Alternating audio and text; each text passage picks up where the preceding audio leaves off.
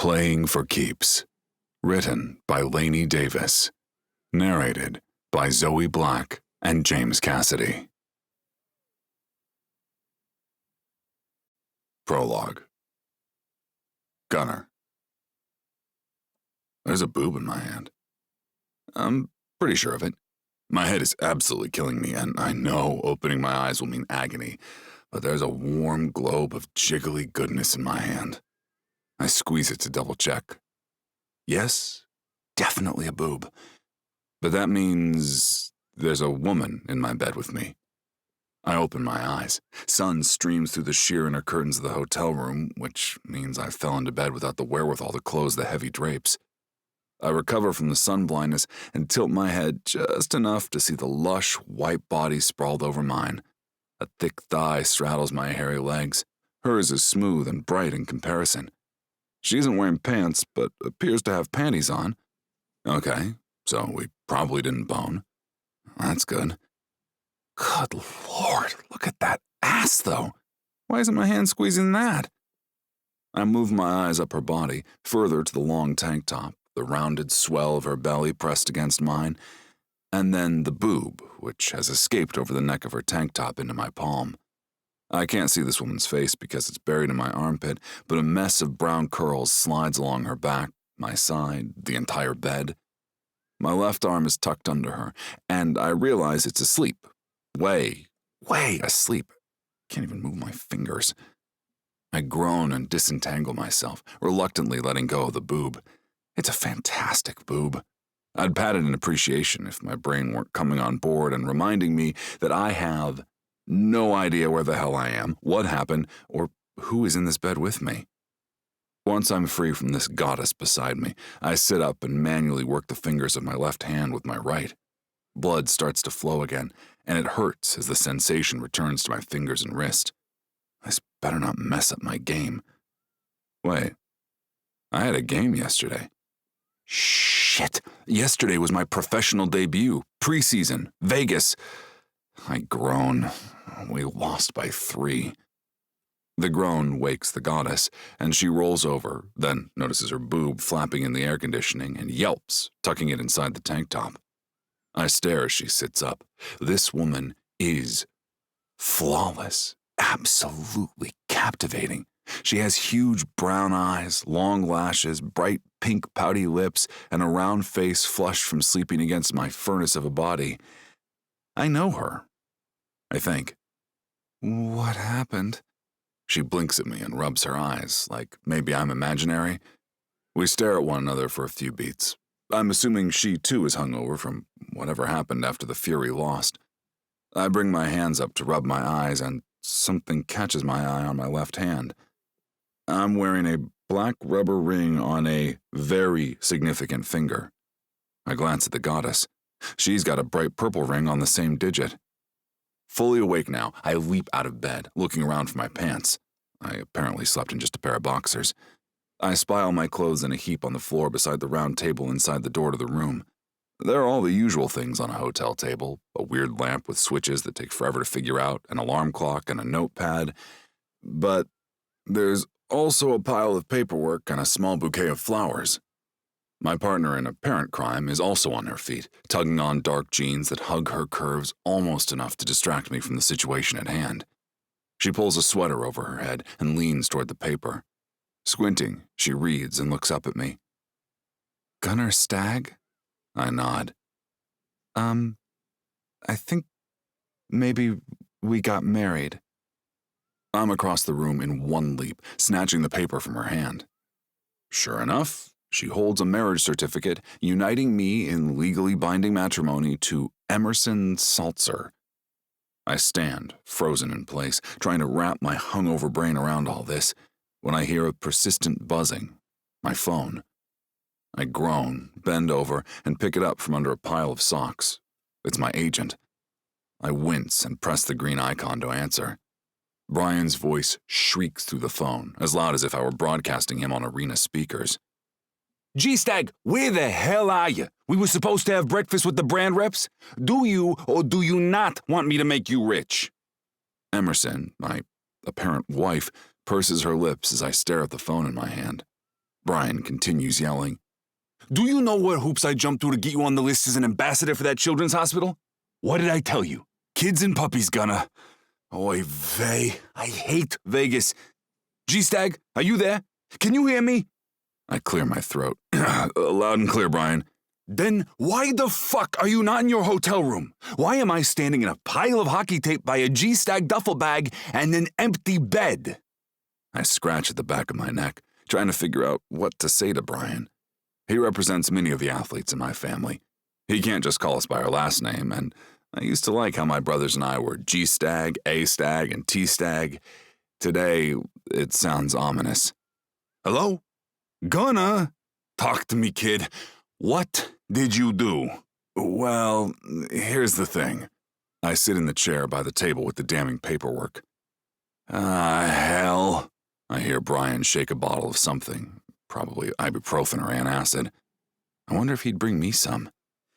Out with it. I'm calling my cleanup crew the instant we hang up. What did you do?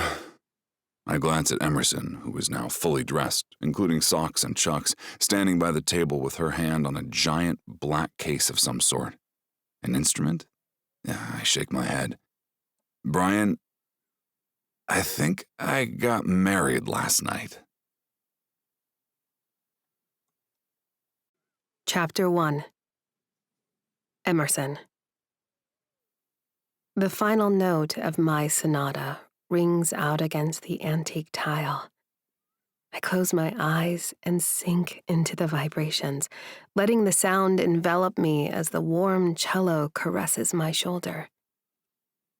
I open my eyes, a smile tugging the corners of my lips for the first time in months. The music fades, and I return to awareness, just in time to hear a hiss and a familiar voice with nothing kind to say. Maybe I wanted to get caught. Maybe I just liked the acoustics of the New Jersey Transit lobby in Penn Station. Maybe I was desperate for a change. Either way, I'm unsurprised when my father halts in his tracks in front of me, kicks my cello case full of coins, and begins belittling me in public. What in the hell do you think you're doing? His neck is taut, tendons visible above his immaculate collar and bespoke suit. Begging in public like a homeless person?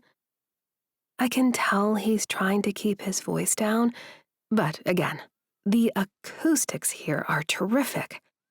It's interesting that he begins to yell about me being an embarrassment when he is the one making a public scene. Nobody had their phones out recording when I sat in a corner playing quiet, soothing melodies as they rushed to and from their trains. Nobody called security on me. Dad grabs my arm, and I wrench it out of his grasp, glaring at him. You have no right to stop me. Only because of the look in his eyes and the concern for my instrument do I bend over and begin to pack up.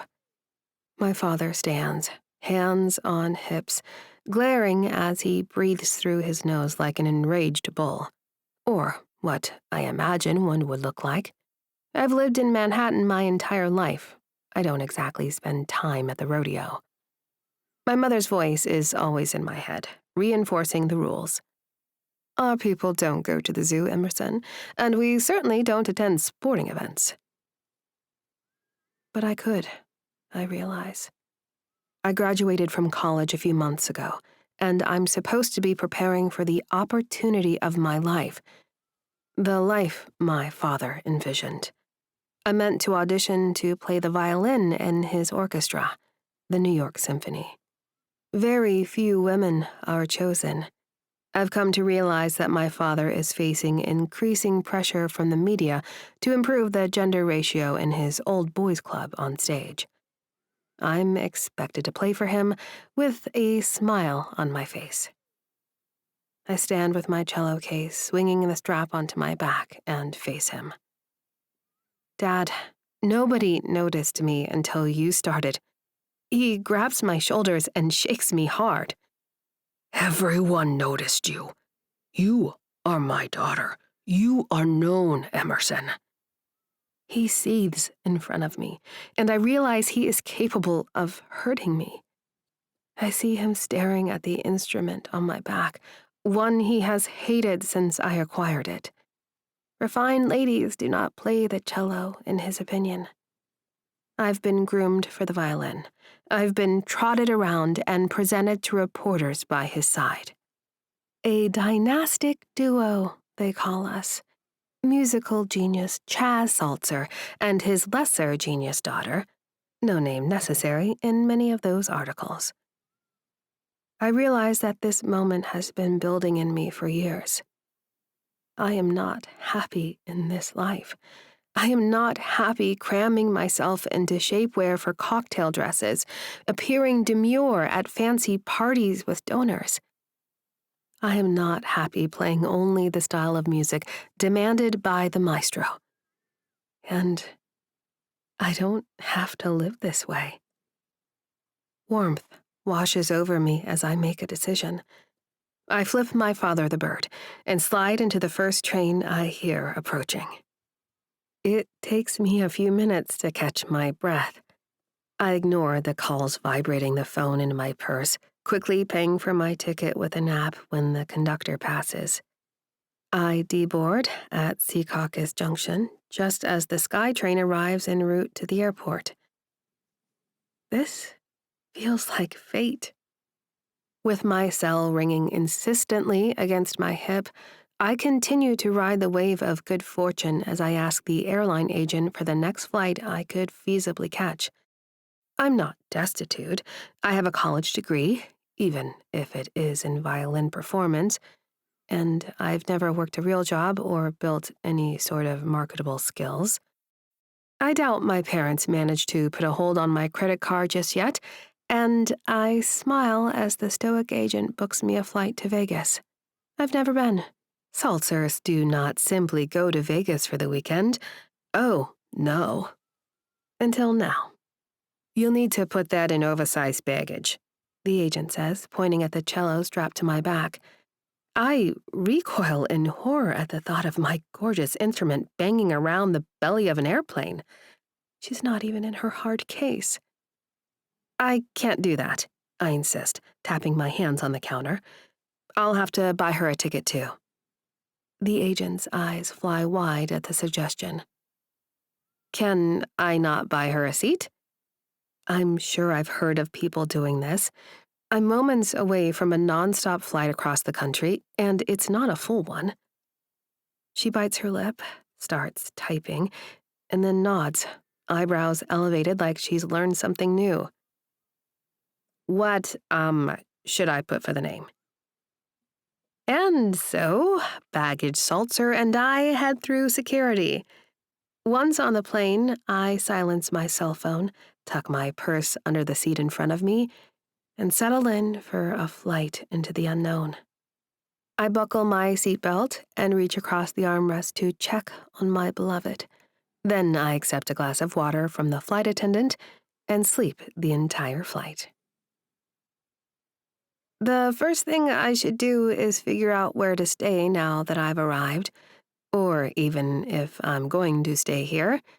But when I exit the tram at the MGM resort, I notice a sign seeking live musicians. A day of reckoning that began with me busking at the train station, cussed out by my father in public, can now top off with me securing a gig playing background music for people eating a meal in between rounds at the blackjack table. I'm in heaven. The acoustics in the Velvet Mirage are divine, and while I'm not quite dressed for glamour, I'm wearing my typical all black, and as I explained to the manager, a musician's first job is to disappear into the surroundings. And that's what I do. I sit in the corner of the stage, surrounded by luxurious red curtains, playing whatever comes to mind in the intimate space with just a few tables, some sofas, and low lights. I start with some classical pieces I've memorized for the violin, transposing the music for cello. And then I try out some of the work I was testing at the train station. Mournful minor notes give way to hopeful, uplifting music that climbs and swells out of me. My fingers fly along the fingerboard, and my bow dances as the song seeps out of me. I've been dreaming of this piece, feeling it tug at me, unsure where to put it, until this moment when it comes to life in this jazz bar. I can imagine a life like this, making music for money in a gorgeous space. I let the music flow through me, both classical and original compositions. I am calm, even joyous, just making music and getting paid. The gig rate for tonight won't buy me a room here, but I'm not worried about that at the moment. I'm deep in my element, experimenting with a piece that's been tickling the back of my mind for weeks. Now that I've broken free temporarily, the song comes to me fully formed. It seeps through my calloused fingertips as the staff delivers smoking, ornate cocktails. It's all utter perfection, until I lock eyes with a man so impossibly attractive, I lose my place in the music. Chapter 2. Gunnar. Later that day. Yo, Gun, did you just puke in the sink? Rogers, our starting center, pokes me with his glove, frowning as I wipe my mouth with the back of my wrist. I nod at him, and he groans. Soon the entire Fury team is screaming at me to use the toilet next time I get nervous. I would have done that if I thought I could fit in the stall with my gear on. My brothers bump me with their shoulders, flanking me as I hobble back to the bench on my skates. Those two were always going to be first-line players. The twins are mirror twins, one of them left-handed, one of them right-handed, and both massive. They operate on the ice as one being. Hardly anyone gets past them. Me?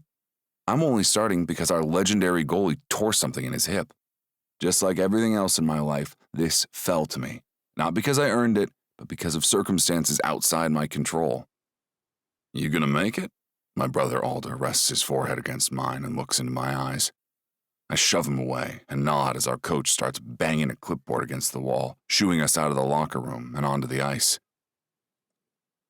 The game is a blur, except for each of the 4 times the Vegas Outlaws slide the biscuit past me. After I shower, I want to go back to my hotel room and drain the minibar, but I'm a professional now. I have to cram myself into a suit and shake hands with sponsors. I look at myself in the locker room mirror, adjust my tie and smooth my hair. Guys are grumbling about me. Nobody has said anything to me specifically. We were expected to lose this game. But I still hate it. Vegas isn't usually in the preseason lineup for Pittsburgh, but we flew out here this year because our teams have the same title sponsor. For extra fun, we will be spending time with those Vegas Outlaw assholes after our loss, sucking up to our sneaker overlords. But first, I have to talk to the media about the loss I allowed. You got this, Gun? Tucker licks his index finger and tries to smooth out one of my eyebrows. I shove him away, but he laughs. Come on! He and Alder push me toward the door. Alder snaps a pic to send to Mom and Dad, who were upset to miss our triple professional debut, but Mom had some bar association thing and wanted Dad at her side. G-Stag, hey! My agent Brian snaps his fingers in my face, alerting me to the fact that he's probably been talking for a bit already. Sorry, Bri, what's that? He shakes his head. I said, don't leave after this. You and I have a very exciting date with a pen and paper. Brian has been working to get me some endorsements. He's sort of the family agent, representing first my Uncle Hawk and then 2 of my cousins when they went pro for soccer. Now that he signed me and the twins, he's been trying to drum up fan support to pressure the management into giving me more ice time. He didn't use the phrase, capitalize on Grentley's injury, but I know damn well I need to shoot my shot right now. Or block every shot. Whatever. I shake hands with all the suits and smile when someone walks past with the camera. Brian sticks to me closely, deflecting all questions about me taking over for Grentley and reminding the press that the post-game questions already happened. We're here to celebrate shoes, he tells them, pointing down at my brothers and my feet. We all look pretty fly in our Fury-branded special edition Adidas. Eventually, Coach thanks everyone for attending, and we are set free. Most of the guys already have their wallets out, heading straight for the casino floors. I'm not even sad about my agent dragging the triple stag off to a smaller bar inside the resort. It's some sort of speakeasy with velvet walls. Brian tries to order drinks for the twins, and dumbass Tucker reminds him they're still not 21. I sink into my chair, sipping whatever whiskey cocktail Brian procured, paying half attention to him, explaining how we're going to be the face of the new wing in the children's hospital back in Pittsburgh. "Be seen with injured children, gentlemen," Brian says. "When the women swoon, they swoon loud. Nobody wants to bench the guy who's trending." He's got all kinds of admonishments about keeping up a clean-cut image, keeping our asses out of trouble and off social media. None of that will be hard for me. I always kept my head down in college. Sure, I knew how to have a fun time, but I don't get sloppy drunk in public. I don't get in fights, and my parents raised me right when it comes to sex. Everybody leaves my bed happy, with clear expectations and a clean bill of health. "Kids and puppies, Gunnar. That's how we get you to stay between the pipes." Brian clinks his glass against mine, and I nod, still simmering in post-game agony over coming in as a reserve goalie and then letting 4 past me. I glance over Brian's shoulder when movement catches my eye on the stage, and I see the sexiest woman in the world playing music. Only then do I realize we haven't been listening to the radio or recorded tunes. This whole time, it's been this dark-haired goddess making all these delicious sounds. She's fair-skinned, curvy, and clearly passionate about her art because the face she's making is barely PG-13. Or maybe that's just my caveman response to her. A cello rests against her body as she leans into the performance.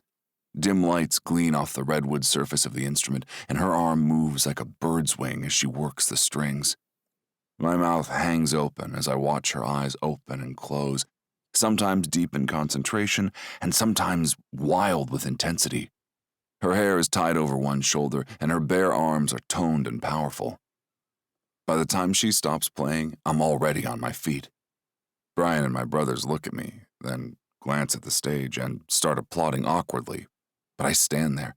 I have to talk to her. I have to get her name at least.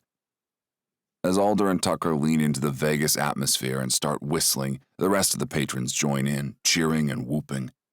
The musician bows her head, sets her instrument on its side, and walks off the side of the stage to a waiting glass of water. "Brian, I gotta go. Thank you for the drink and the hospital news." I set my glass down, and my brothers laugh as Brian mutters something about keeping myself out of trouble. I adjust my collar as I walk toward the stage. I have to meet her. I don't even have time to come up with a line. "Hey," I say, hands in my pockets. "You are amazing." Her face shifts in surprise. She wasn't expecting anyone to approach her, I don't think. She glances around. I know I'm a big guy. I don't want to intimidate her. "I'm Gunnar," I tell her, holding out a hand, hoping I manage to get the stink of my hockey gloves scrubbed off. "Can I buy you a drink?" Chapter 3. Emerson. The massive white guy approaching me right now is broad, thick, and tall enough that I have to crane my neck to see him. The rest of the room fades away until he's all I can see. It can't be healthy for one person to be this attractive. It's indecent, the way he looks in this suit. I've seen a lot of men in suits. The way this material clings to his shoulders, his watch twinkles at his cuff, the way everything tucks in at his waist and those pants curve around a perfectly round backside. It's utterly inappropriate. I take a breath to center myself. I can hear some patrons talking about the men he arrived with. Over his shoulder, I see some approaching them with phones out. I hear the words, hockey players, and realize this trio are professional athletes. I have less than zero desire to be in the background of someone's social media swoon over this guy. But actually, he doesn't appear to notice the buzz. No, he's looking at me like I am the celebrity. You were amazing. He says, hands in his pockets awkwardly, like I'm someone to be shy around. My eyes widen in surprise as I drink him in. He is objectively a perfect specimen of the human form. Even his neck has muscles. I guess all our necks have muscles, but his are visible. I'm Gunnar. He informs me, after an awkward silence where I just drink water and stare at him. Can I buy you a drink? I close my eyes and swallow the water. My set is technically done. As soon as the manager pays me, I am free as a bird. Refined conservatory girls do not go out for drinks with famous athletes in Las Vegas. But I came here to escape all those rules, didn't I?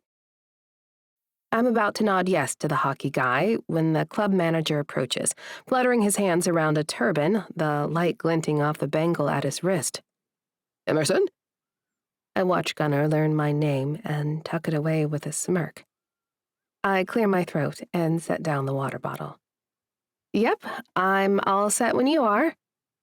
The manager hands out a wad of cash, which should seem insulting, but feels right, considering the day I've had. You were a real lifesaver for the dinner rush. Can we get your info for our sublist? I'd love to have you in our rotation. That was some really cool stuff you did. I've never heard anyone play that sort of music on a cello. I thank him, only briefly taking my eyes off Gunnar, as he stands by, eavesdropping on this interaction. I settle up with the manager, give him my number, and finally turn to this handsome stranger. You know what? I'd love a drink. Let me get my cello packed up. We'll have to bring her with me. Her? Gunnar follows me onto the stage, watching as I tuck the instrument into my case, securing the bow in the lid and ensuring all my other little parts and pieces are strapped tight. I run a hand down the curve of the body. Yeah, her. Look at that shape. No man looks like that. He holds out a hand, and I'm not sure if he's helping me down the stage steps or trying to carry my cello. I slip the strap across my back and descend on my own, smiling. Where should we go? Gunnar finds another bar not too far down the massive halls of the casino resort. This one has cheap well drinks, and I find myself agreeing to do a shot with him before we settle in with what he calls sipping whiskey. I wouldn't know. I have very little experience with alcohol apart from the rare glass of wine at a function, for politeness. I loved how you moved with the music while you played, He tells me. I felt like I knew what mood was coming based on whether you closed your eyes. With his ice blue eyes boring into mine, this man is exploding my ideas of what a hockey player knows about music. The fact that he noticed the emotion and feel of my piece has me tingling everywhere. Nobody else in my universe has ever commented when I've tried an original composition before. Thank you for noticing. I lean forward, elbows on the table, and clink my glass against his. Not many people do. He recoils in surprise. That can't be right. Maybe you're just picking the wrong venues. I bark out a laugh. You have no idea how right you are about that. I take a bigger sip of the whiskey, feeling its warm spice all through my veins. So, why are you here with me and not at some strip club with your team? He arches a brow. How do you know I have a team? I wince. Real smooth, Emerson. I overheard everyone freaking out when you and those other guys came into the bar. You're hot stuff. He sets his drink down and picks up his napkin, dabbing at the corner of his very full lips. I wonder why they're not scarred. I guess in my mind, hockey players are mauled up Frankenhumans. Another pleasant misconception. I'm not hot anything, Emerson. Tonight was my first pro game, and I only played because our goalie wrecked his hip. Thanks to me, we lost by 3. I swirl the ice around in my glass. I take it losing by 3 is bad? I wince at his expression. I'm not what you'd call a sports fan. He smiles at that. I guess that's another thing I like about you. I don't feel like I'm on display right now. I chuckle and take another big sip. My body is feeling floaty now, my head swirling. You're on display for sure. Every woman and half the men who walk by are drinking you in. Gunnar leans toward me, sliding his glass away with his massive hand. You feeling thirsty, Emerson? I swat at his hand and smile, taking the final sip of my drink. Leaning forward over the table, I can smell him. Lime and cedar, whiskey and cinnamon. I stare into his eyes a bit and see some vulnerability in there.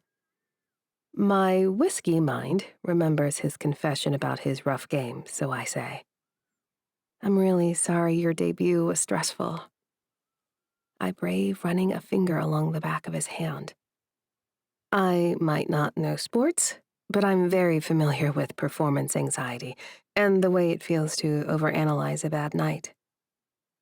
I watch him swallow, the beautiful muscles of his throat working, and then his jaw clenches before he nods.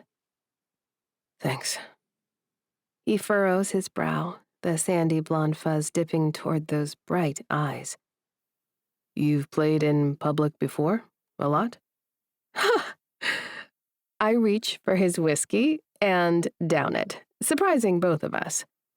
I sit back in my chair as Gunnar signals the server for another round of drinks. I wonder if he's feeling as buzzed as me, but I doubt it, considering he's probably got 50 pounds on me. And I'm no slim pixie, much to my mother's chagrin. Gunnar, all I've ever done is play. My whole damn life was mapped out for me, but nobody ever bothered to ask me if I wanted to stick with that atlas. You don't want to play the cello? He crosses his arms and leans back in his seat as well. He has already ditched the suit coat, draping it over the third chair at our table and covering half of my cello case. Gunnar has rolled up the sleeves of his dress shirt, revealing muscular forearms that seem unfair. These are not the forearms of a percussionist or viola player. These are the powerful arms of a man who could bench press a viola player. I shake my brain away from staring and explain. All I've ever wanted to do is play my cello, but I want to play my music my way. I sigh. I was doing that today, actually. The server brings our replacement drinks, and Gunnar raises his glass in gratitude. You sounded incredible, but I already mentioned that. Thank you. Today marks my big mutiny. He gestures for me to continue, and my words all seem to spill out at once. My first act of rebellion was pawning my designer shoes to buy myself a cello. Gunnar arches a brow, looking so handsome and intrigued. I smile and continue. I took off my Prada Mary Janes and traded them for that gal over there. My parents were incensed. It's not a ladylike instrument, especially not when the player has to straddle the great wooden body like a lover. I watch as Gunnar's eyes shift at that. His jaw clenches. I have no experience with lovers, but I can tell the word is affecting him. I fiddle with my glass and lean closer, feeling bold. Maybe it's the liquor. I was taught violin and flute, dainty instruments befitting the female child of a legendary conductor. He nods. You have a famous dad in the same industry. He raises his glass. Now that's something I can relate to. Yeah? I smile at him and shrug. Eventually, someone must have convinced my parents it was okay for me to have a side hobby, as if playing the cello were so very different from making other music. They constantly sneered at me, forced me to use a sound damper when I played in the apartment, but mostly ignored it as long as I went on dates with the appropriate sons of wealthy investors and wore my pearls to quartet performances. Gunnar chuckles. Pearls, eh? My phone starts vibrating in my bag again. I have no idea who is trying to reach me. I'm not feeling compelled to check. Eventually, they'll find me and drag me back to the stuffy compositions by dead men.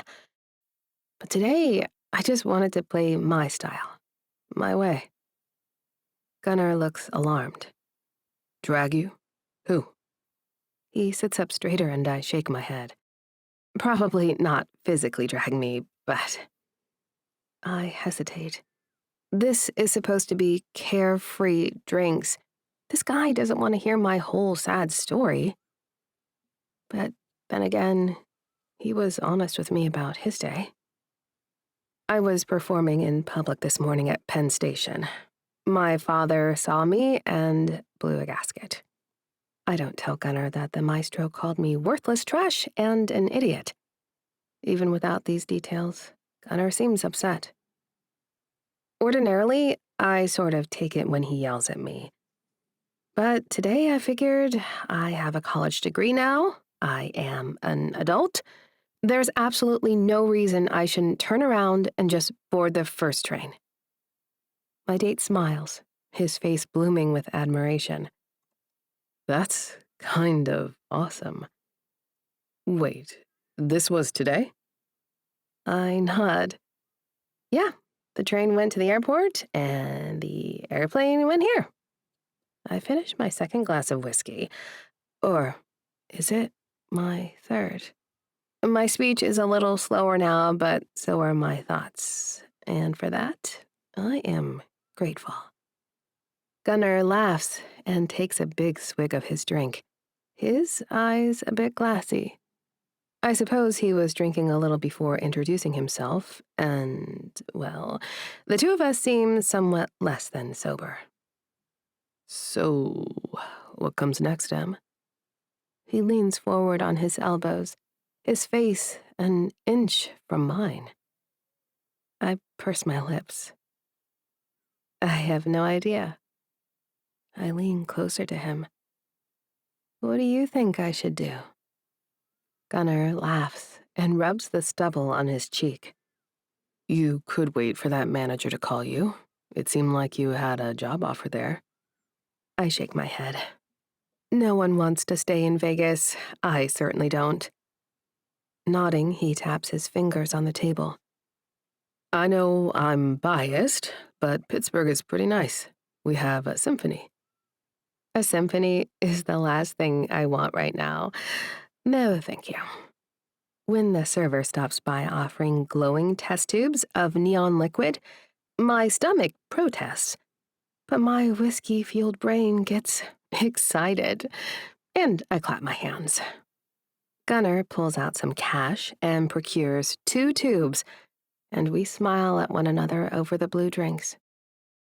You could come and stay with me, though, while you figure out what's next. I have a big place, and I hate living alone.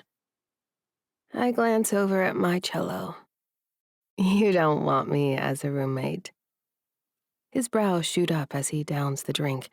I follow suit and cough at the sickly sweet berry flavor.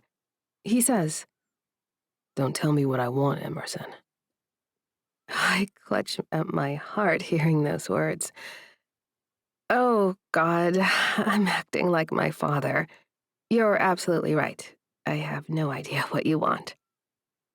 He plucks the test tube from my hand and holds my fingers in his much bigger, rough palms, as if I might be somehow included amongst the things Gunnar wants. His voice is like honey. I'm serious, though. I hate living alone. I have a spare room, and Pittsburgh's a pretty cool city. I smile at his offer. I've only been to the ballet years ago.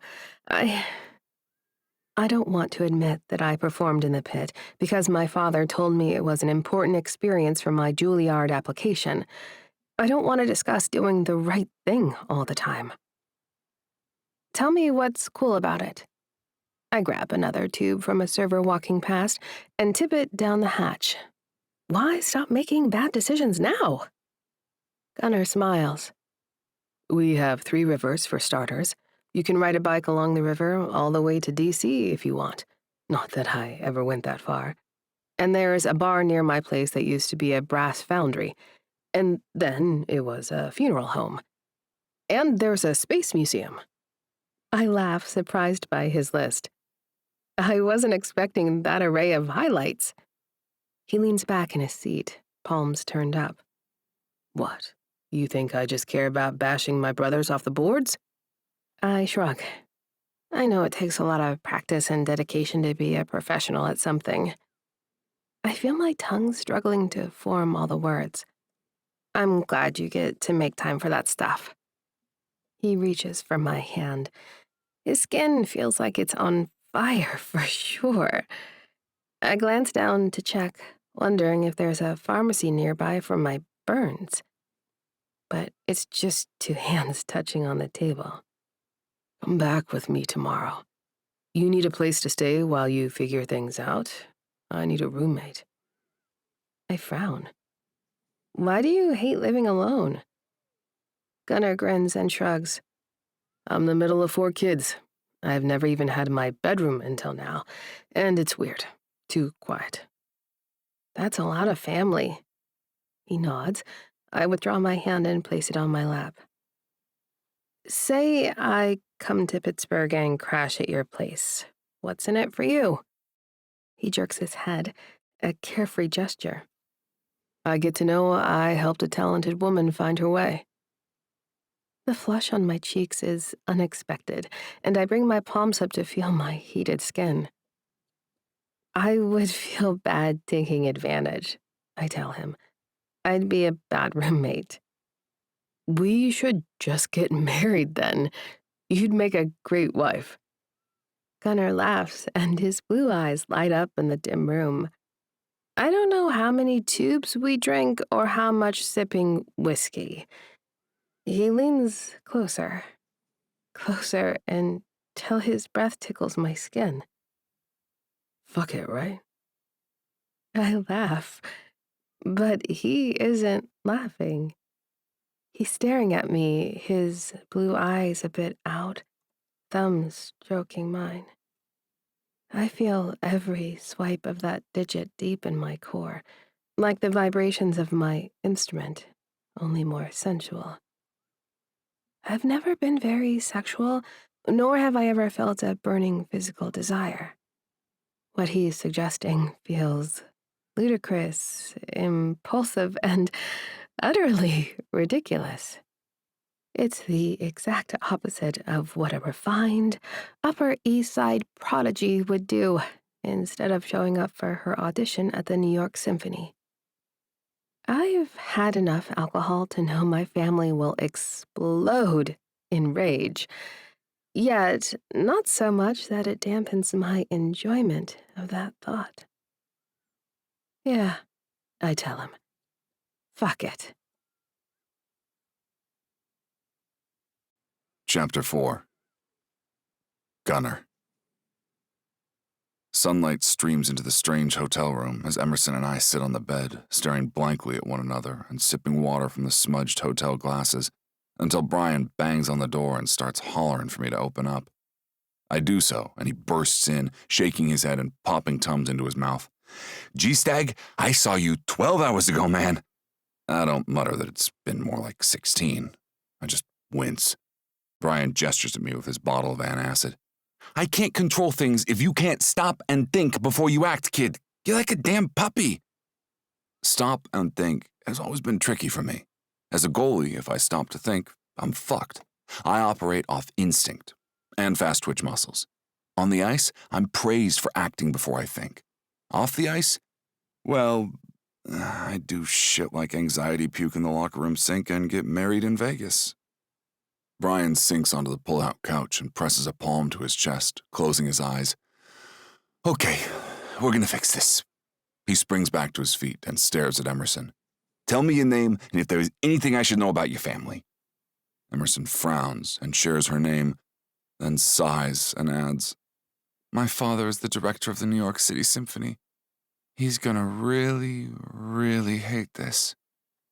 I know I don't know her well, but I sense a little bit of smug excitement at the idea of pissing off her father.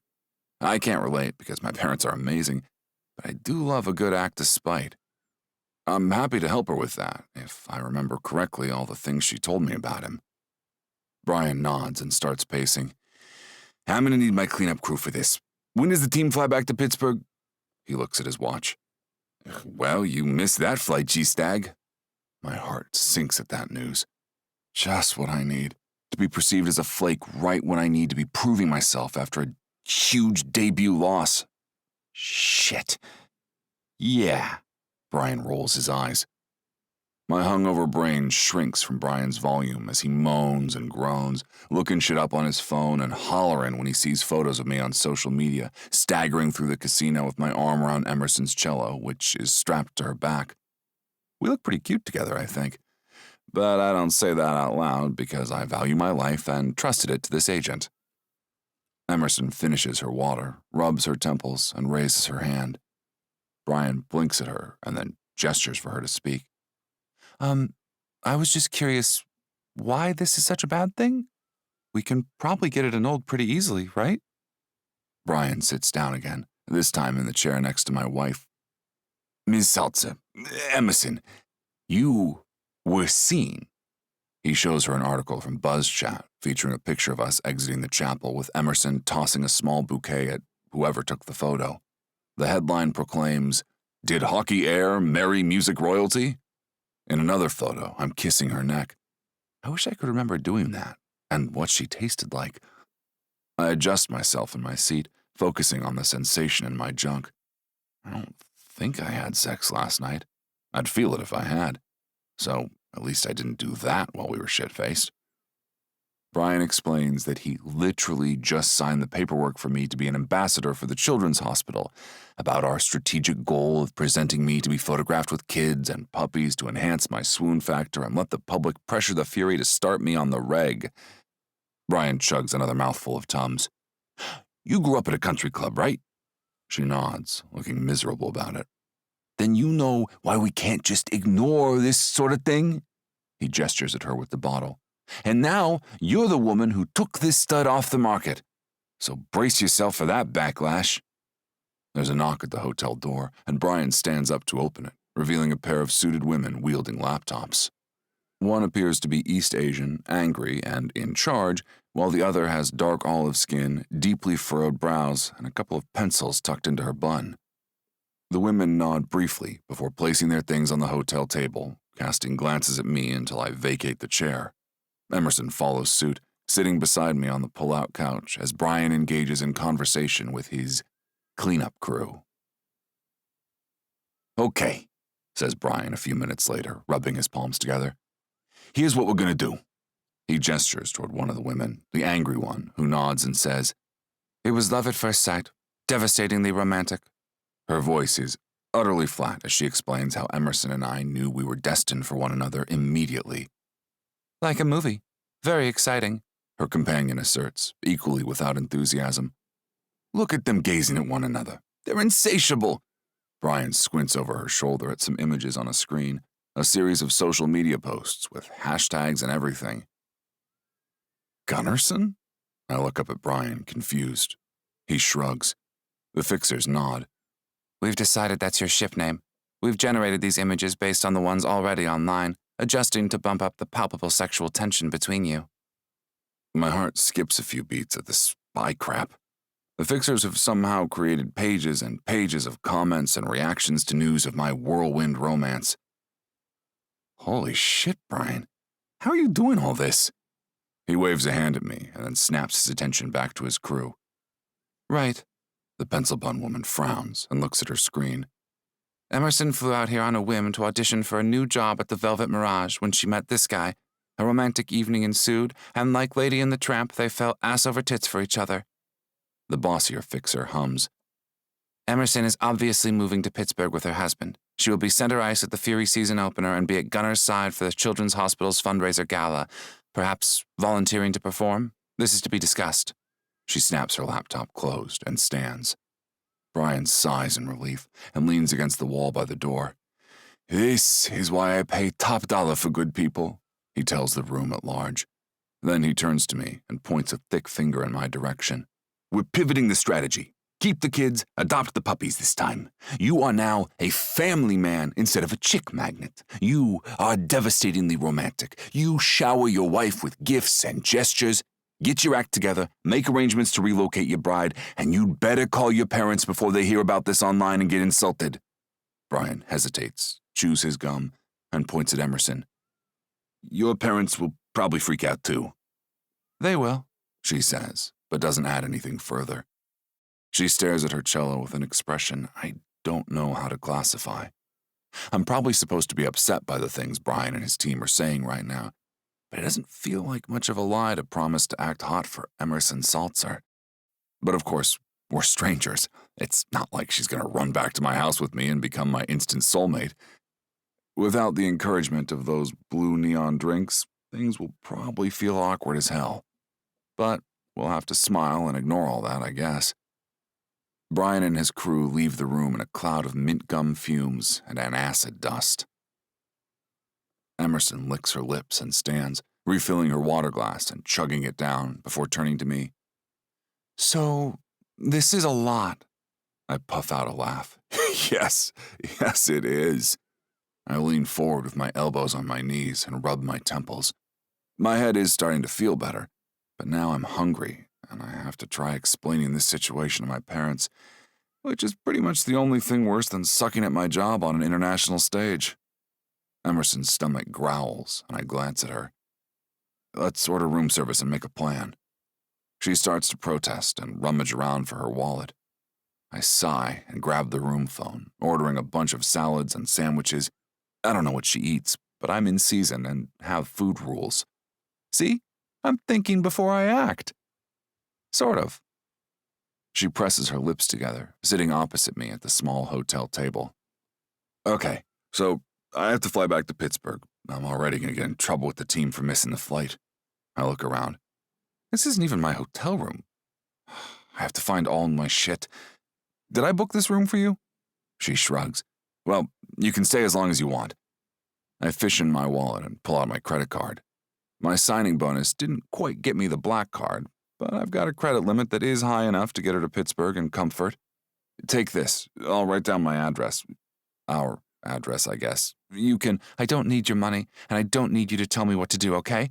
I'm here to get away from a man who uses his money and status to bully me into doing what he wants me to do. Emerson balls her hands into fists, and I want to rush over to her, wrap my arms around her, and apologize. This is the awkward part, happening already. I'm really sorry that all came out wrong. I take a deep breath, and there's a knock at the door. I hold up a finger, greet the room service staff, and grab the tray from them, tossing a handful of bills into the person's hand before I set everything on the table. I gesture for Emerson to choose, and smile when she grabs a chicken sandwich and dives right in. I've always wanted to hang out with a woman who likes to eat as much as I do. I grab the turkey BLT and eat half before admitting, I've never done anything like this. She laughs. What? Got drunk and married? Me neither. I tilt my head in acknowledgement.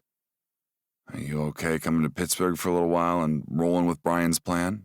I can compensate you for your time. She licks those lips again and moves to the sofa, tucking her thick legs under her and facing me. Considering I just blew up my own life, I have nowhere to live and no job? Yeah, Gunnar, I'll try this out for a bit. Honestly, it's a good idea to put physical distance between my parents and me anyway. Relief washes over me, but it's short-lived because I still have to call my parents. Then she adds, and I won't be taking your money. I try not to growl. I want her to let me take care of her, but apparently I can't force her to accept anything. I'm not sure why I feel so protective. We can talk more about that later. I cram half a salad into my face and wash it down with more water. I mentioned you'd have your own room, right? And your own bathroom? I don't want you to think I'm trying to seduce you or something. Her expression falls. Shit, I don't mean I don't want to seduce you. You're hot as hell and I'd be... Emerson clears her throat. Seduction isn't necessary. I arch a brow, suddenly super turned on. You don't want to be seduced? She laughs. I think I can manage. I'm going to have to follow up with her about that later, too. After waking up with all that boobage in my hand, I'm really hoping she's at least interested in fooling around once she knows me a little better. But maybe that's just the hangover brain talking. Emerson and I make a plan for her to fly to Pittsburgh. I remind her several times that the fixers said I'm supposed to shower her with gifts. She lets me buy her ticket, and one for her cello to ride next to her. And then she leaves the room, promising to message me as soon as she lands. This gives me just enough time to call my parents before I get myself situated. I take a leak, chug some more water, and lie back on the bed, feeling my heart pound behind my ribs. I pull up my phone and click the star next to Dad's name, knowing he will always answer no matter what. I'm not even sure what time it is back home, or if Mom is in court or something like that. Gunny! Dad sounds excited, which kills me because I'm about to ruin his day. Tough break last night, kiddo. Are you back in the burg already? Want me to come over and talk it out with you? Hey, Dad. I breathe in the silence for a minute and hear Dad pacing around, fidgeting. So, that's not why I called. Oh, okay. What then? I hear voices. Are the twins over at my parents' house already? Hey, your brothers just got here. Why aren't you with them? Dad, I need to tell you something. I close my eyes and pinch the bridge of my nose, waiting. Okay, let me duck out back. The porch door slides open and shut on perpetually squeaky ball bearings. Hit me, Gunny. Dad, I did it again. What's that, buddy? I close my eyes. I acted without thinking. His voice is reassuring. Well, you know, that is a crucial part of goalie life. You gotta move that glove toward the puck before your brain registers that's what you're doing. You've always been my boy with the best quick-twitch muscle fibers, and Dad, I interrupt, I got married last night. There's a clatter, and I'm sure Dad dropped his phone. I hear cursing, rustling, and then he is yelling, You what? To who? Why? I bite my lip. This is the tricky part. Her name is Emerson. She, plays the cello. So you, what, got drunk and eloped in Vegas without the family? His voice shakes, and I know I've wrecked him. Dad has been all in on the family since Mom got pregnant with my brother Odin. In fact, Dad retired from the pros to stay home with us while Mom ran for judge. Shutting him out of a marriage is the meanest thing I could do to him. My guts churn as he draws a deep breath. This is unreal. Dad has shown up to every single hockey event, helping coach, throwing his name around, making connections.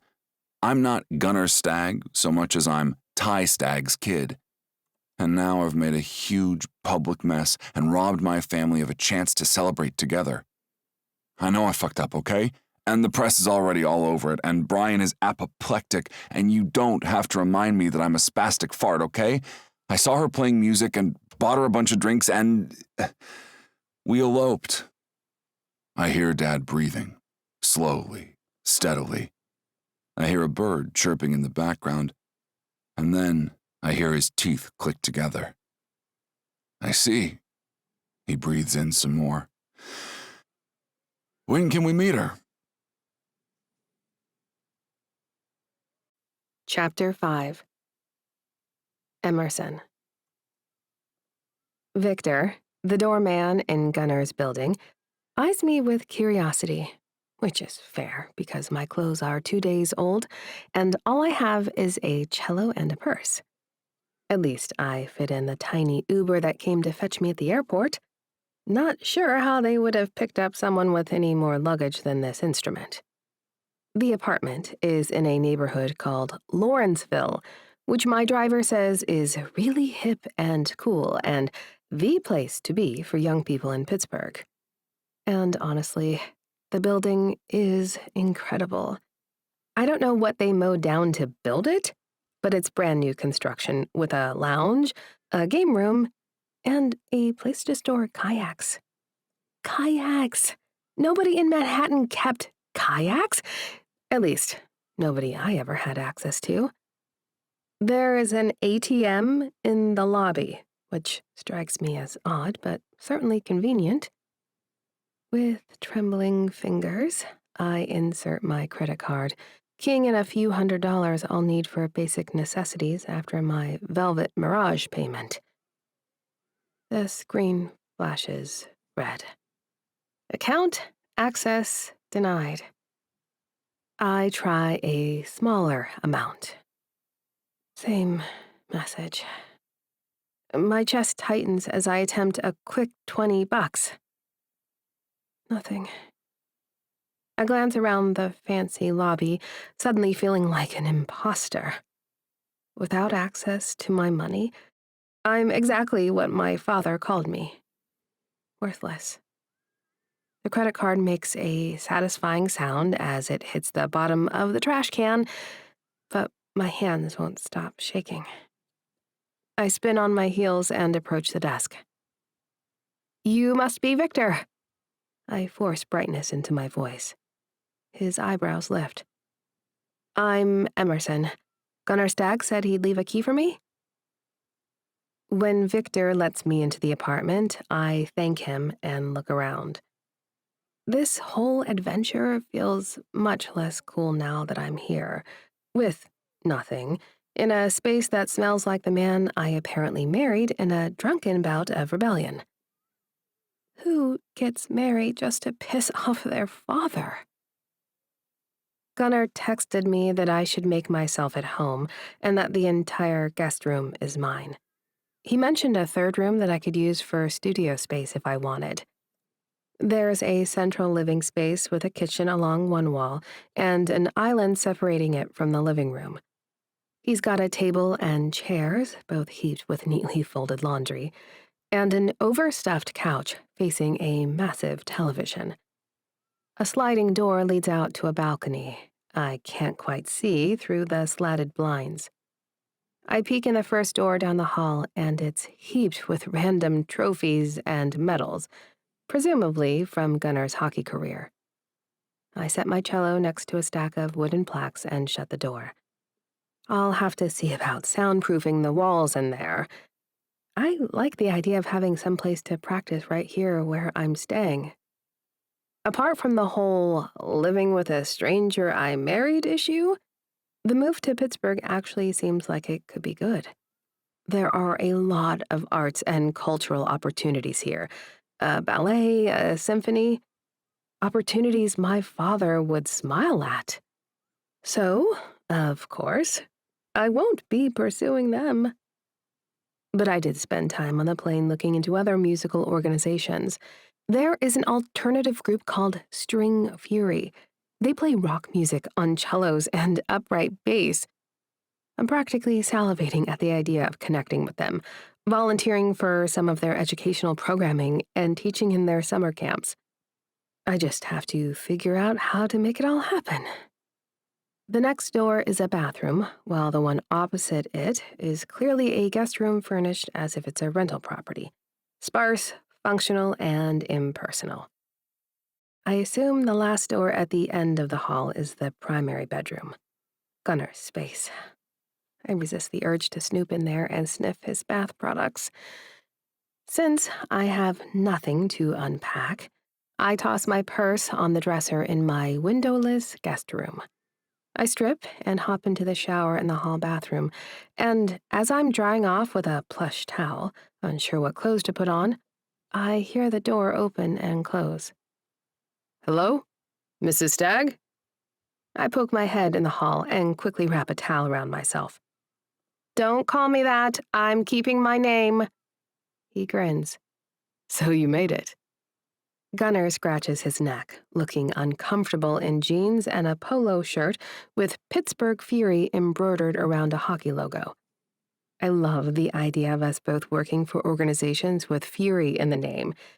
Not that I work for String Fury. Yet. But he should ditch the jeans and polo. I cannot be ogling the professional athlete I married on a drunken whim. I cannot. As if I'd have any idea what to do with a man once he took off his clothes. Speaking of, I step out of the bathroom, still in the towel. I have an issue. After Gunnar procures a pair of boxer briefs and a hoodie for me to wear, we sit on his couch to figure out how to create a starter wardrobe for me until I can send for some of my things from my parents' apartment in the city. I'm not entirely convinced my father won't have it all burned just to teach me a lesson. There's not really anything back there I'd mourn if he did. Gunnar slides a shiny silver laptop toward me and says his password is goalie, where the O is a 0 and the I is an exclamation point. This is also the password for his Wi-Fi and apparently the mailbox downstairs. You run a tight ship? I joke, shaking my head while pulling up a web browser. My cousins are always giving me shit about getting hacked. I figure I'll cross that bridge eventually. Gunnar looks over my shoulder, smelling excellent despite also having endured a cross-country flight. Maybe he showered at the hockey place. Perhaps he just always smells awesome. My credit card should be saved in the checkout for Nordstrom. Gunnar reaches around me to type a login with one of his thick fingers. I need to stop staring at his hands. I clear my throat. You shop at Nordstrom? He chuckles. They do alterations. I need special sizes for basically everything. He holds up a foot. Even socks. How large are you? I eye his base-sized chest and thick thighs before my stomach starts flipping again, and I pull my eyes back to the computer screen. Wouldn't you like to know, wife? Gunnar nudges me with his shoulder, and I shake my head. I've always assumed some combination of factors made it so I never thought too much about men's bodies or what I might do with one at my fingertips.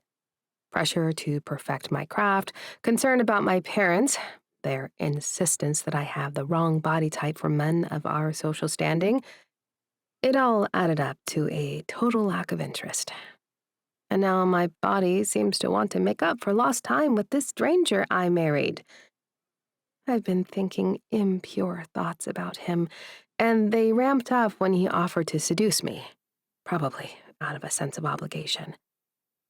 Gunnar mentions again that money is no object. I frown. I don't need to use your credit card. I told you I have the money from my Vegas gig. Not that it will last much longer. And I told you you can use mine. But then his face softens and he elaborates. I don't want to control you, Emerson. That's not what I mean. You're helping me out big time. The least I can do is buy you some clothes. He waggles his eyebrows, looking too adorable for me to stay upset about this. He's not wrong. I heard how his agent insisted we have to put on a big show about being wildly in love, and that Gunnar is supposed to shower me with gifts. Okay, I accept. He flashes his dimples at me, and I wonder how much of a lie it is to claim infatuation with this man. I order 10 black shirts, 10 pairs of my favorite black pants, and 10 pairs of generic socks. I click over to order some underwear and bras, and when I glance at Gunnar, he's turned bright red and sprung up from the couch like it was on fire. Something bite you? I realize I enjoyed teasing him. He's like a giant, friendly pit bull, all muscles and emotions. He smirks at me. Emerson, I'm going to let you be while you order what you need. I don't know about you, but I'm starving and going to get some food going. He walks toward the kitchen and halts. Do you have allergies or anything? I eat it all. Which can finally be true, with nobody here to sneer at my size or ask me if I really need a third bite of carbs. What will he cook for me? I don't care, and I love that. I smile as his face transforms into a more relaxed state. Gunnar clings around the stove while I finish on the Nordstrom site and order some toiletries from a nearby drugstore. If this were New York, I'd walk to get them. But I splurge for same-day delivery since I have no idea how to navigate this city, which leads me to downloading a transit app and loading up a digital bus pass.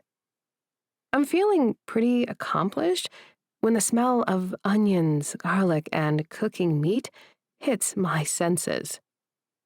Wow, I tell my husband, sliding onto a stool at the island in his kitchen. Our kitchen? That smells amazing. I realize I haven't eaten in a long time, and I am incredibly eager for Gunnar to finish plating the chicken, spinach, and mushrooms he has whipped into a fragrant tease. He slides me a fork and a heaping portion, and then sits beside me with an even larger mountain of food on his plate. We eat ravenously for a few minutes, both of our hangovers gone just in time for jet lag to set in. Gunnar swallows the last bite of his food and glances at my plate, where I've not made nearly as big of a dent. I need to tell you about my family. He swirls a water glass in a circle, staring out the window at the city below. Okay, it sounded like your parents are not thrilled about this. I gesture between us. He sighs. It's not that at all. They'll love you. I know his words are generic, but something about the way he says it has me vibrating inside. What would it feel like for our parents to dote on me rather than view me as an extension of their image? Gunnar reaches for my food when it's clear I'm not able to continue working on it. He takes another big bite and shakes his head. The issue is that I got married without them there. The Stag family is sort of aggressively affectionate. He rolls his eyes. I purse my lips. I have zero experience with that. He pats my hand. Well, buckle up, babe. You need to know that they're all going to want to meet you. And by want, I mean they're going to insert themselves and overwhelm you and possibly show up here with very little notice. I dab at my mouth with a paper napkin from a stand at the edge of the counter and hand a napkin to Gunnar, who has now finished all remaining morsels of food from both our plates. That doesn't sound too bad. I think I saw your brothers, right? So that's half the family. Gunnar laughs, and my brows shoot up. He places a hand on mine and squeezes before hopping up to grab our empty plates. Emerson, sweetheart, that wasn't even all of my brothers. The Stag family moves in a giant herd. There are dozens of us. I arch a brow and lean on my elbows as he starts washing dishes. I wriggle in my seat, fully aware that I'm wearing a pair of his underwear because that's all that would fit me, as this hulking man washes dishes after cooking for me. Dozens? Seriously? Gunnar pauses, and I watch his lips move as he counts. Yeah, including you. I think we are at 24, which is plural for dozens. Boom. My face must betray my hesitation at the idea of meeting multiple dozen Gunnar-sized people. I'm used to being scolded for my size, for taking up space when I'm meant to be serene and blend into the background. What would it be like actually to feel small in a room full of people? Do they all have Gunnar-sized personalities? He keeps scrubbing the pan and tells me his father has 3 brothers, each with a wife. So that's 8. Then Uncle Hawk's mom and her wife make 10 adults. Aren't you an adult? I flutter my eyelashes at him because, of course, I understand he's divvying up generations. Not quite, he insists. Anyway, my family has 4 kids, plus 6 guy cousins, and my cousin Bertie. And actually, my cousins Wes and Wyatt have serious girlfriends whom we consider family, which brings the total higher. Oh! He claps and stares into the middle distance like he's thinking of something happy. My brother Odin's keeping his lady Thora, so, wifey, you're 25. 25? I straighten my spine and press my palms into the counter. That's not just a guy and his parents. That's a whole web of family members now roped into this stunt. I press my lips together, thinking about what his agent told him, about all the deals he's trying to secure. Are you sure you want to do this? Are those endorsements really worth lying to dozens of stags? How will we convince them that we're madly in love? Gunnar groans, slumps over the sink, and then lifts his head to meet my eye. I don't know, dude. Brian says it's important. The truth is, I just have this sense, and I need to see this through. Fuck it, right? I bite my lip, because I did say that. Something is happening here, and it feels really huge. But I don't have the words to describe it. I'm attracted to Gunnar physically, without question. But I'm sheltered enough when it comes to men that I know I can't embarrass myself and suggest we try anything physical. The mere thought of presenting my awkward virginity to this virile specimen of sexuality leaves me nauseous.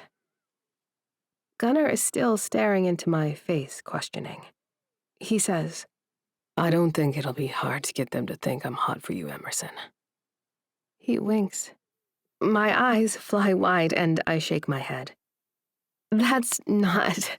We don't have to talk about that. Gunnar brings the dish sponge to his chest like he's offering an oath. You are absolutely safe with me, Emerson. But also, I meant what I said in Vegas. I'm happy to seduce you.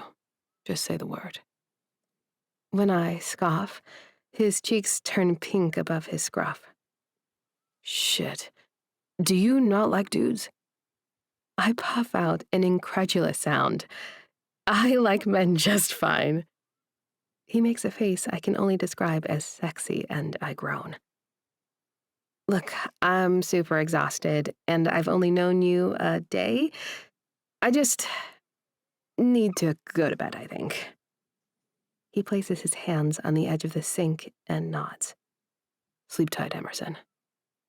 I stare at the man I married, watching as he finishes the dishes. Night, Gunnar. I slide off the stool and walk into my new room, my body buzzing with confusion and anticipation. Chapter 6. Gunnar. Texts from my brother Odin start firing at me in the middle of the night. He must have woken up to an earful from our mom.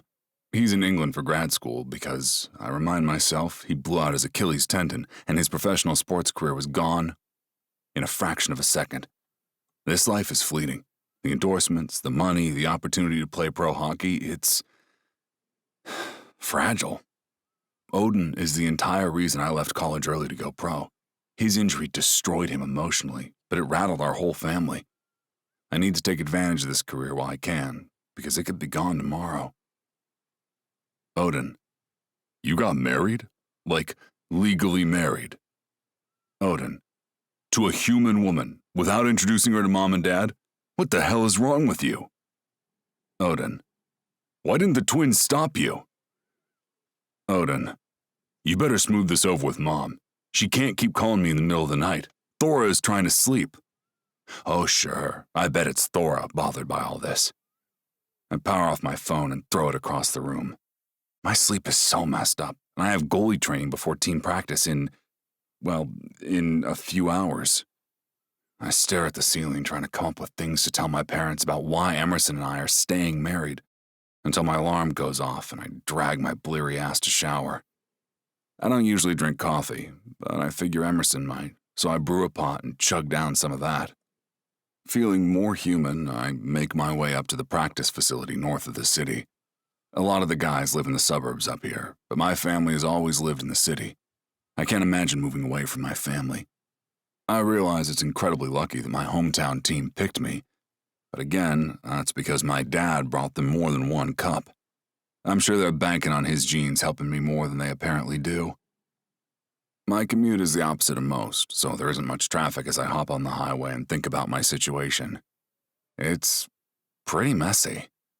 From what Emerson has told me about her family, she had a strict upbringing and didn't have the most loving home life.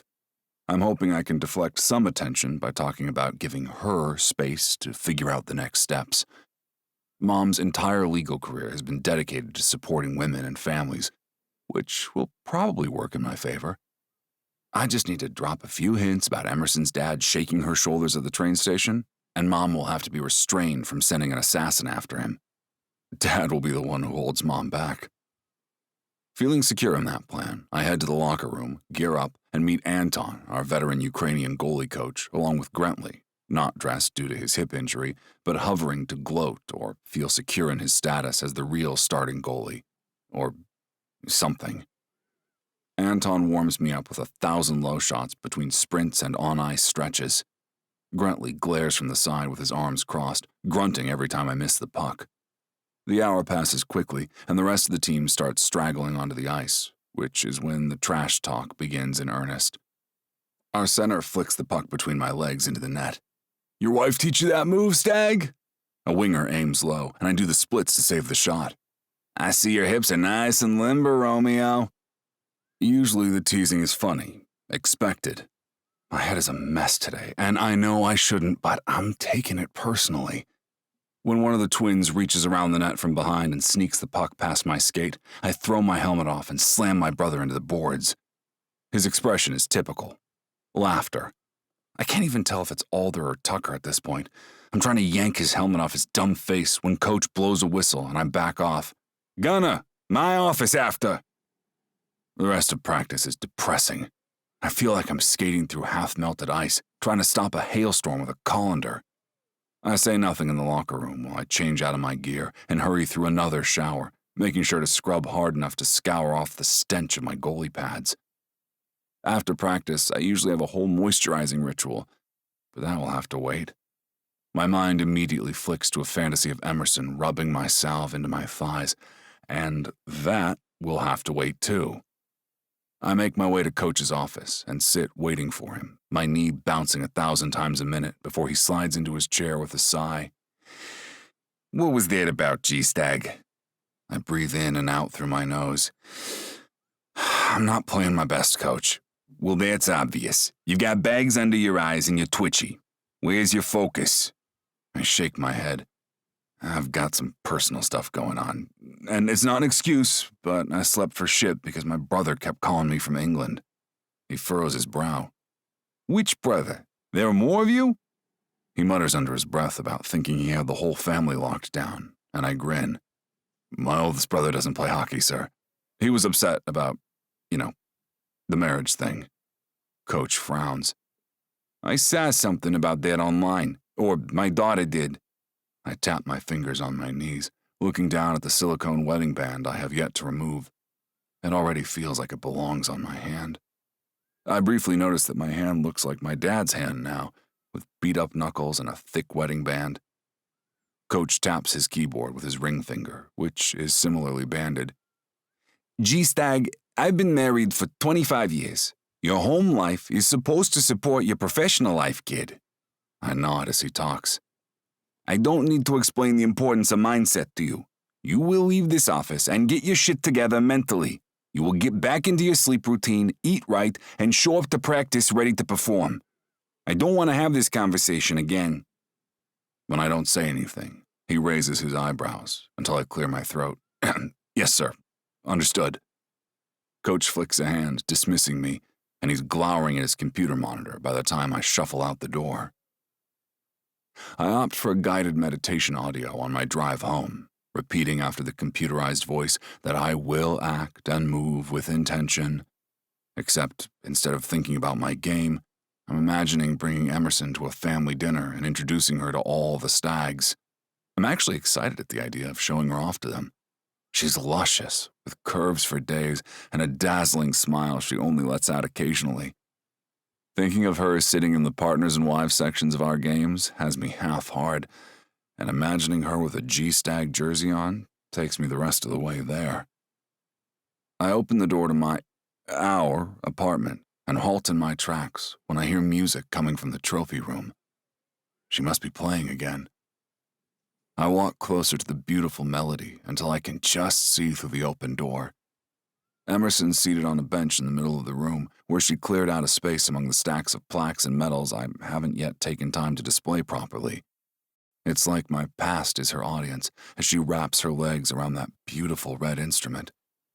She's wearing a sleeveless top, and I watch as one toned arm moves up and down the neck of the instrument, and the other moves that hairy stick along the strings. This isn't a gentle or delicate process. Emerson digs in, swaying as she moves, gripping the instrument with visible effort. But the sound seems effortless, big and deep, mournful. I didn't know I knew that word, but it's what I'm hearing as she coaxes sad notes that hang in the air or dance around the room. I become aware that I'm holding my breath, gripping the doorframe as I watch my wife create something incredible. She plays a final deep, long note and opens her eyes, locking onto mine, and her face transforms into a smile. She's happy to see me. I nearly faint, overcome by her talent and the fact that this stranger, my spouse, is glad that I'm nearby. Hey. She sets her cello down on its side and rests the stick thing on top of it. How was your day? Emerson crosses the room to me, fluffing her hair and rolling her shoulders. There's a faint sheen of sweat on her skin, like she'd been playing for hours. I wonder how salty she'd taste if I licked her. But she's waiting for an answer, so I clear my throat, shake my head, and smile back at her. Better now that I got to hear that. What was that song called?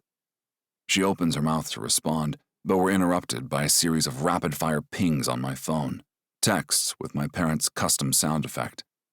I hold up a finger apologetically and slide my phone from my pocket. I groan and show the screen to Emerson. Mom. I need to meet my daughter-in-law. Mom. You don't have a game on Sunday? Come to brunch. Mom. This isn't optional, Gunnar. Chapter 7. Emerson. Gunnar leaves before dawn every day this week, and I practice until he returns, smelling freshly showered, to cook us dinner. And then he talks to me until we go to bed in our separate rooms. It's a weird week, to be sure, but probably the most satisfying one I've spent, maybe ever. For the first time, I am fully in charge of how I spend my time. It's exhilarating. Gunnar and I made a shared calendar, so I know all the dates of his games and travel. At first, I felt anxious seeing no Emerson items on our agenda, but once I added cello practice in red for multiple hours each day, I liked the look of our schedule. I spent a little time obsessing over the String Fury music group, following them on social media, downloading their albums. This light stalking leads me to a website for a music academy that caters to kids who don't get access to lessons at school. The idea of a school with no music is so upsetting that I have to shut Gunnar's laptop and think about something else. But the Scale Up Academy lingers in the back of my thoughts as something to explore more deeply. I only leave the house a few times, seeing how far I can venture on foot. The city is not laid out in a grid, so I get turned around easily unless I can actually see the Allegheny River. Which means it's the day before his family brunch, and I don't yet have a dress I can wear to the event. I didn't want to order anything like that online because dresses rarely fit my body in a flattering way. So today is not a day to make music. Today is a day to figure out the damn bus system and find myself a dress. I've got in-laws to impress, dang it. I consider asking someone at the desk on the ground floor of the building. Heck, I even consider stealing one of the kayaks from the wall racks and paddling around until I find a shop. But it all feels rather hopeless, and the websites for the public transit apps here confuse me to no end. Everything in Manhattan was easy. Avenues run the length of the city, streets are short across the width of the island. While I wouldn't say plus-size boutiques are plentiful there, I could always find one pretty easily if I needed something to wear to an event. I feel incredibly lonely here, alone in an unfamiliar city, seemingly assembled by frantic goats. I can see another neighborhood atop a giant hill on one side of the street. Sprawling mansions cling to the wooded hills on the far side of the river, where Gunnar says the city ends and the suburbs begin. When I do venture out to the corner and glance up at the bus stop sign, I'm just confused all over again by the combinations of route names and letters that don't seem to align with the timetable I pulled up on my phone. I've come to terms with using Gunnar's money for clothes and necessities to play the role of his infatuation. However, it just doesn't feel right to splurge on a car service or any extras when I don't even have a job on the horizon. Or at least haven't identified what type of job I'd like. Taking a deep breath, I decide I will just walk the length of Butler Street and find a shop that way. I wander in and out of cute boutiques selling skincare products and geodes. I pass yoga studios and candle-making businesses. But all the clothing stores are geared for tiny women.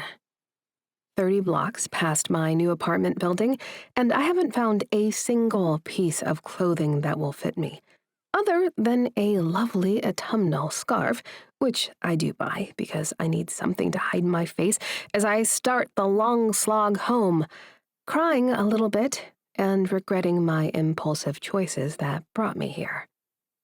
I'm sweaty and tired, and when I can't even find shoes that fit me, I trudge back home empty-handed, apart from the scarf. I'm about to crawl into bed and hide when I hear Gunnar's voice behind me in the hallway on our floor. "Emerson, what's wrong?" I stiffen. He hasn't seen my face, which I'm sure is splotchy, so I have no idea how he could tell something is wrong. I feel him step behind me and place a hand on my shoulder. "You seem upset. Can I help?" I turn to face him, and he notices my tears. His mouth drops open, then his lips press together in a firm line. "What happened? Who do I have to punch?" I wave a hand, but a tear slips down my cheek, either from relief or being overwhelmed. It's dumb. I just couldn't figure out the bus, and the city's layout is so weird. He reaches into his pocket for a key to the apartment and, opening it, steps inside and gestures for me to join him. "Why don't you just take my car? You can always drive the Benz if I've got the Rover." I walk inside and set my bag on the counter, hesitating. "I don't drive," I tell him, patting the hard-won scarf into place on top of my bag. I turn to face him, gripping the counter behind me. He scrunches his adorable face in confusion. "You don't drive at all?" I roll my eyes. I grew up in the city, on the Upper East Side. I never learned to drive or ever thought I'd need to. I sigh and slump back against the counter. But I really need a dress, and I don't even know where to find one in my size, let alone how to get to wherever that is. Gunnar slides his gaze along my body and clears his throat. "Well, if you don't mind being potentially mobbed in the food court, I can take you to the mall. We can hook you up at Nordstrom." He grins, hopefully. My heart leaps a little at his offer. He does seem to truly like that store chain. For good reason. They are size inclusive. "That would be really great. Thank you." He steps toward me. "Emerson, of course. Let's go." Buckled into the leather seat of his enormous SUV, I arrange my new scarf on my lap and smile at my husband as he navigates north. We should figure some shit out before tomorrow anyway. This will give us time to talk. He keeps his eyes on the road, easily crossing multiple lanes of traffic. I don't know why something as ordinary as driving seems sexy when he does it. I just need to accept that pretty much everything about Gunnar Stag is sexy. Right, I tell him. We're madly in love in public. He nods. And sorry if this was overstepping. I told my family you're private because your dad is super pushy and a little mean. I nod. Well, all of that is accurate. Do you think they looked me up online? Gunnar spits out a giant laugh. I'm certain they have a printed dossier all about you, Emerson Saltzer. My Uncle Tim is one of those cranky lawyer guys who knows everything about everyone. His mind is like a steel trap, which is great and terrible because he can always pull out facts to use as leverage.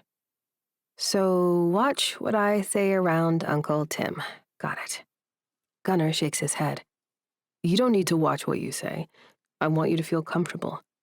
I promise, everyone is really chill. They're just loud and nosy because they want to know everything about everyone they care about. His words are like sparks from an exposed wire. They care about me? They haven't even met me. Gunnar bumps his turn signal and pulls into the mall parking lot. The gleaming entrance to Nordstrom shines bright before us, with the sunlight glinting off the windows. Emerson, they're dying to smother you. You married their Gunny. Gunny? I unbuckle when he puts the car in park. They call you Gunny? He nods. Gun, Gunster, G-Stag, Flardass. They'll want to give you a nickname too. I try to open the door, but he flies out of his side and races around to open my door for me with a grin. I accept his hand and climb down from the vehicle. I don't really do nicknames, I explain. He cackles. Sorry, Salty. You're a hockey wife now. Comes with the territory. Chapter 8. Gunnar. Salty. Her facial expression is adorable. I nod and gesture for her to head up the escalator, tugging my hat low so nobody notices me. Salty, it suits you. She laughs, and I melt a little. I've tried very hard to make it clear to her that I'm not going to pressure her into anything physical, but I'm super on board if she ever gets the urge. Because cheese and rice, this woman is every fantasy I ever had. She's rounded and soft, with long hair I want to bury my fingers in. Emerson seems dead set on getting a new dress, and I'm happy to oblige, even if I feel like a bit of a slimeball imagining taking it off that delicious body of hers. She always wears black, which I think is part of the musician shtick. But once we're in the women's section, she walks toward a rack of bright green and blue dresses that seem really, really pretty. You should get them both, I whisper as she holds up a style in multiple colors. Her cheeks are pink, and she shakes her head, putting the blue one back and folding the green over her arm. Here, let me hold it for you. I take the dress and follow behind her as she looks around. It's only a matter of time before someone shows up to help us out, and I'm excited to insist the store give us the full personal shopper treatment. Hey, I wanted to check in with you about time frame for us, I tell her, glancing around to see if any of my alteration ladies are nearby. So far, I've been able to stay pretty incognito on this outing, but it's only a matter of time before I'm spotted, and it becomes impossible to browse casually. Emerson peers up at me from behind a row of sunflower pattern outfits that don't seem to suit her style at all. She sniffs and puts the florals back on the rack. Brian mentioned something about 6 months, she says, pausing to glance around. It'll take me that long to find a dress that fits. I put a hand on her shoulder and look around, spotting an employee over by a wall of pink and red gowns. I beckon for her to follow me over there as I say, I want you to stay as long as you want, but if you want to bail in 6 months, that's more than fair. We can just get divorced, I guess. She purses her lips. Why would we do that? When I blink in confusion, she clarifies, I mean, what reason will we give the press? You can't fake cheat on me because of your image, and I'm not cheating on you. I mean, look at you. I wink at her. I'd never cheat on your fine-ass gorgeous. She swats at my arm. I shrug. We can just have irreconcilable differences. You probably need to get back to New York for your music career. I'm never leaving the Fury if I can help it. My heart squeezes at the thought of her returning to the city where her parents treat her like shit and yell at her in public. However, I also don't want to be part of a plan that prevents her from achieving her dreams as a musician. I listen to her play every day when I get home, and she doesn't know I'm there. She's absolutely incredible. She should be on every stage in the country, making grown men cry with her beautiful music. I'm pulled from these thoughts by the arrival of Camilla, my favorite seamstress. Mr. Stag, she claps her dark sepia hands. I almost didn't recognize you with your disguise. And who do we have here? I drape an arm around Emerson's shoulder. Camilla, this is my wife, Emerson. I grin down at my confused bride. This is the woman who will make sure you find the perfect dress and that it fits like a glove. Within minutes, I'm relegated to an armchair outside a fancy suite of fitting rooms while Emerson is whisked away.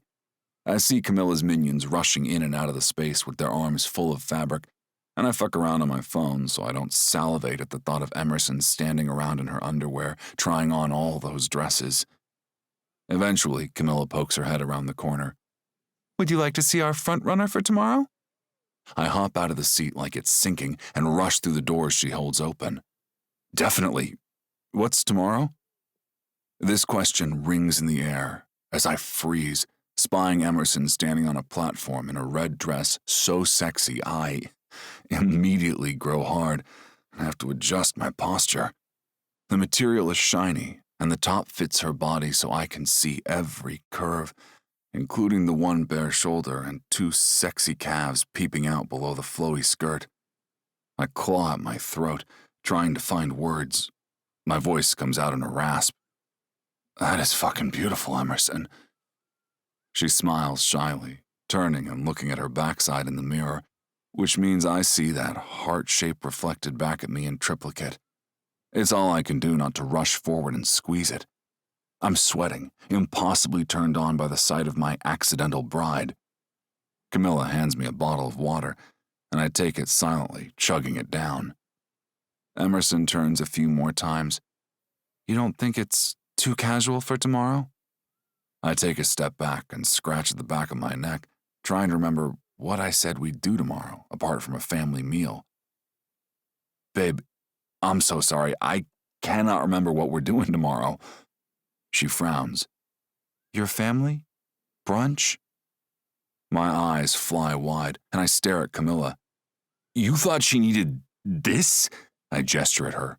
For my family? Shaking my head, I fly forward and grab Emerson's hands, dropping the water bottle in the recycling bin on my way toward her. Emerson, everyone will be wearing sweats. Soccer will be on the TV. People will wrestle. Her eyes flutter, and she seems to be on the verge of tears, laughter, or both. Babe, this is a super casual family, I promise. But I want you to have that dress because I'm pretty sure it was made for you. Camilla smiles and nods her head as if that settles the whole thing. I'm shooed back out of the room before Emerson can argue, and she appears a few minutes later back in her black everyday wear, with Camilla in tow holding a garment bag. Mr. Stag, we will have the others delivered after we complete the alterations. Is there any timeline for the dresses? I shake my head. No timeline. Camilla, thank you for insisting that she get more than one. I flash her a full dimple grin, as Emerson seems frustrated that she wasn't able to talk her way out of receiving some pampering. Camilla even offers to let us out a side door so we run less of a risk of a fan swarm. I reach for Emerson's hand, using the other to carry her garment bag.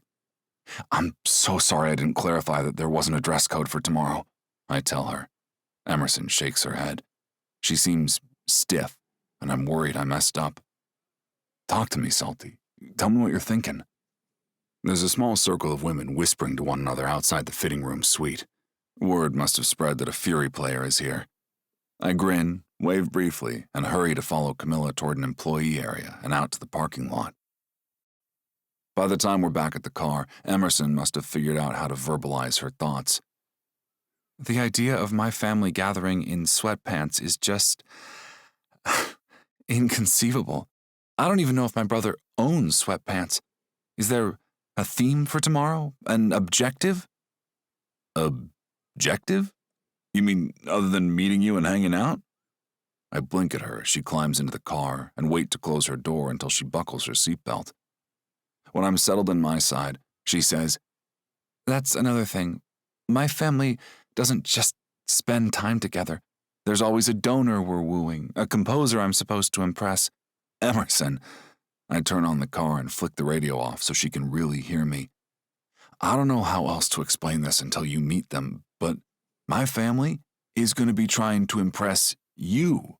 You are the star of the show tomorrow, Salty. She turns a charming shade of pink and glances at her lap. I swallow and merge onto the highway heading south toward our place. So, what would you wear with that outfit in your other life, if you were going somewhere fancy? She leans an elbow in the window and appears to think about the question. Uncomfortable shoes for sure. Makeup, probably pearls. I chuckle. I can give you a pearl necklace, baby. She seems to consider this like I was serious about it. I don't have any of my jewelry here, apart from this. She holds out her hand, staring at the silicone wedding band, which I notice she hasn't yet removed either. I would maybe like my pearls back, though. Do you really have some? The look on her face tells me she has no idea I was being a crude bastard, so I swallow and clear my throat. I was being a dick, but I'll buy anything you want. Seriously, name it. Emerson furrows her brow, and her nose gets a little wrinkle at the top. Why did you say you had a pearl necklace? I sigh. Look it up later. Then you'll know you married a caveman. Chapter 9. Emerson. I don't own sweatpants, but I feel fine in my regular black outfit, especially when Gunnar emerges from his bedroom in black sweats and some kind of sports jersey. I think it's a soccer one this time. He grins and points at me with a banana he grabs from the counter. You ready for the antlers? Time to get pranced. I groan. You need to stop with the weird jokes. You love it, he says, opening the door and gesturing for me to exit first. He locks up the apartment and I walk beside him toward the stairs, thinking that I genuinely enjoy his sense of humor. He's so easygoing. It's really refreshing to spend time with someone who has nothing to hide. Even though Gunnar claims he has everything to prove, he still manages to exude confidence and comfort. When are we getting you driving lessons, wife? Gunnar gestures between his giant SUV and his sleek sports car.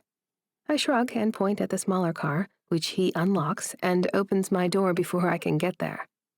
You're going to exhaust yourself always trying to do that, I huff and climb inside. I've got pro-athlete stamina, Emerson. Never.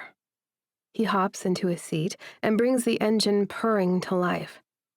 Gunnar hums along to the radio as he exits the parking garage, explaining that we are going to his aunt and uncle's house on the city's north side. Uncle Thatcher is an artist, and Aunt Emma is an author, so their loft is extremely cool. Do you remember which little stags are theirs? I nod my head. Wes, his girlfriend, is Kara. Both are pro soccer players, and Ricky, prefers to be called Rick, still figuring shit out. I quote Gunnar's family summary with a smile on my face. You're good at this, Gunnar says, patting my knee before gripping the wheel to make a tight turn and rapid merge into 4 lanes of traffic. Don't think I want to learn to drive in this kind of place. I gesture at all the signs whizzing past, the vehicles zooming past the sports stadiums and casino along the winding river. He hums, smiling. I'll just have to haul you around myself then, won't I? After the mall last night, Gunnar and I talked about appearances. It makes sense that we should touch one another, and it wasn't until we mentioned it out loud that I realized how natural it feels to have him drape an arm around me sometimes, or place a hand on the small of my back when he ushers me through a doorway. I can't tell if he's just being gentlemanly, or if Gunnar just clicks with my body somehow.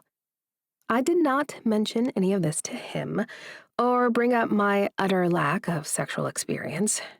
I just agreed that he should, of course, squeeze my shoulder at the table, and that I can tousle his shaggy curls if there's a lull in conversation.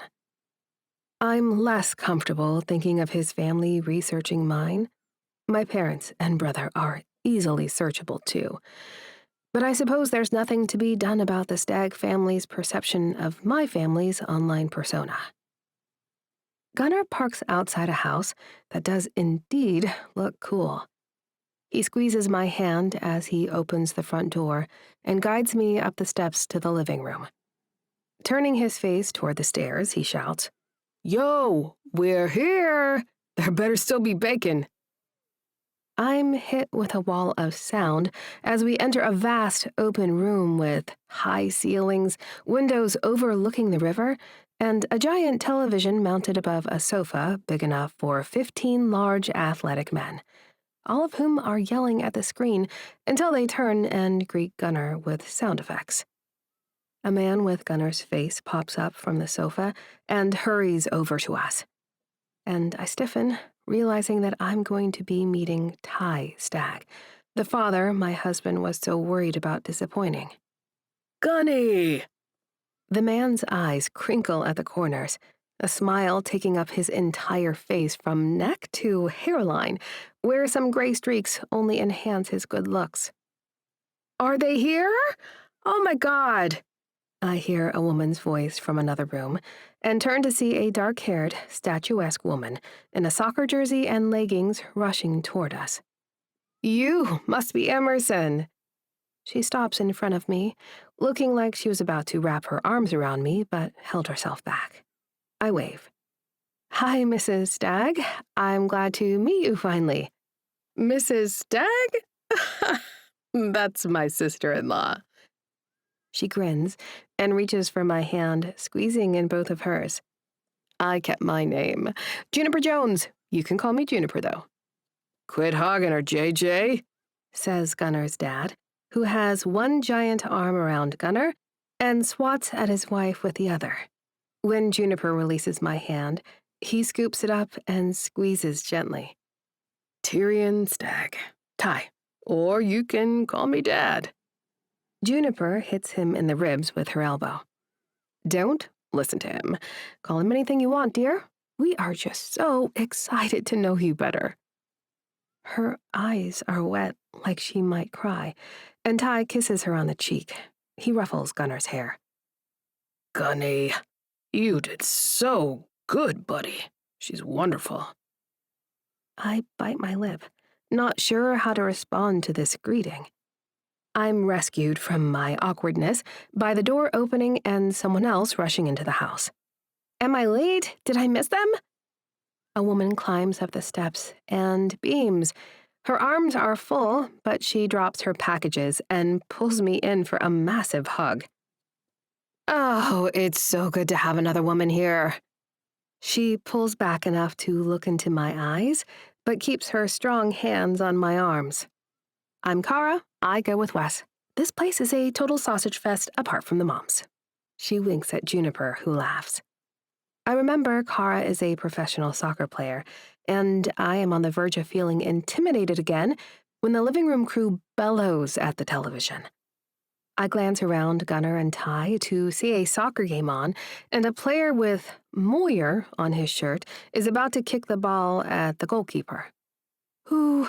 Kara whispers to me. Wyatt's about to take a penalty. Hang on. I'm silent as the entire collection of gathered stags stares at the screen.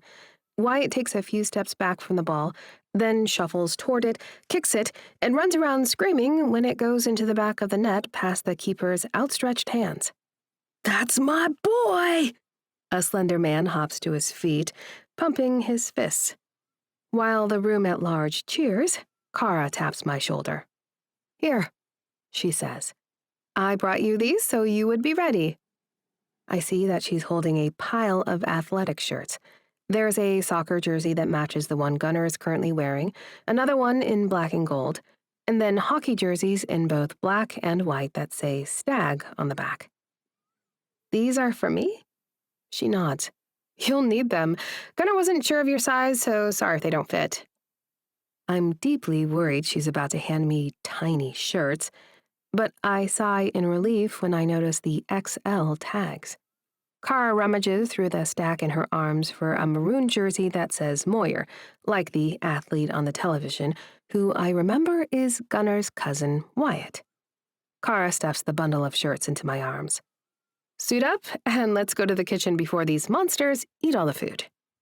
I pull on the jersey, which matches the one almost everyone else is wearing, and carry the stack with me as I follow Kara. We walk through a sunny dining room with a massive table, into a spacious kitchen where a group of women drinks from champagne flutes. Oh, hello. You must be Emerson. Here, set those in a cubby. A woman with red hair takes the bundle from my arms and tucks it into a cubby by the door, where a pile of purses is heaped in a casual way that somehow sets me at ease. Now, she continues, do you want the alcoholic mimosa or the fizzy LaCroix alternative? Gosh, the mocktail sounds really good right now, actually. I'm handed a drink, and Kara takes on the job of introducing me around the room. Okay, Emerson, that was Emma, goes with Thatcher. I nod. Wes and Rick's mom. Emma beams. Gunnar filled you in. Kara snorts. I bet he did. Anyway, that's Alice, Lucy, and you already met Juniper, right? Within minutes, the ladies are all sitting on stools around the kitchen island, sipping fizzy drinks and tasting tiny bites of incredible food that Gunnar's chef Aunt Alice prepared. It's hard not to talk with my mouth full as each bite blossoms in my mouth, like a celebration of flavor and texture. I can't believe you did all this with just eggs and cheese, Alice. You are so talented. Why, thank you, dear. I've had lots of practice with this bunch. At the mention of her family, they all seem to come into the kitchen at once, so I'm guessing the game ended. I'm soon lost in the din of happy people who genuinely enjoy each other's company, all eating little quiche bites, nuts, and breakfast meats as they stand. Gunnar slides up behind my stool and presses a hand to the back of my neck, thumb rubbing soothingly as he dips his head low to ask, You doing okay in here? I'm not pretending in the slightest when I grin at him. I am fantastic. He reaches toward my plate as if he's going to snatch the last bite of French toast, and I smack the back of his hand in a move that has his parents grinning. One of his brothers whoops. Give him hell, Emerson! I know Gunnar thinks he needs me to maintain some sort of public image, but honestly, I feel like I lucked into the deal of the century getting to tag along and be a part of all this. Emma eventually suggests we all relocate to the table so we can sit and talk more comfortably, and I make the mistake of checking my phone as I walk toward the dining room. I notice a series of increasingly angry messages from my father, asking when I'm going to stop this farce and come home for my audition. Dad, your mother can't show her face at the Met anymore. I hope you're satisfied with yourself. Dad, do you know how many young women would kill for the opportunity you're throwing away? You're not just disappointing me, you're taking someone else's chance. Dad, I've told the symphony board you suffered a mental breakdown and are away seeking treatment. Your violin audition slot has been postponed for 30 days. When you're done with this tantrum, it's waiting for you. It's the only thing waiting for you. I exhale a shaky breath and slide the phone back in my pocket before taking a seat by a man who has never once spoken to me that way. Chapter 10. Gunnar. Things with my family and Emerson are going so much better than I thought they might. However, I'm not sure why I was worried. Emerson is awesome. She fits right in, and I even saw her laughing and joking around with my aunts in the kitchen. If I didn't know this whole setup was a sham, I'd probably believe she's part of the family. We're a few hours into the meal, lounging around the table and talking. I have my arm over the back of her chair, allowing me to periodically run my fingers through her hair, which feels as silky and amazing against my rough skin as I imagined. However, having my arm on her chair means I can feel it vibrating each time she receives a text or notification from her phone in her pocket, which starts happening a lot more once Aunt Alice clears away the last of the serving platters. "Hey," I lean in to whisper in case she doesn't want people to hear this. "Do you need to take a call? You're blowing up, babe." She shakes her head, pressing her lips together in a way that makes me uneasy. Something's wrong. I don't get a chance to follow up because Dad slaps the table and says, "So, Gunny, tell me what Brian has cooked up for you this week. Your brother's mentioned a certain sports drink?" Emerson turns to look at me, her face brightening. I can't help the grin that's spreading across my own face. "Yeah, there's that, but he's also talking to some cereal folks, and I might get to do a milk ad." Mom squeals. "With the little mustaches? I love those. Your father never got to do a milk ad." She jumps up and kisses me on the cheek. "We're so proud of you, sweetheart. All of this so early in your career? It's great." Her words drill into me, splintering my bones with their emotional impact. This is why I'm keeping up the ruse, right? I didn't get here on my own 2 feet, but I can take these steps to make sure I have something of my own down the line. I've been watching Grantley. He's days away from a comeback, and then I'll be warming the bench if I don't step up. I pull my mom in for a side hug and tell her, "I'm excited to get the ink tried. Thanks, Mom." She doesn't step away, but pats me on the head again and says, "We're not done talking about a proper wedding reception, though, young man. Count on it this summer, okay? After the season ends." I should speak up and tell her we don't want anything like that, despite the futility of trying to talk this family out of a party once they get their mindset on it. But just then, Emerson's phone starts going crazy, and there's no way to ignore the beeps and vibrations shaking her chair. Her cheeks flush adorably, and she reaches into her pocket. Then, she drops the phone, hands shaking, and her face pales. Concerned, I reach for the screen and see a headline preview. "Musician on the lam. Emerson Saltzer, daughter of New York Symphony director Chaz Saltzer, has fled the classical scene to take up domestic duties at a hockey rink. Sources say she had a hasty marriage to goalie Gunnar Stag." A low whistle sounds over my shoulder, and I realize my brother is staring while I read Emerson's phone screen. "Hey, fucker, get out of here." I shove Tucker back, but he already has his phone out, frowning at the screen. "Shit, Emerson. I'm sorry they got to you. I hate these articles." Tucker shows the screen to Alder, who passes it to Wes and on down the line. Dad's brow furrows. "What are they saying, son?" I wave a hand, wanting to make sure Emerson is okay before I get into all this with my family. Growing up with the spotlight, we're used to junk press. From the look of my wife, she is definitely not used to being dragged through the ringer each time she goes out in public wearing the wrong outfit or gets too drunk at a party. "You want me to take you home?" She nods, almost imperceptibly, but I'm on my feet in an instant. Seeing the distress, Aunt Emma rushes to the kitchen cubbies and gathers Emerson's things, stuffing them in my arm in a flash. "Let us know what we can do, okay?" She jerks her head toward Uncle Tim, who is snoozing on the couch. "Your uncle can unleash his beast mode if you need." "I know." I kiss her on the cheek and wave to the room at large. Mom mimes putting a phone to her ear, and I'm sure I'll be hearing from them all later. But right now, my main priority is my really upset fake wife. In the car, Emerson scrolls through her phone. I glance over at screens full of messages, and then I hear the tiny metallic sounds of a voicemail. A woman's voice spews hateful words, and I just catch enough snippets to learn it's Emerson's mother saying them.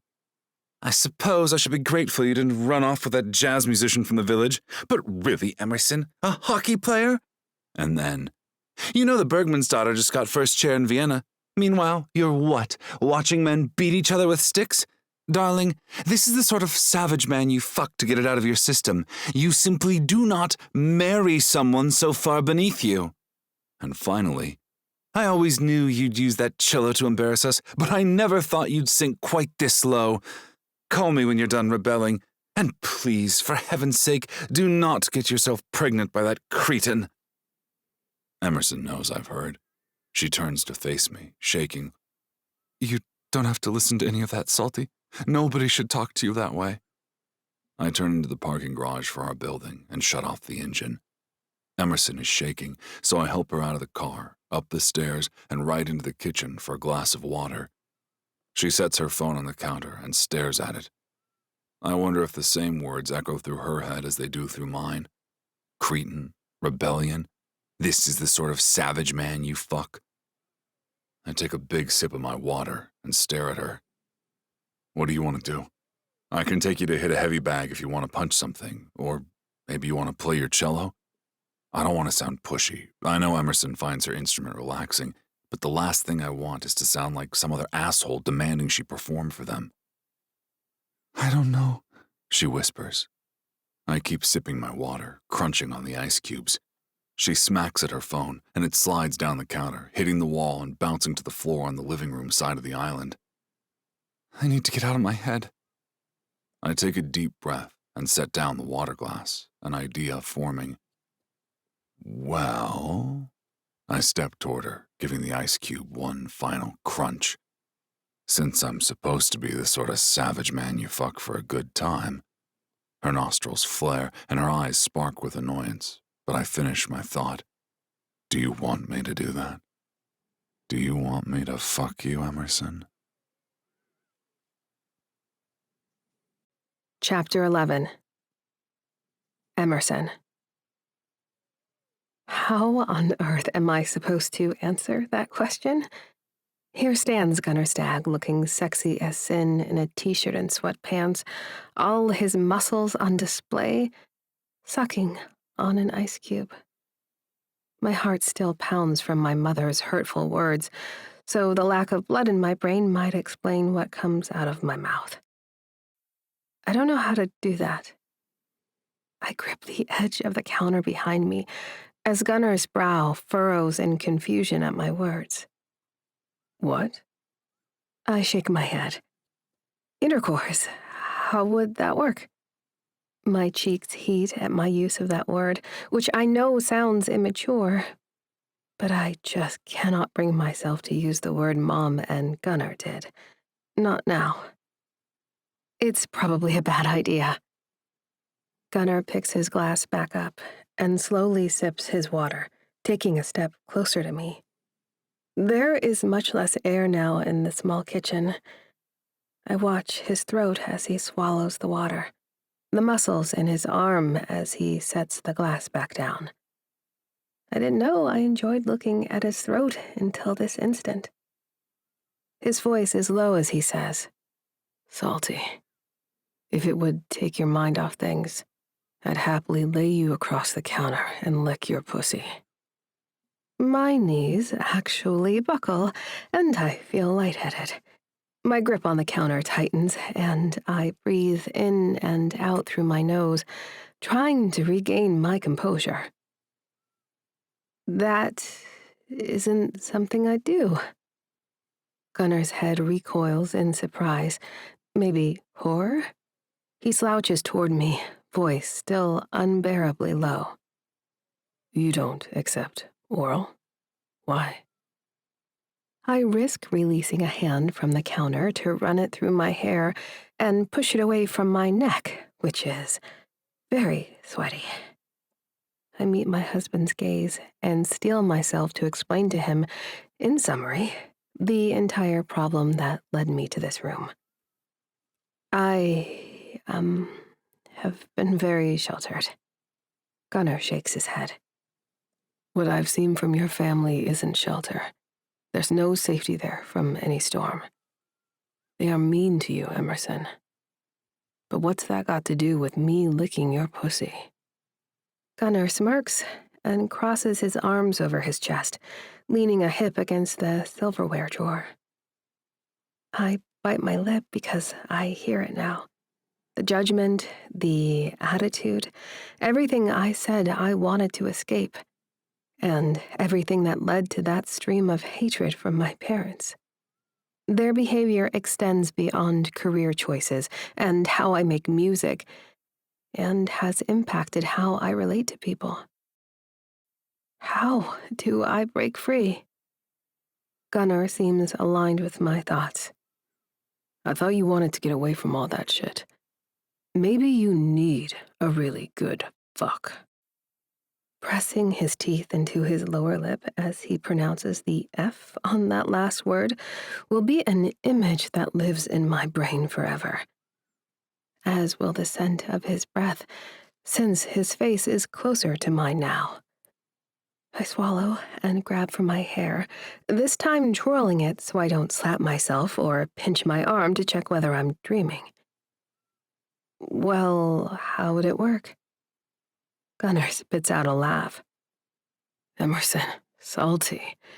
It would work like a goddamn dream. I would peel all that black clothing off you, spread you on the counter, and lick you until you come. And then I'd flip you over and plow you from behind and rub your clit until you come again. As he talks, he moves closer to me. I've got an entire safe and satisfied basket on top of my fridge with every kind of lube you can think of, and I'd spread it all over my cock before I slide right inside you. I watch his chest expand with his breath, the subtle movement of his arms as he places them on either side of me, boxing me against the stove. He smells thick, if that makes sense, which it might not, because I'm drunk on the scent of cedar, lime, and laundry detergent. Do you want that, Salty? Do you want your husband to fuck you? How can I explain to him that it's all too much, too fast? How do I ask him for just a little bit of his description when he's clearly used to doing all that and more? His description sounds fake, like a fantasy of what sex is like. I've had a few nice boyfriends who were reasonably interesting on dates. I've dated flute players who I know have excellent dexterity and fine motor control, and I never knew how to take advantage of it. None of them made my body throb the way it is now, with Gunnar standing in front of me, hulking over me with his promises and his giant hands and inquisitive eyes. Salty? There's a question in his voice. I know that if I say no, he'd back away and go about his day. I also know he seems quite keen to try this ridiculous activity. What if I hate it? I ask him again, knowing somehow that that's not the problem. I will love what he proposes doing, and it will turn me into a different person, a person who just pursues pleasure, regardless of rules. And I hate how terrified that makes me. He arches a brow. Do you not enjoy having your pussy licked? I bite my lip. I have never tried that. Gunnar swallows, and his eyes flash with something. Possession, anger. His voice is a growl. It would be my pleasure to fix that for you. But you tell me if I'm doing something you don't like. You'll have to wait until I'm in the shower later, since Emerson didn't seem on board with going any further today. I lean over her body to kiss her, feeling her nipples against my chest, drawing a deep moan from my throat. "Gunnar," she whispers, hands in my hair. "I'm a virgin. Chapter 13. Emerson. What's that? He rests his chin on my sternum and gazes at me, looking a little drunk, as if he just orgasmed instead of me. I glance around, looking for my clothes. Gunnar notices and grabs the jersey he was wearing. He bunches it up in his hands and approaches me, and I realize he's going to put it on. Me. I've never had sex before, I tell him before I silently hold up my arms, and he dresses me in his shirt, stooping to grab my underwear from his kitchen floor. He then holds them open, and I instinctively place a hand on his shoulder and step in. He stands in front of me, running his hands down my cheeks, staring into my eyes. Emerson, I'm so honored you let me do that for you. I blink, confused. I wasn't expecting him to laugh at me exactly, but he seems grateful that I let him get me off. I want to do more things with you, I think, I stutter. But I don't know what to do, and you're so good at it, and I need you to be patient when I mess up. Salty. He presses my hand to his chest where I can feel his pulse thundering. You are my best fantasy. I'm hard every time I so much as think of you. Whatever you want to do or not do, I'm going to enjoy the hell out of it. I snort, overwhelmed, worried I'll cry again if I think too hard about him being this nice. Thank you, I guess. I lean forward and kiss him on the cheek, and he pats my hand. He stretches, revealing a glorious bit of abdomen, and asks if I want to watch anything on TV. Before I can respond, he's hopped over the back of the couch and arranged himself, flicking on the giant device. I walk around to sit beside him, unsure where to place myself on the couch. Do we snuggle now? Should I go to my room and give him an out?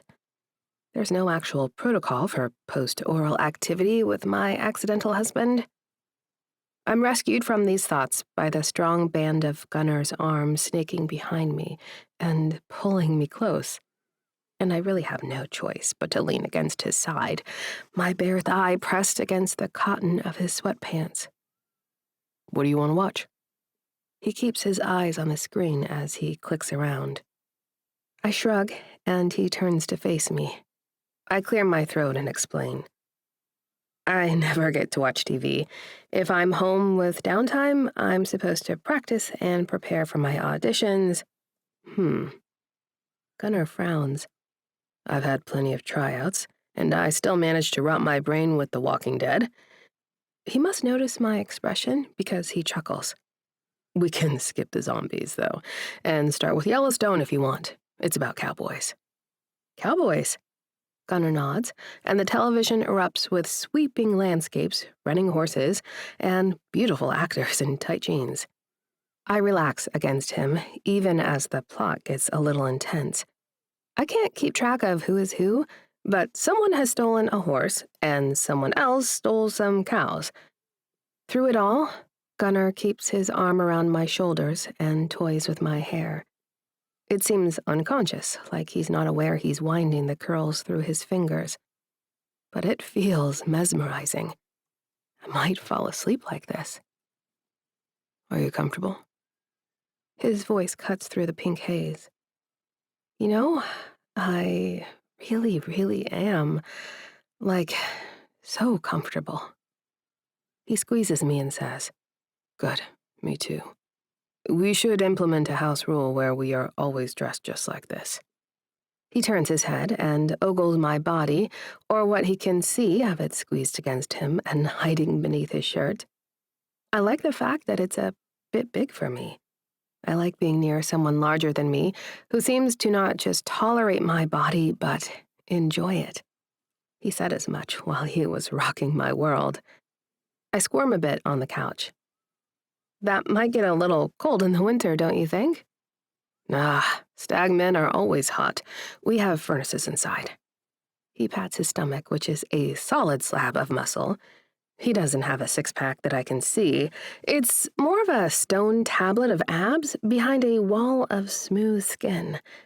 I see a light trail of fuzz beneath his navel and blush, wondering what lurks below the waist of those pants. His chest rumbles as he begins to talk again. Are you cold? Shit. I don't even have a blanket on the couch. I told you I suck at living alone.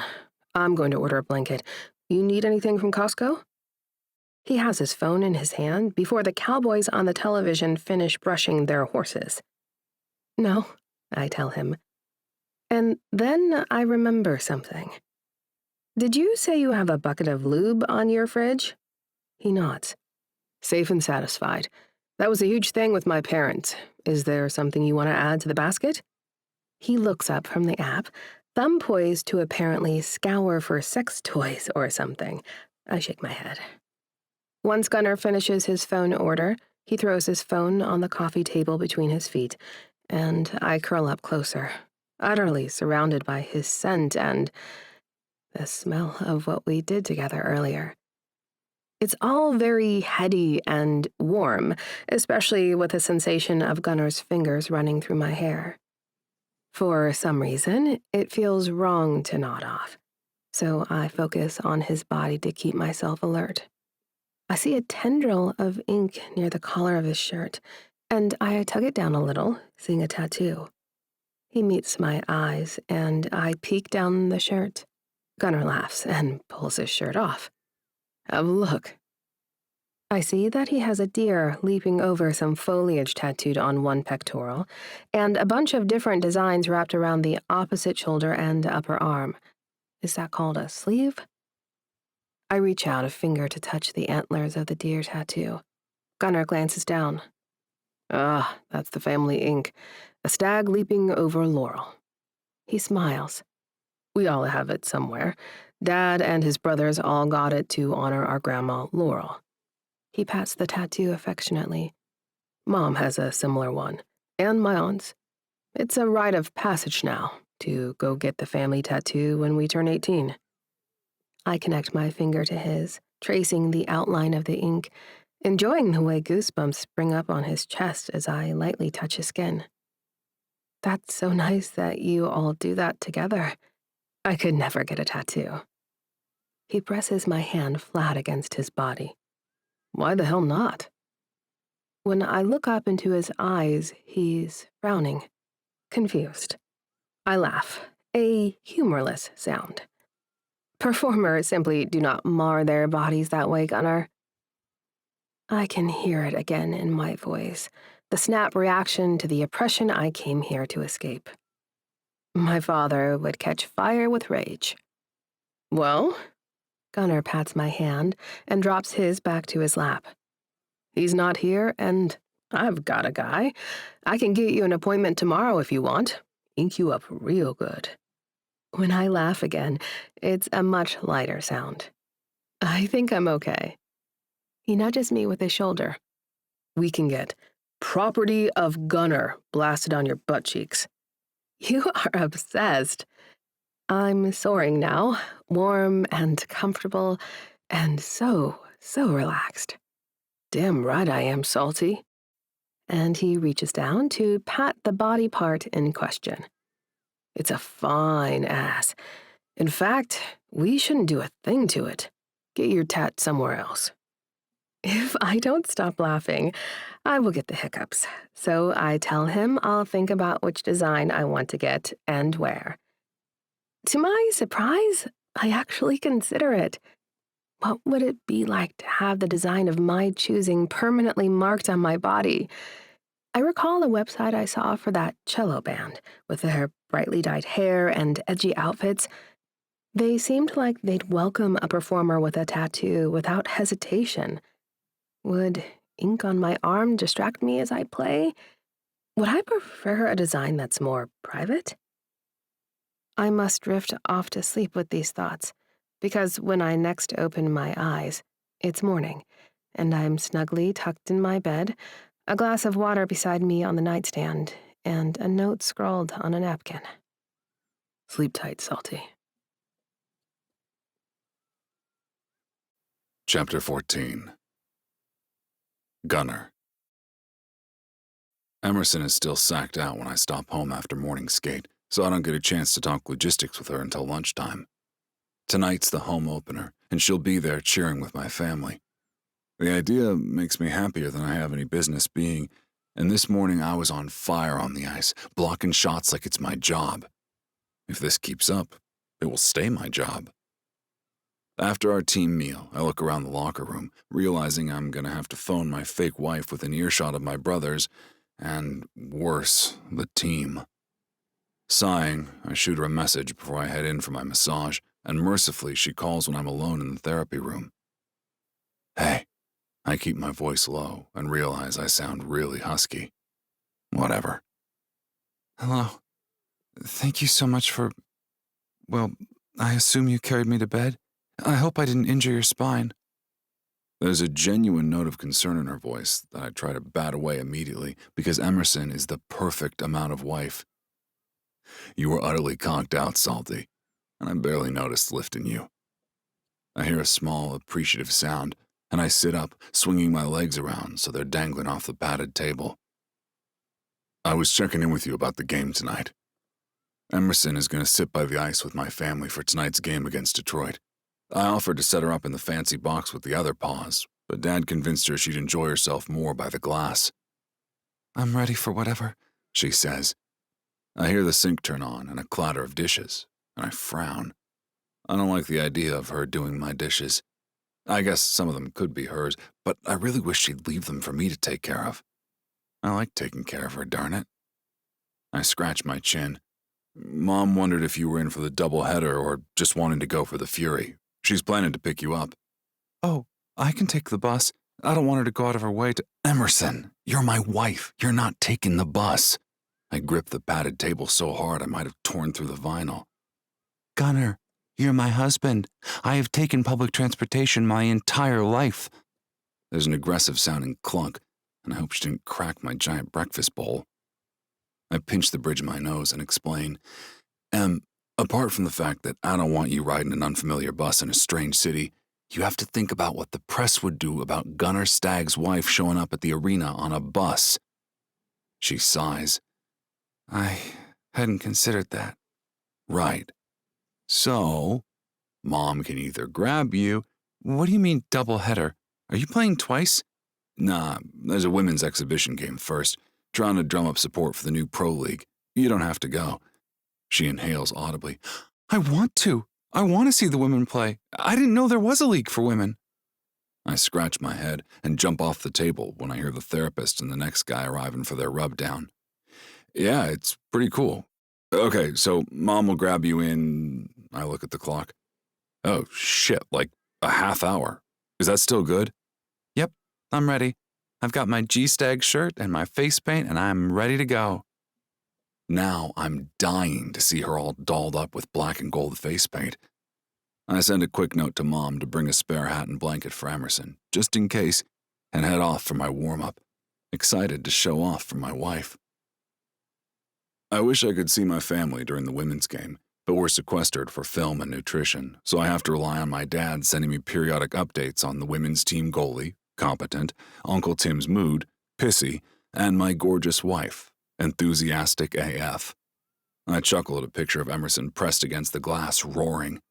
I can just make out the gold G-Stag letters on the back of her black jersey, which she has on over a turtleneck. Seeing her amped up like that for hockey, when I know she grew up totally repressed in a house that literally only cared about music, is really doing it for me. Coach glares at me as I slide my phone into my pocket, but I'm feeling more focused and ready than I was a week ago, and this intriguing woman is a big part of that. For the first time since I joined this league, I'm burning to go when we finally line up in the tunnel to take the ice. I usually don't do a lap. My gear makes that awkward as hell, and I prefer to get set up in the net. But my girl is sitting by the blue line, and I have to flash her a grin. My girl. I need to stop thinking that way. She's not mine to keep, but she's sure as hell mine right now. I wave at her and damn near do a backflip when she blows me a kiss. The camera crew notices too, because I catch sight of her up on the jumbo screen, dancing and waving and having the time of her life. A small nugget of worry digs into my gut that this will wind up in a tabloid somewhere and make things even more difficult for her with her parents. Still, all of that is overshadowed by the caveman-esque delight I take in having her sitting with my family cheering for me. Sure, she's excited to see my brothers too, I guess, but it's me she's locked eyes with as I stretch. When the puck drops to start the game, I tap into the same focus as always. The world disappears apart from the puck, the hips and skates of the opposing team, and the sounds of blades and sticks on ice. I'm blocking shots like a solid wall, not noticing the time passing, barely feeling the sweat I know is soaking my hair and running down my legs inside my heavy pads. I'm acting without thinking, but now that's expected of me. When the lights begin to flash and the foghorn blares, the crowd starts screaming, "Stag! Stag!" And I know one of my brothers scored. Fuck yeah. Eyes back on the puck. I send every ounce of my energy into deflecting shots. Our defense is outstanding, making my job easy today. I almost can't believe it when the game ends and I haven't let a single biscuit by. Hot damn, Gunny! Alder pounds me on the back as Tucker approaches on the other side to pull my helmet off and kiss me on the cheek. Camera flashes explode in the stands as we celebrate together. This is what it was all for, I realize. My family is here watching me celebrate the game we all love. The fans are happy with a win that our city will celebrate. The three of us make our way to the boards, and Coach is, well, not exactly smiling, decidedly not angry. He grunts and nods, a massive seal of approval from him, I'm learning. The team manager tugs at her collar and shouts over the din, "Media! G-Stag! Cappy! Dallas! Go!" My brothers make eyes at me and give me a few more shoves as I hobble back to the locker room in my skates. I'm a little surprised to see a blonde woman in hockey gear leaning against the wall. "Are you from the women's team?" I take my place beside her, waiting for the reporters to kick into high gear. She rolls her eyes. "Yes, I'm dying for a shower." My face contorts in horror. "They made you wait this whole time?" She shrugs. "I might have taken my gear off and put it back on after the third period of your game." "Shit, sorry, that's really rude." I extend a hand toward her. "Gunnar." She smiles, returning my shake. "Ashley." And then we're swarmed. The Fury PR lady, I think her name is Kalani, whispers that we're doing a joint interview with the women's team goalie since we both had shutouts, and that's part of the deal in cross-promoting with their league. Okay, but do they really have to make her wait 2 hours to shower? Before Kalani can answer me, the reporters are in our faces with cameras, asking the typical boring questions about how it feels to get a win. I'm all ready to talk about my shutout, proud of how I worked toward that this week, when the reporter pulls a U-turn and asks Ashley about her husband. "He's a starter for Boston, isn't that correct?" Ashley's brow furrows, and she nods. "And you play for Pittsburgh. How is that working out for you two? The distance?" Clearly uncomfortable talking about her relationship, Ashley says, "It's definitely my goal to be signed with the team in the same city as my husband, but for now we work it out. We're both very dedicated to our teams. It's a fantastic opportunity to—" "Are you able to support your husband in any of his games?" The reporter interrupted her to ask about her husband when Ashley is here to talk about her own game. This blows. I reach for the mic, seeing red. "Hey, I notice none of you have asked me about my spouse yet, but that's okay because I'm happy to tell you how awesome she is. She's a musician." There's silence as the reporters seem to absorb my non sequitur. Ashley's chest shakes a bit with silent laughter, so I turn to her. "Do you listen to music before games?" "I personally don't because it's too hard to deal with those little earbuds once I start gearing up." Ashley nods, pursing her lips. "I do, actually. I have a playlist. Helps me focus. But I do okay with the earbuds." "You must have been pretty focused today. You had a shutout." I grin and hold up my hand for a high five. She returns the gesture. "Yeah, you too, Gunnar." The reporters don't seem to know what to make of the goalies taking over the interview, and they all sort of drift away. Eventually, Kalani claps her hands and dismisses us. "Hey," Ashley says before she waddles out of the locker room on her skates. "Thanks for that." "Yeah, anytime. You'll have to send me your playlist." She beams. "I'll do that." She gives me a salute, and slips out the doors just in time for half the guys on the team to strip naked. Chapter 15. Emerson. I am having so much fun. Actual fun, complete with jumping and yelling. Is this how other people just go about their lives this way? I can hardly believe how much I like this family. Gunnar's parents wait with me until he and the twins emerge from the locker room, dressed in jeans and t-shirts for our planned outing to what Gunnar calls a chill bar in a neighborhood called the Strip District. The name gives me pause, but my husband assures me it's not called that for clubs and pole dancing, but rather the steel strip mills that used to operate there. The door to the locker room opens, and a mass of giant men emerges, many stopping to shake hands with Gunnar's dad on their way past us. I'm no stranger to having a famous father in my same professional field, but when I see Gunnar approaching, he doesn't look anxious or upset by his father greeting his teammates the way I would with mine. Gunnar barely seems to notice at all, in fact. Gunnar locks his blue gaze on me, and I feel a pinch and tingle between my legs. I spent the day today doing research, hoping to get some time alone with him later to repay the pleasure he gave me. A muscle in Gunnar's jaw moves as he swallows, and he walks right up to me, past his parents, dipping to kiss me on the cheek. "You look beautiful," he whispers, his smile illuminating his entire face. I bring a hand to my cheek, where I can still feel remnants of the black and gold face paint I recently washed off in the bathroom. I took off the turtleneck and borrowed a ski cap, so I'm just wearing a jersey and jeans with my hair in pigtails. A casual look I would never, ever have considered in public before today. It's one thing with this group at the arena, where pretty much everyone is dressed this way. I'm still anxious about going out into the bar with Gunnar, where I know there will be fans with phones and photos. But I forget to worry about all that when he tucks me against his side, and his brothers announce that Ty and Juniper will drop us at the brewery the team rented out tonight for players, friends, and family. Ty grins as he steers us toward the ancient minivan, and Gunnar rolls his eyes. "Dad, you couldn't bring Mom's car?"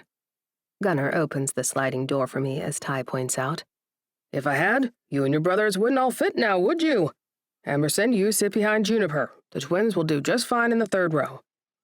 Alder and Tucker groan, climbing up and over the seats and cramming themselves in the back of the vehicle. I bite my lip and stamp down the guilt I feel at taking a spacious captain's chair while the massive hockey players are so cramped. But the trio of brothers is soon joking with their parents about the game, so I try to accept that they'd tell me if it was actually a problem. Juniper turns in her seat. "Are you sure you're ready for this?" Ty brings the van to a halt and puts on his blinker in line to drop us at the door. "Ready for what?" Alder laughs. "Oh, 300 or so rabid hockey fans? Hey, Tuck, did you say the women's team are here too?" Tucker grunts an affirmative sound, and my eyes widen. "I didn't realize it would be so big." Gunnar leaps out of the van on the driver's side and rushes around, offering me a hand. "It will feel small, I promise. We'll set you up in the corner near the nice paws." "Paws?" Tucker claps a massive hand on my shoulder, meeting my eye. "Partners and wives. They'll take care of you, even if you did shun them up in the box tonight." Shun? Had I already made a faux pas in this arrangement? I thought I did everything Gunnar said I should. I feel mildly better when he elbows his brother in the ribs, making Tucker double over. "Don't be like that fucker." He turns to me. "Em, nobody cares that you sat with my family. I promise they'll love you. Let's go inside." Our entree into the building is so vastly different from a post-concert cocktail party that I really am not sure how to walk, where to look, or what to do with any of my body parts. Ever since the tabloid article yesterday and messages from my parents, I've been on edge, despite the dopamine injection from orgasms with Gunnar. I'm glad when he laces his fingers among mine, clasping my hand and tugging me forward. His voice booms above the rock music on the sound system as he says, "Cam, Essence, meet my wife Emerson." A white man and a black woman wearing Fury jerseys turn and smile at me, and the man throws his hands in the air. "Finally, we see her. Essence, she's more beautiful in person, isn't she?" Essence nods. "We read all this crap online and saw all those out-of-context photos." I'm not even sure what images she might be referring to, but I wince all the same. Whatever it was will just add fuel to my parents' outrage. What will it look like if they start responding, retaliating? I remind myself that I'm secure right now. I have what I need. I smile at my new companions. "Well, it's nice to meet you too. I'm new to all of this." I gesture around. Cam nods and looks at Gunnar. "Well, don't be a douchebag, Gun. Get her a beer. We're having the automail." Cam smiles at me. "I promise it's good. Come, sit." He and Essence gesture toward a wooden bench at one of the long tables in the back of the pub, which is spacious, featuring 2 long bars, hustling waitstaff carrying trays of food, and throngs of excited people in Fury gear, as well as a large group of women in hockey jerseys, who I assume are the women I watched play earlier. I smile and accept the drink Gunnar offers, reminding myself to muster the nerve to approach them and tell them how much I enjoyed watching their game. Cam is dating a Fury player named Banksy, while Essence is married to the captain, who seems to be named Cappy. Beyond us, only a few of the current players have partners.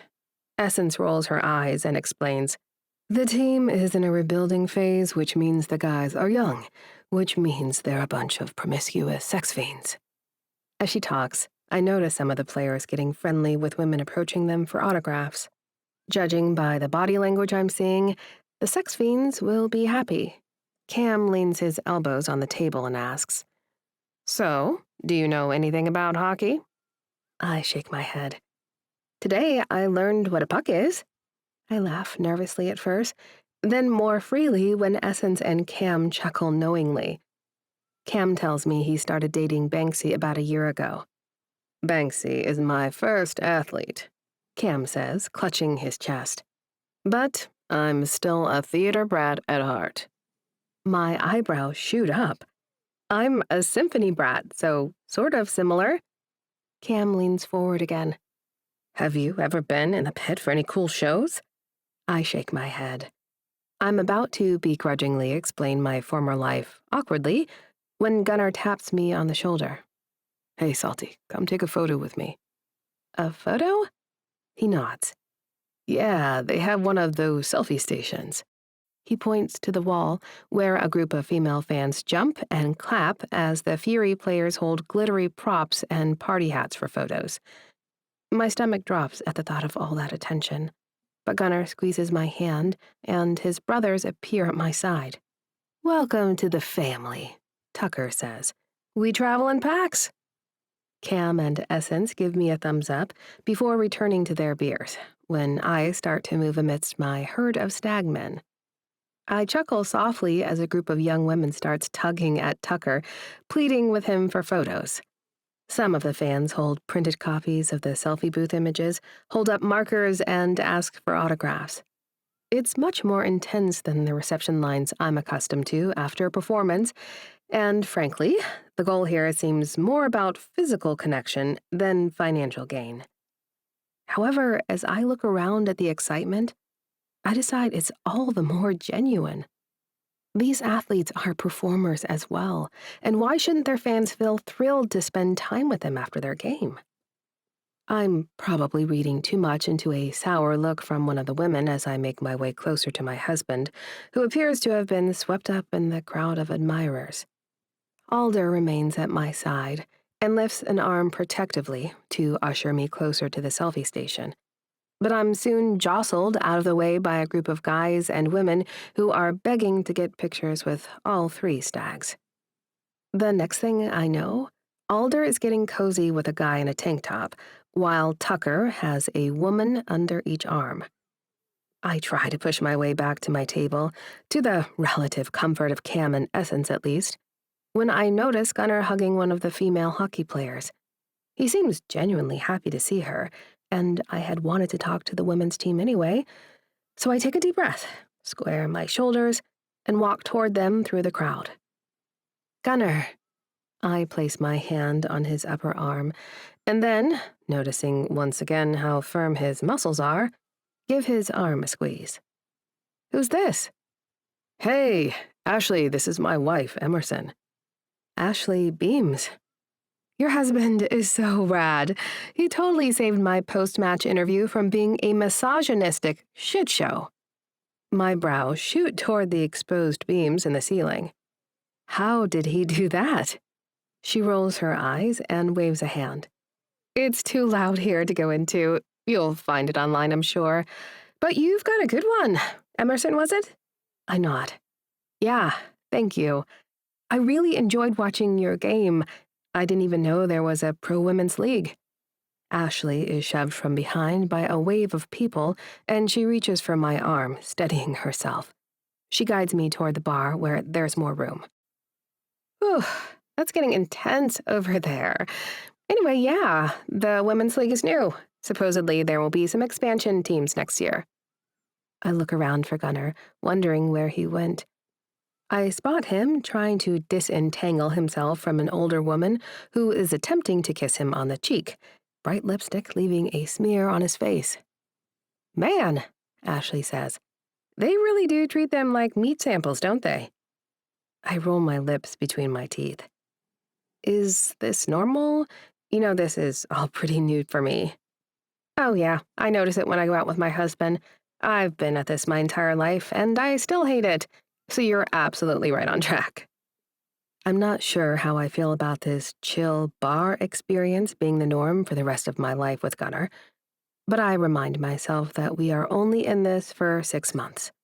6 months to get himself situated with his starting position and endorsement deals, and then I will pretend to break his heart and return to a future still to be determined, I guess. Gunnar must have shaken off the aggressive fan because when he makes his way to Ashley and me at the bar, he's alone, his eyes boring into mine. His arm snakes around my waist, and I feel instantly better, more secure. I listen politely as he and Ashley talk about goalie things. At least I think that's what they're discussing with all this stomach chat and mental preparation references. It's definitely related to hockey gameplay. I reach for my neck idly, where in another life I'd wear pearls, but find none. I remember Gunnar's offer from the other day, and I remember my research on that offer. Alone, in bed with my phone. The thought of it thrills me, which shocked me at first. I saw a few videos of the type of pearl necklace Gunnar joked about. My face heats at the memory of the fantasy my mind created about doing that with Gunnar. As I remember our time together in the kitchen, I know that anything we do together naked will bring surprise and pleasure, unlike anything else. Like he said, we're in this for half a year. I realize that sex could add yet another layer of complication to our situation, but is the potential for explosive pleasure worth that risk? I can already sense that he'd make every encounter enjoyable for me. I just worry I might not be able to return the favor.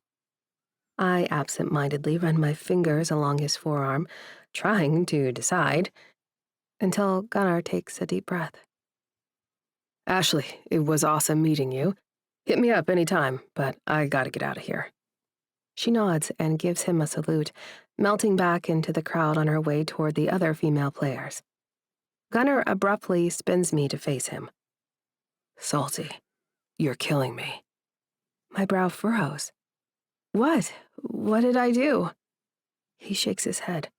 "Tracing those damn fingers all up and down my arm, standing there, looking hot as fuck in my jersey, and you're making sex faces. We have to go home." "Sex faces? Home?" He leans in, his lips brushing against my ear. "If I don't get you home immediately, I'm going to fuck you right here on this bar, and I don't think you're ready for that." I blink, pressing my legs together at the thought of his naughty words. "Oh, damn right, oh," he says, striding toward the door and tugging me behind him. Outside, he raises his arm in the air toward the line of cabs outside the brewery, and before I can blink, I'm skidding across the back seat with a very large, very turned-on hockey player pressed against my side. Chapter 16. Gunnar. "Holy shit! You're Gunnar Stag from the Fury!" Our drivers turned around, staring instead of racing up Smallman Street toward my apartment. I nod, draping an arm around my wife and grabbing a handful of boob when she presses against my side. "I am, and I'd love you to drive me home. Please?" I flash him a grin, and he keeps shaking his head. "I never got a pro athlete as a fare before. This is so great." I drag a hand through my hair, anxious about being stuck here for another hour making small talk, but Emerson steps in to save the situation. She leans forward. Do you want to give me your phone and I'll take a quick pic of you two? Really quick before we get moving? The guy beams, pulling out his phone and fiddling around in his hurry to unlock the screen. I scoot forward and give a thumbs up as Emerson leans back to get us both in the shot. Perfect, she says, handing the driver his phone. "My kids are never going to believe this. I should call them right now and tell them Gunnar Stag is in my cab." I'm about to leap out and just walk home, but Emerson smiles. We would be so grateful if you could get us home. Gunnar is exhausted from his win tonight. The guy's brows shoot up. "Yeah, of course, at your service." And he gives her a wink before zipping out onto the street. I kiss her on the cheek, relieved that she soothed the fan without pissing anyone off. Usually I'm good with this sort of thing, but college hockey fans aren't nearly as wild as the pros, and I'm in a pretty thick fog of pheromones here with Emerson in a Stag jersey making sex faces. The driver continues to talk about hockey, rattling off stats about our team and our upcoming opponents. I could be back here making out, but I know it's in my best interest to listen. I try to grunt at the appropriate times, and thankfully the ride is pretty quick. Before I know it, my wife is tugging me out of the back seat and looking like she's about to pay the driver. I growl at her as I reach for my wallet and hand the guy a hefty tip before slamming the door and scooping Emerson into my arms. "You know I love opening the door for you, Salty. Were you about to pay that cab driver yourself?" She grins. Is that so terrible? You've been paying for everything, and I have hardly left the apartment. I roll my eyes and pull her close, kissing the top of her head. "The whole reason you're here is because of me, and it feels better if I'm being good to you." She hums and looks up at me, then bites her lip. I'm not drunk on alcohol, but the rush of hormones flooding through me makes it feel like I'm halfway blitzed on Emerson alone. You want to be good to me? She traces shapes on my chest with her fingertip. I nod, palms on her ass now. She has the most perfect ass, and I love how it feels cupped in my hands. Her voice is low, barely perceptible. I looked up the pearl necklace. I'm instantly hard, panting at the thought of doing something so dirty, so primal with this woman. You did? She nods. I think you should give me one. I cannot explain how we get to the apartment. I don't know which of us unlocks the door or slams it shut behind us. All I know is we are splayed across Emerson's bed because it's the closest one to the door, and I'm nestled between her thighs with my tongue in her hot little mouth. My dick is so hard, I'm worried it will rip through both our pairs of pants. Actually, that wouldn't be a bad thing because then it would be touching her silky skin. Salty. Chapter 17. Emerson. I wake up feeling warm and relaxed, but as I move to sit up, I'm a little sticky. Nothing a shower won't fix. The bed is rumpled beside me, and I realize that Gunnar slept here with me. I'm not sure what to make of the rush I feel at that awareness, so I grab his shirt from the floor, pulling it over my sticky body, and pad to the kitchen, where he's scribbling a note at the counter.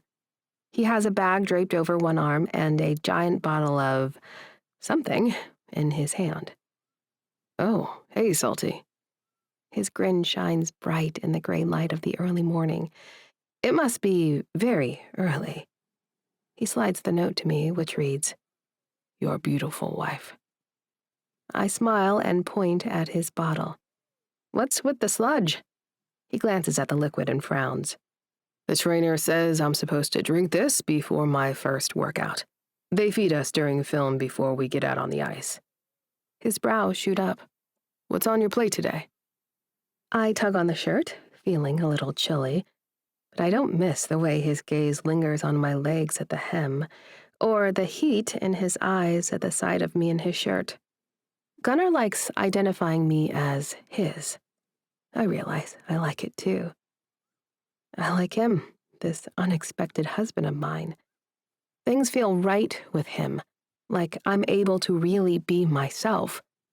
If I could just figure out who that is. I sigh and tell him, I think I'm going to look into that school I saw for kids into music. Awesome. Let me know if I can help. He glances at his watch. I gotta run, but I'll be back this afternoon. And he steps toward me, kissing my cheek as if it's a regular part of our routine. Gunnar's out the door before I pull my hand from my face, wondering why it feels so real if we're just here playing pretend. It's not typical to feel so at home with a man I just met, right? And yet Gunnar and his family have been so welcoming. They make it impossible not to fold into their fabric. It seems hardly a lie that we fell for each other immediately, from my end anyway. I finally shower, reluctantly putting Gunnar's shirt in the wash and considering pulling a dirty one from the pile just to smell him all day. That's gross, Emerson. I chide myself, wondering if I can think of some excuse to sniff him later without it being weird. Is he open to more regular physical connection? Maybe he's just leaning all the way in while this lasts, tightening the ruse as he gets closer to signing the contracts he wants. I sit at the counter with his laptop and consider my options. I would absolutely love to join the String Fury music group, but I don't even know if they're auditioning for new members. Such a niche organization likely receives 1,000 hopeful musicians contacting them every day. I decide the Scale Up Music Academy is a more approachable first step for me in establishing a purpose here in Pittsburgh. According to the website, students from under-resourced backgrounds can attend music classes at no cost, receiving instruments and even concert clothes for free. The school emphasizes many different styles of music, ranging from European classical to African drumming to Punjabi. My spine tingles with excitement at the idea of working in that sort of environment, helping kids discover the power of music and allowing them to explore the sounds and rhythms that feel right to them. No one at Scale Up appears to be forcing children to play one particular type of instrument. Based on the photos online, there is a balance of genders in all of the ensembles. I'm ready to float away as I click the button to apply to work with the organization. Until I'm faced with the reality that I have no job experience and nothing to put on a resume for the application. I don't have a resume. I've never been employed. I've performed in various places, but I lack experience in providing instruction. I don't even know how to be a receptionist. My eyes dry out from a lack of blinking as I confront the crushing fear of having to go back home. My parents believe they provided me with everything money could buy, and perhaps that's true, but it came at a cost. Here I am, unable to flourish without them. I can't work in a music school for underprivileged youth. I can't work anywhere. I don't know how. There's another tab on the website for volunteers with the program, but I realize I can't do that either. Volunteering with children apparently requires background checks and clearance paperwork. That seems just as out of reach to me as a job offer. I slam the laptop closed and walk down the hall to the music/trophy room, smiling at the memory of Gunnar nicknaming it the McTrophy Room. I pause in the doorway, noticing that Gunnar has been organizing his things here. A bookshelf now occupies one wall, the kind with many cubbies. Each cubby displays his hockey awards, and while several boxes remain on the floor, they are neatly stacked. The chair in the middle of the room and my cello are the focal points now. He's carved out space for me, no questions asked. This man is as wealthy as my father, I assume, yet he doesn't use his money as a weapon. Instead, he's eager to make me comfortable, however I define that. On the verge of tears, I hear a buzz from the kitchen. My phone dances across the counter with incoming messages. I risk a glance at the screen, fearing more tabloid or family drama, but see it's from Gunnar. Hospital gala Friday night? Can you make it? Would love to have you at my side, Salty. He even sent a little emoji of a salt shaker. I stare at my phone, realizing that there is something I can contribute here in this city. I can be arm candy at a society event. I can help a wealthy man schmooze at a fundraiser. That's what I was born to do, right? I type a response. You bet. I include an emoji of a dancing woman. I spend the rest of the day grooming myself, shaving, polishing, and moisturizing, so I'll be ready to play my part. Chapter 18. Gunnar. How's married life, Guntown? Our first-line center flicks a puck at me. I kick it out of the way without having to look at it. Better than your wrist shot, Rogers. It's not even a lie. Rogers has a hell of a wrist shot, but living with Emerson is incredible. She's always really happy to see me when I get home from practice, whether I watch at the door while she finishes playing or if she's in the kitchen making us a snack when I arrive. We cuddle on the couch and watch TV until I fall asleep. Then she wakes me up, and I always want to tug her into my bed or sneak into hers so I can spoon her all night. But I guess there's time for that. We've got months left on this bargain. Grantley is back on the ice today, but Coach has me in the net while he works on the starting line. Grantley is not happy about it. I don't blame the guy, but what does he want me to do? I'm playing great, and I know that's because I've got an amazing home life. Brian kept pushing me to appeal to screaming fans, and it turns out I just needed an incredible woman loving me to really reach the next level. Robert snaps another puck my way, and I have to stretch a bit, but I block it with my glove, dropping it behind the net for Alder to scoop up as he makes an arc along the boards. From my perspective, practice is going great. I don't say this to the guys, but I'm sure it's Emerson's influence. She keeps me in a great mood, allowing me to train better. When I train better, I perform better. I'm even starting to feel like I've earned the right to be here. Okay, maybe I got signed in college because of the name on my back. Perhaps I was able to come up early after my brother's injury because of the same name, but our starter is healthy, and Coach still picked me today. I block another set of shots until I hear the whistle announcing the end of practice. I'm totally caught off guard when Grantley shoves me against the wall in the tunnel to the locker room. What the hell, man? Regaining my balance, I shove back at him. Not hard, because it's the same team. He grunts and stomps ahead of me, turning a corner without explanation. Big baby, I mutter, yanking off my gear and thanking the equipment manager, who hauls it away. I have a rotation I can barely explain for my leg pads and neck guard, but this guy always hands me the right shit, and it hardly ever stinks. I try not to think about Grentley's tantrum, which is difficult because he's over in the showers oozing a black cloud of negative energy. The rest of the guys don't seem to pick up on it. Morale is high as we head into our first real matchup this weekend. I've got the gala Friday night and then a home game against Buffalo on Saturday. That means I'll get to see Emerson in that dress and then Emerson in my jersey. Everything's coming up, Gunnar. Brian sends 1,000 messages while I'm in the shower, reminding me about the gala and who I have to suck up to at the hospital. I immediately think Emerson will help me with all that, and then realize I've already come to rely on her for that stuff already. I know it's technically pretend that we're playing house. We're also having explosive sex that's both dirty and more intimate than I'm going to admit out loud.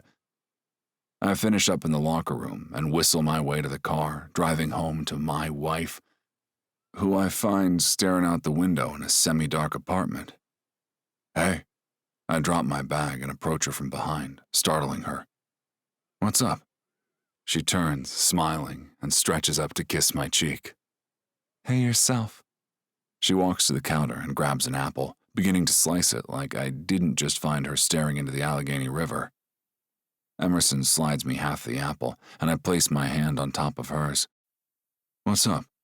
Something's different about you. When she shakes her head, I raise a brow at her. You were just staring out the window in the dark, and now you're slicing up fruit like a robot? Talk to me, Salty. I bite into the apple, and she slumps forward, shaking her head. I don't know what I was thinking. I can't work with the music program. I can't work anywhere. I slide onto the stool across from her. What do you mean? Why not? I have no work experience. You can't gain experience without experience, apparently. I pop another apple slice into my mouth and nudge the cutting board toward Emerson, who hasn't had any yet. I know what you mean. This is actually my first job, too. She huffs. I laugh. Isn't that wild? First job, pro hockey goalie. My first job was supposed to be with the symphony, so I guess it's not wild to me. We munch on fruit until the apple is finished. I scratch my neck, deep in thought. You've played gigs before, though. Don't those count as jobs? You've played games before, too. Fair. I got endorsements in college, though. Small ones. I hold up my thumb and finger close together, recalling the low four-figure checks from video games and once a soup cracker deal. I pat her hand. You'll figure this out, Emerson, because you're tough and smart. But let me know if I can do anything, okay? She shrugs, still looking down, but she agrees to cuddle with me on the couch while watching Yellowstone, so the evening still ends on a good note. Emerson's mood is low the next few days, but by Friday she seems to be all business. The plan is for me to rush home after practice, jump into my tux, and she'll arrange for a car to get us to the gala. I have half a mind to walk since it's only a few blocks up the hill, but my bride will be in heels, and that hardly seems fair. We haven't talked about anything substantial for the rest of this week, and we haven't hooked up again either. It's as if we're really married now, stuck in the rut of routine. But a man can dream about his curvy wife in her sexy dress, right? By the time I get myself situated on Friday, she's dressed and smelling amazing. A scarf is draped around her shoulders, and her hair shines, cascading down her back in loose waves. I can't focus on my tie after seeing her. It feels like the dress has become sexier since I last saw her try it on. Or perhaps she has just grown more beautiful the more I get to know her. Salty. Damn. I swallow. A gorgeous pink flush creeps up her cheeks, but she says, You look nice too, husband.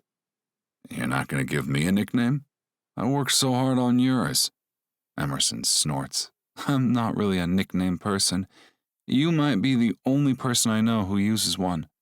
Ah, babe, you can do it. I finally get the tie sorted and dust off my shoulders, giving a little spin as she assesses me with a nod and a smile. She sticks her tongue out. What about smalls? Because you're so big? I wink at her.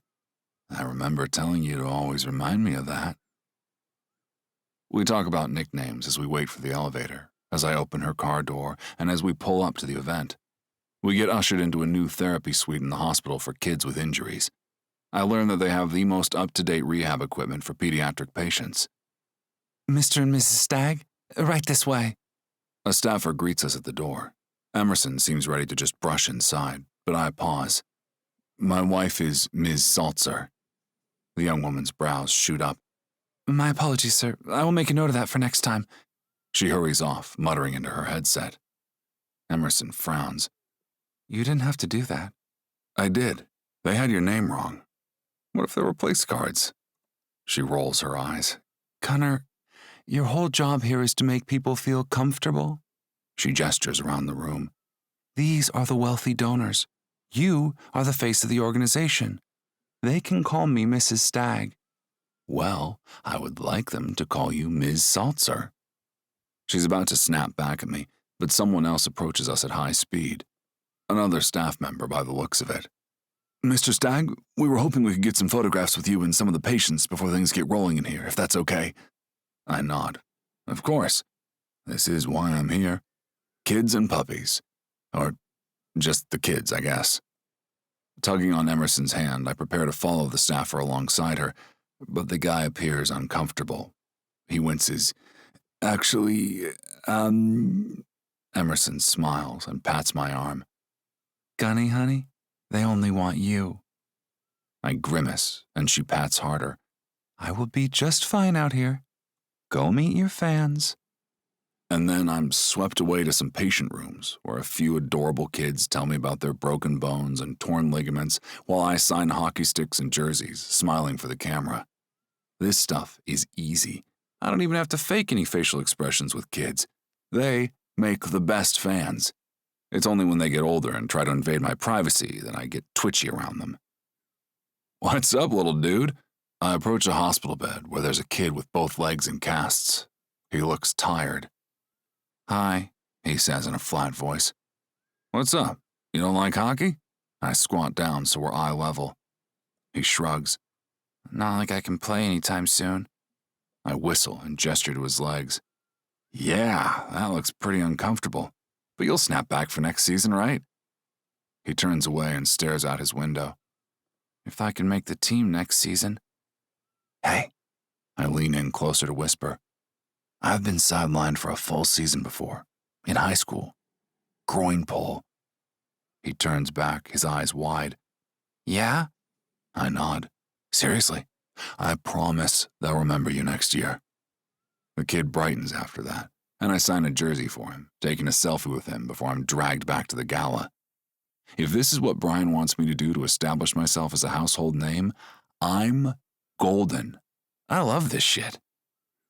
The gala room is much fuller now, filled with people in their finest black and whites, sipping wine. My gaze locks onto Emerson as she chats with the team owner, and I'm drawn to her like she's pulling me across fresh ice. She's so at home right here, talking and gesturing, a smile brightening her face. Except, it's not the same smile I'm used to. I realize she's performing right now. My heart sinks at the thought that I've placed her in a position her father often does, to schmooze with wealthy people for an agenda. Sure, it's a hospital fundraiser and an objectively good agenda, but I don't like knowing that I'm just another man in her life asking her to smile and look pretty for the rich folks.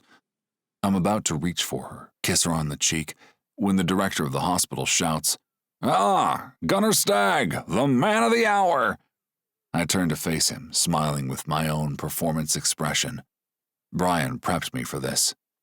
"Flaherty, great event. Thank you for letting me be a part of it." We shake hands very enthusiastically. "Have you met my wife, Emerson?" Flaherty's expression must be genuine as he smiles at her. "I had the pleasure just moments ago. My heartfelt congratulations. I understand the happy event occurred right after our agreement? I don't mind if I do assume that our partnership inspired your nuptials." Emerson's laughter is a tinkle, like little bells in the stuffy space. That must have been it. Gunnar is genuinely excited about interacting with all the children. "I'm sure he is, darling. Have you met Bradford Rawlings from the Kent Endowments?" I lose sight of the puck with all the names tossed at me. As the night goes on, I shake hands with various fancy people while keeping one arm around Emerson's shoulders, impressed at the way she keeps the conversation light and focuses away from herself. She remembers everyone's names and facts about them. I feel like a stranger in a strange land, but I smile and thank them for their support whenever Emerson squeezes my hand. I'm surprised to realize that a few hours have passed, and after several speeches and rounds of applause, we're all dismissed into the night. One thing is clear to me. I owe my wife big time for her help this evening, and even more because giving me this support put her in an uncomfortable position. Chapter 19. Emerson. We passed through the hospital's sliding glass doors into the crisp autumn night, deciding to walk home. Gunnar has taken off his tux jacket, loosened his bow tie, and rolled up the cuffs of his dress shirt, looking sinfully good with the black coat slung over one shoulder. He whistles as he places a hand on my lower back and steers me down the hill toward Butler Street. I squeeze his arm. That was kind of fun. Did you get to meet any of the kids? He nods and makes a contented sound. The kids are great. I had no idea what to do with myself for the rest of it. He gives my bottom a squeeze and then doesn't move his hand away. I was really glad you were there to talk me through it all. Warmth spreads in my chest at his remark. Well, you know I can rub elbows with the best of them. Gunnar makes a low sound and then pauses at the corner. I feel like I've put you in an awkward position, asking you to do that when you came here to get away from that kind of thing. My mouth drops because he's right, and yet tonight felt different. I never once felt pressure to say anything specific or promise anything beyond a whirlwind romance with the man of the hour. Gunnar, I had fun tonight. I enjoyed talking you up. Yeah? His crooked smile is adorable. Yes, I nod. Truly. Gunnar presses a kiss to my forehead. You hungry, Salty? I could eat an entire cow. He stabs the button for the crosswalk signal and glances at me, questioning. I could eat? And then he grins, his white teeth glinting under the streetlights. Does he really have to be so handsome? I could maintain boundaries and keep things chill if he didn't look so good. It's all well and good to have dirty sex, but if I'm going to disappear in a few months, I can't be falling for this man emotionally. I clear my throat. Your coach mentioned something about a shoe deal, that you're going to shoot a commercial? He nods and gestures for me to turn left. We approach a bar, and he holds the door open for me. After you, Saltz? Maybe I should call you Shaker. Salt Shaker. You want a burger?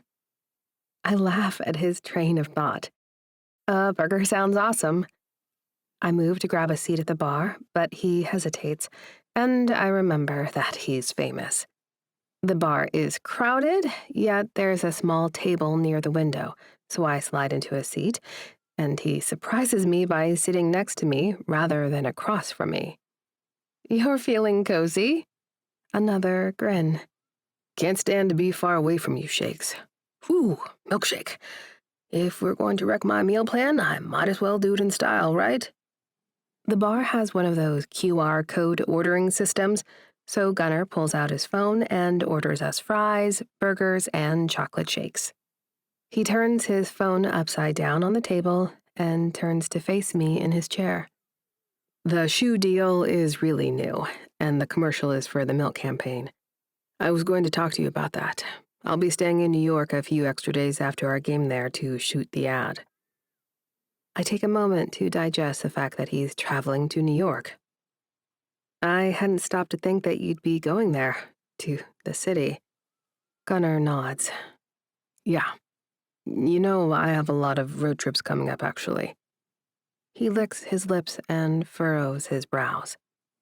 Brian thinks it could be really beneficial if you come with me. Make it seem like you're visiting your family while you're in town. My eyes fly wide as the bottom drops out of my stomach.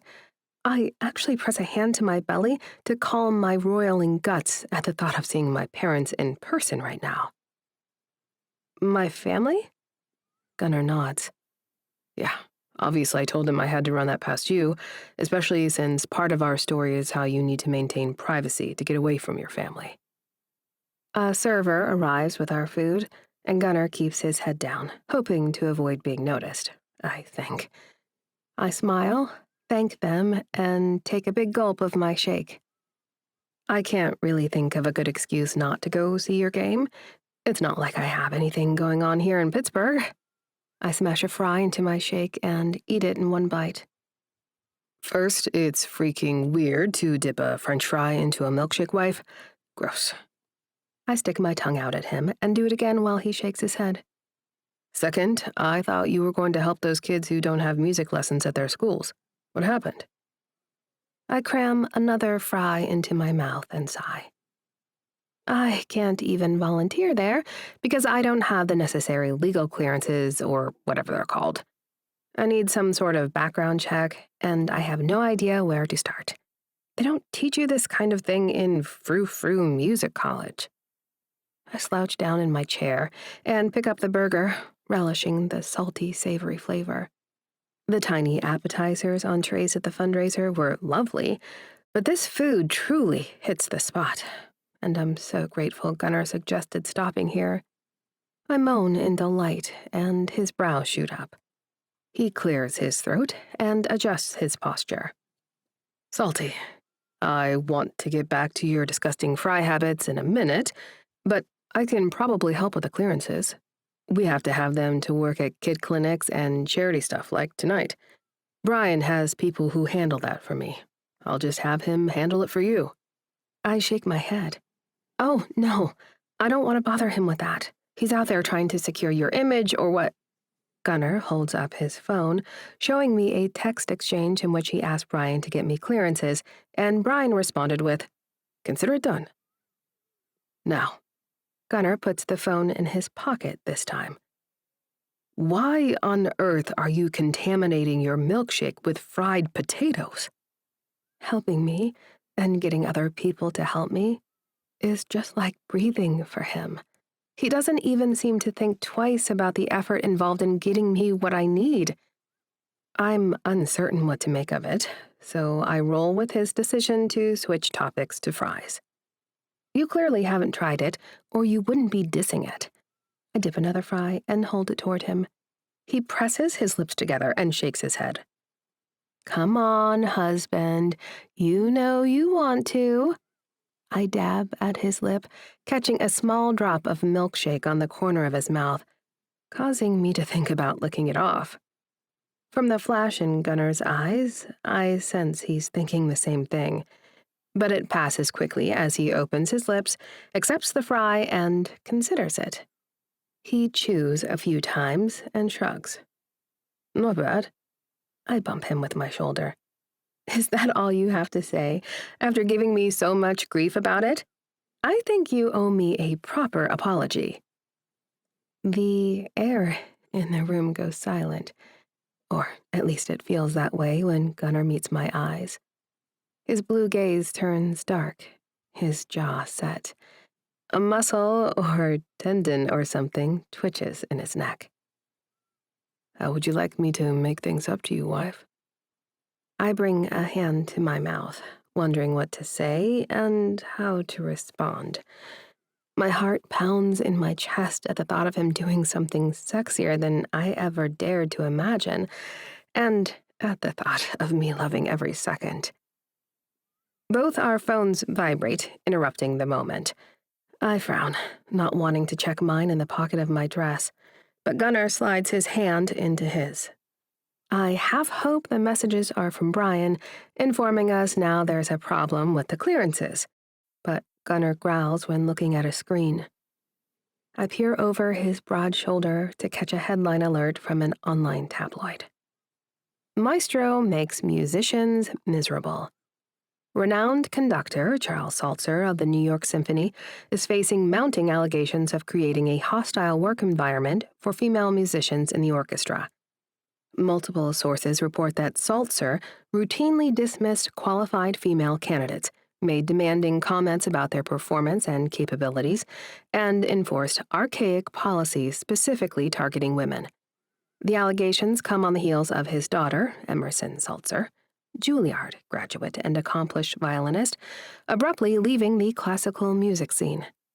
Maestro Saltzer claimed that the young musician was addressing mental health concerns. This publication wonders if a respite from the senior Saltzer was in itself an improvement to the younger Saltzer's well-being. This is a developing story. I stare at the article, reeling. I've been holding my breath, waiting for something awful to come out in the news about me. I've always been led to believe I was the problem, the diva, the difficult musician basically making my parents' lives harder. This article is junk journalism, to be sure. But it's not about me. I don't know how to feel about other people giving voice to these suspicions I've had that my father is a jerk, that my father is the problem. I start sweating and breathing heavily as my reality is shattered. Hey. Gunnar's hand is gentle on my thigh, squeezing. You want to go home? I nod rapidly and take a final gulp of my milkshake. He sets a bunch of cash on the table, wraps his tux jacket around my shoulders, and ushers me out the door toward our apartment. Chapter 20. Emerson. I'm numb back at the apartment, as if I can't figure out my next moves beyond kicking off my heels. I keep repeating the word hostile in my mind, jarred by seeing someone else, albeit an anonymous editorial reporter, refer to my father that way. Hostile is exactly right. My entire life has been a hostile environment. I had never encountered that phrase before seeing it on Gunnar's phone.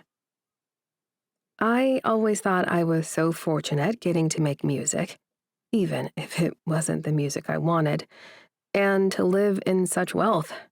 I never lacked anything. Although that is not true. As my unexpected hero ushers me into my room and gently unzips my dress, his hands gentle on my back as he slides the gown down my shoulders, I realize I've never experienced this kind of caring physical touch. You are so important to me, he says, palms skating along my skin. I can't believe I asked you to come to New York and act gooey for me with all this crap going on in your life. I lean into his touch and shake my head. It didn't feel gross, not when it was for you. My lashes are wet and my chest tightens. I know you aren't expecting it, that you appreciate me. I stand in my fancy underthings, staring at myself in the mirror above my dresser, still motionless as Gunnar hangs up the dress and grabs my Stag jersey from where it's folded at the foot of my bed. I let him slide that over my head and melt into him when he pulls me into his arms, kissing the top of my head. I definitely appreciate you. What do you need, Salty?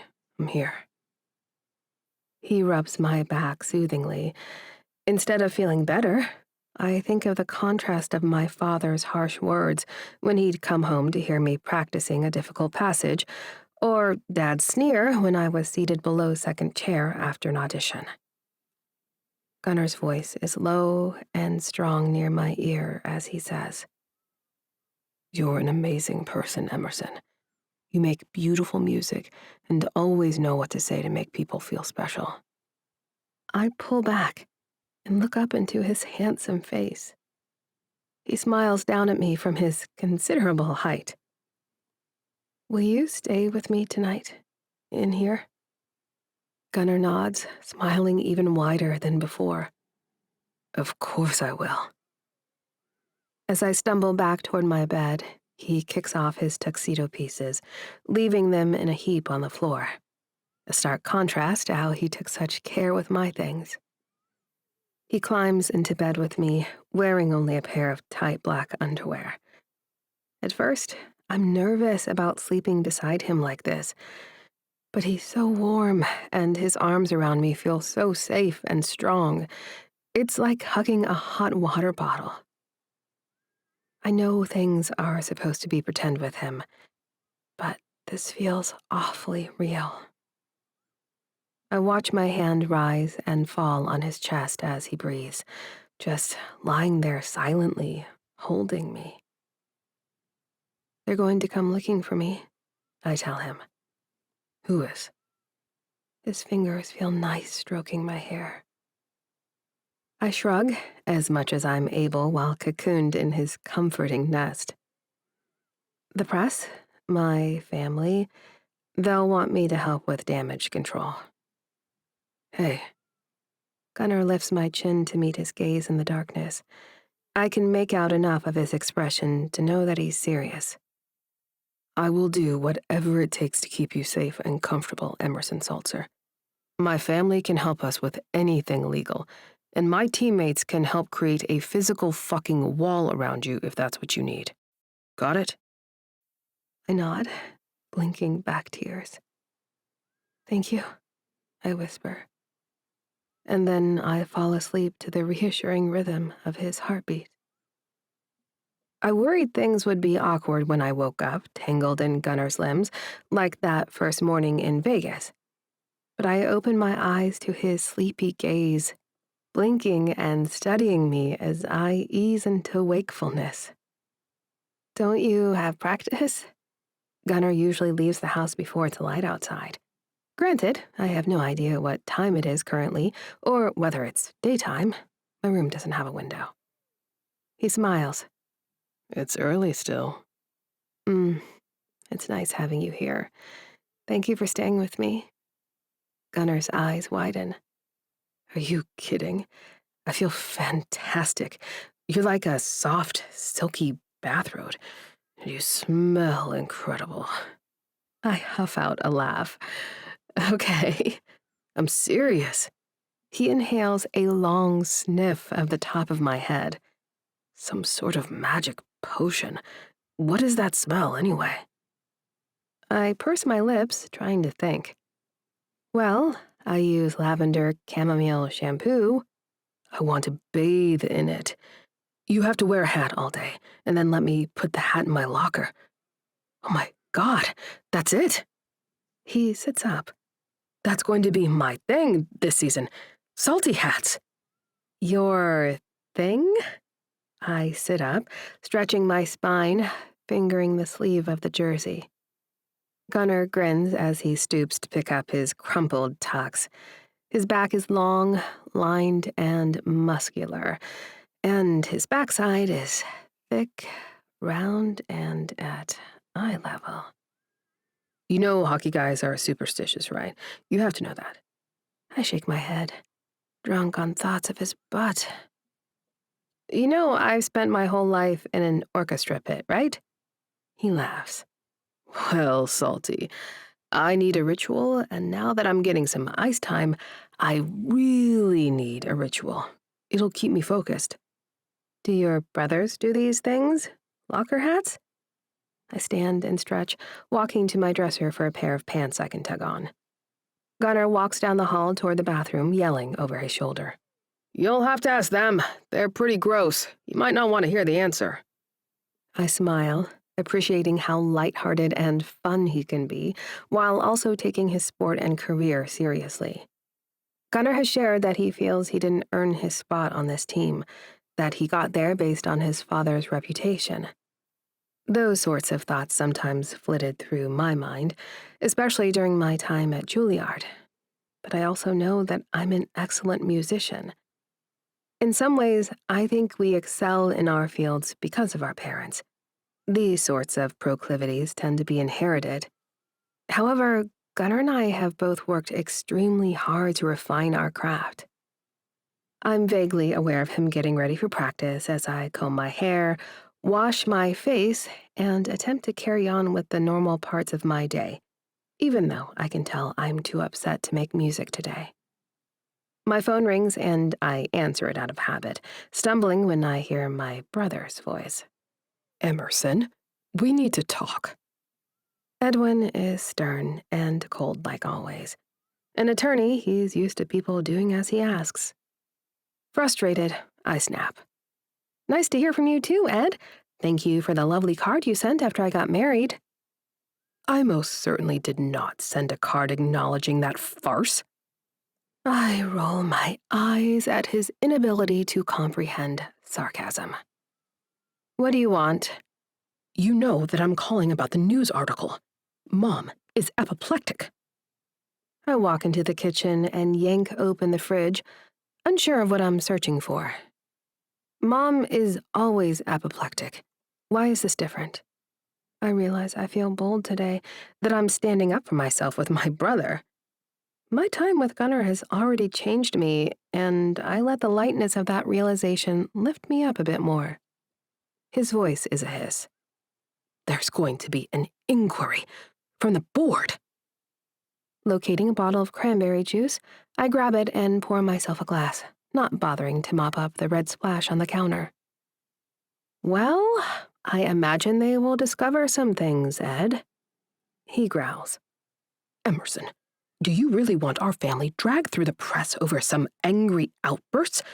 Conductors are perfectionists. It's pretty universal.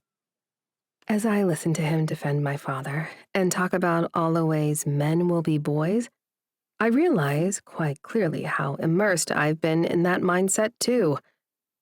Running away on that train feels less and less like a mistake with every day that I spend with the Stag family. I truly escaped something awful. Edwin, I interrupt my brother, possibly for the first time in his life. His sharp intake of breath indicates his surprise at my doing so. That behavior is universal among men who can't accept the world is changing. If women feel uncomfortable in the symphony, we should listen to them and act differently. He starts to sputter something about orchestra sounding just fine without women, and I see red. Do you really think you're helping to convince me to defend Dad? Are you seriously dismissing women's contributions to professional symphonies? My brother is just like my parents, viewing me as a pawn or something put on this earth to uplift my father and his precious reputation. I can't listen to him another second. I snap. Find someone else to listen to your crap.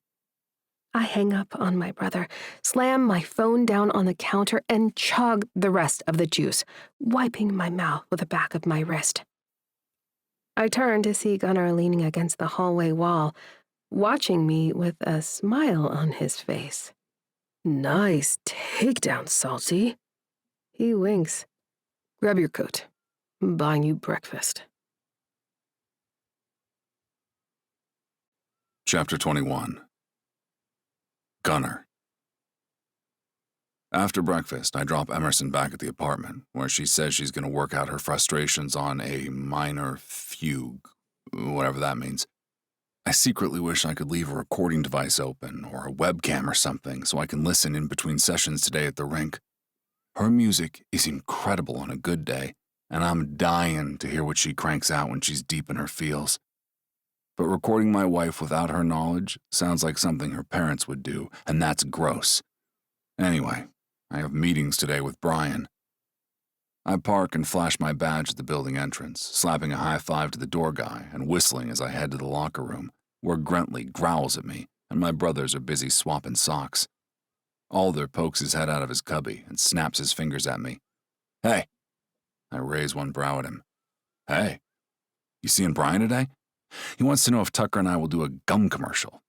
He reaches into his sleeve to apply deodorant and then takes off his shirt. His warm-up rituals are seriously odd, and I'm saying that as someone who just asked his wife for a hat to sniff. You and Tuck will be amazing in a gum commercial, bro. Why wouldn't you say yes? I start arranging my things so I can put them on, setting my gloves and mask to one side and hanging up my chest protector. Grentley continues to give me the stink eye as if he's not doing the same shit. Alder groans. It just feels like one more thing, I don't know. I check my pants, neck guard, and knee pads and set them to the other side. Alder is already halfway dressed while I'm still pulling shit from the bag that the equipment manager wheeled in front of my locker. My brother watches as I step into my goalie jock. He points at it. Speaking of blocking cock, I glare at him and he laughs. You're bringing Emerson to Stag's giving, right? I yank on my knee pads. Of course I'm bringing my wife to our Thanksgiving. I need to ask my wife about Thanksgiving. I step into my pants and Alder starts lacing his bowers. He scratches his neck as I start strapping on the leg pads. He scrunches up his face and says, I want to see if Adam will come. With me. To Thanksgiving. I pause midway through pulling on my right leg pad. You're getting serious with that guy from the bar? That's cool. I still need to meet him. Alder shrugs. Yeah, Thanksgiving might be like trial by fire. Coach hollers that we have 2 minutes to get on the ice. I hurry up tying my chest pads to my pants. Alder hesitates, clearly wanting to get out to practice, but also not finished discussing it. Hey, I tell him, we could go out. Just me, Em, and you two. Ease into it. He taps his fingers on his helmet and nods before jamming it on his head. Yeah, thanks, man. And he's gone, leaving me wrestling with my jersey on my own. The morning practice is pretty great, apart from Grentley snorting and stomping around. I appreciate that my brother felt he could share with me about his relationship. I like that I was able to comfort Emerson when she was upset last night. Although she grew up in the limelight, she's clearly new to this kind of press and people getting up in her business in an invasive way. I sometimes forget how much those articles can sting. Frankly, I think there's more truth to that article than not. I wonder if Emerson has someone to talk to about the shit her parents put her through. As I hurry back out of my gear to meet Brian, I try to remind myself to check on that later. Brian is seated in the cafeteria, where all the guys are being served their specific post-ice time and pre-cardio nutrition.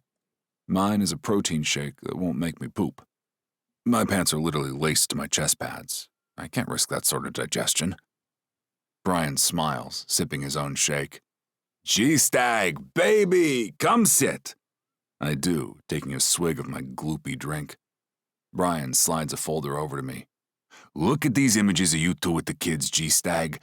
Golden. Perfection. I love it. The milk people love it. The mommy bloggers love it. Thanks, he nods. We need to get you out there a bit more, though. You doing the Fanfest in New York? Don't bother answering. You're doing it. I'm thinking it's crucial to have your lady there with you, too. The paws can get matching shirts, right? Who would order them shirts? Brian scribbles something on the folder as I keep sipping my drink. A lot of the time, it feels like I don't really need to be present for these agent meetings. But I also feel a creeping sense of unease as Brian rattles on and on about how much the press is going to love seeing Emerson beside me at the fan event and how she will look in a Stag jersey. It feels manipulative, as if I'm some other dude like her father, just wanting her to play a part. I don't want her to play a part with me. I want her to enjoy being with me. That realization makes me really happy. Not at all what I expected. What if she doesn't want to come to New York? I fiddle with my empty glass. Things aren't good between her and her family. Brian nods. I saw the article. However, we need her to be there. We can arrange for her to stay in the hotel where the team is staying and try to avoid mentioning her family. Has she received any media coaching? Let me send someone to your place. I wince at the thought of that. I need to ask her before you send someone, Bri. Come on. He sighs audibly and finishes his drink, crumpling the paper cup. Fine, talk to her. Text me. Get your brothers to say yes to the gum thing. They're being weird, G-Stag. Why are your brothers being weird? I laugh. I don't know, man. Don't I have enough going on without bringing them into it? Maybe they're just weird. He cackles. You sound like your old man. He slaps the folder shut and stands, holding a hand for me to shake. Text me about the media coaching kid. And don't think I forgot about the puppies. I also stand, heading toward the door in our off-ice cardio session.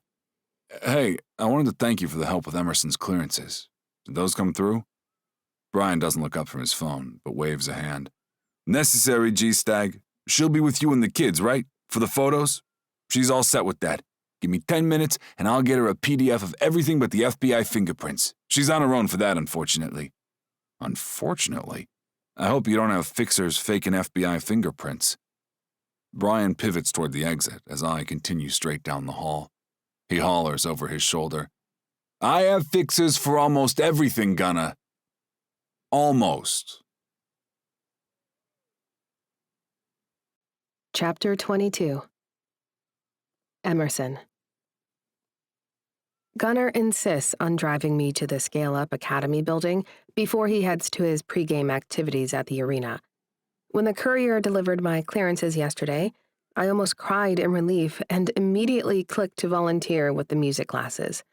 The director texted me within minutes, saying they need all the help they can get. So, here I am, missing a Fury home game, but Gunnar assures me that nobody can possibly attend every match. We sometimes play 4 times a week, Salty. You need your you time. He pulls up in front of the building and leans over to kiss my cheek. It seems like an innocent enough gesture, but my nerve endings didn't get the memo that he was just being supportive. No, my body starts screaming at me to grab his collar and cram my tongue in his mouth. I'm breathing heavily when I say, Good luck tonight. Is it okay to say good luck to a goalie? He nods. Yeah, what about you? Do I tell you to break a bone, or is good luck okay? I laugh. We don't do good luck. You can tell me to have a good show, except I'm not performing. So maybe it's okay to wish me luck?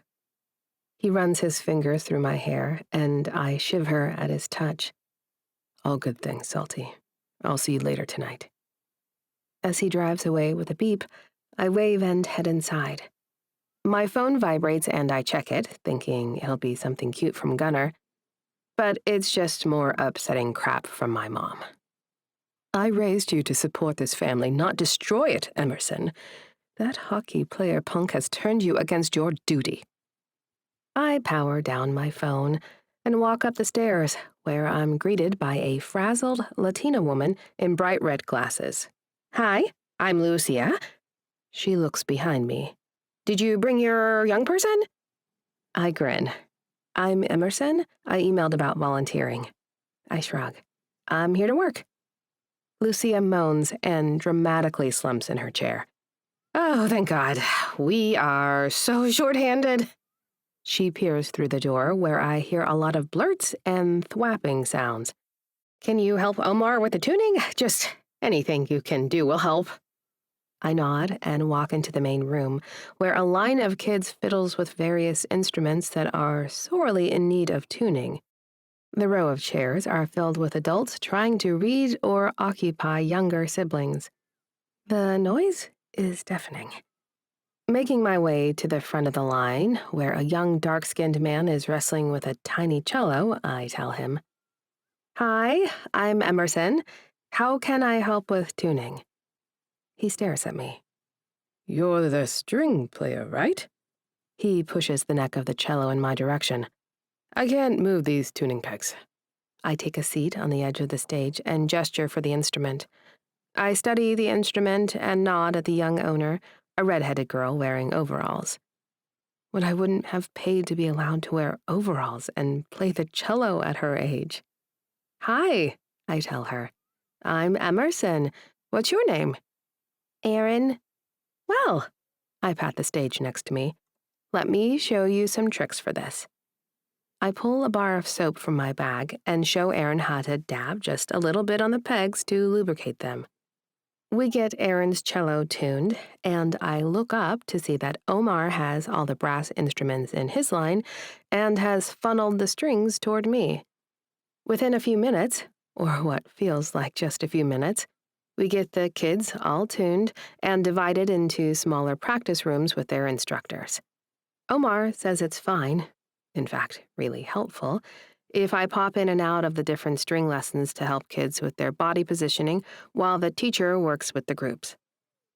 I've never enjoyed anything more, and that includes all the fantastic experiences I've had with Gunnar, as well as performing at the Sydney Opera House. These kids are bright and eager to learn about music. It holds a sense of mystery and discovery for them, and their enthusiasm makes the lesson all that much more exciting. I was crammed into classical style lessons starting in preschool, but these kids are experiencing music for the first time as elementary-aged kids. I love that I'm a small part of their instruction, of stoking that fire they feel for the music.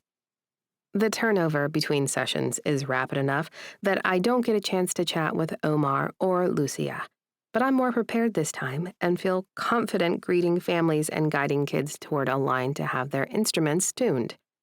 The second session is comprised of older kids who have a little bit of experience, and I enjoy it just as much because these kids understand the effort involved in making music, yet they still choose to be here.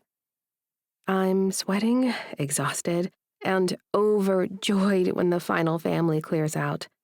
Lucia grabs at her lower back, and Omar whistles. "Great job today, team. Emerson, you good?" I smile and sit cross-legged on the stage. "I'm great. When do you need help next?" Omar laughs. Every day, all day? Seriously, how much time you got?" I explain that I'm currently not employed. Music is incredibly important to me. I have both the time and enthusiasm. I want to help. Lucia starts gathering her things, shaking her head.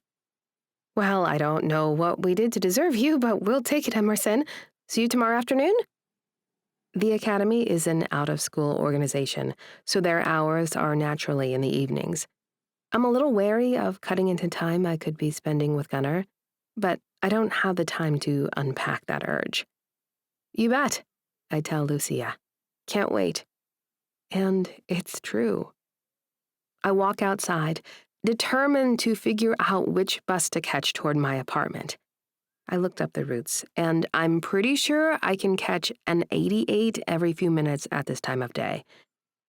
I'm thwarted by a pleasant honk and a woman leaning out of her car window hollering my name. It's Gunnar's mom. "Juniper?" I walk toward her black SUV. She beams. "Gunny said you might need a ride home. I wasn't sure when you'd be finished. Hop in." My mouth drops open, but I walk around to the passenger side and climb aboard. The vehicle smells like food, and my mouth waters immediately.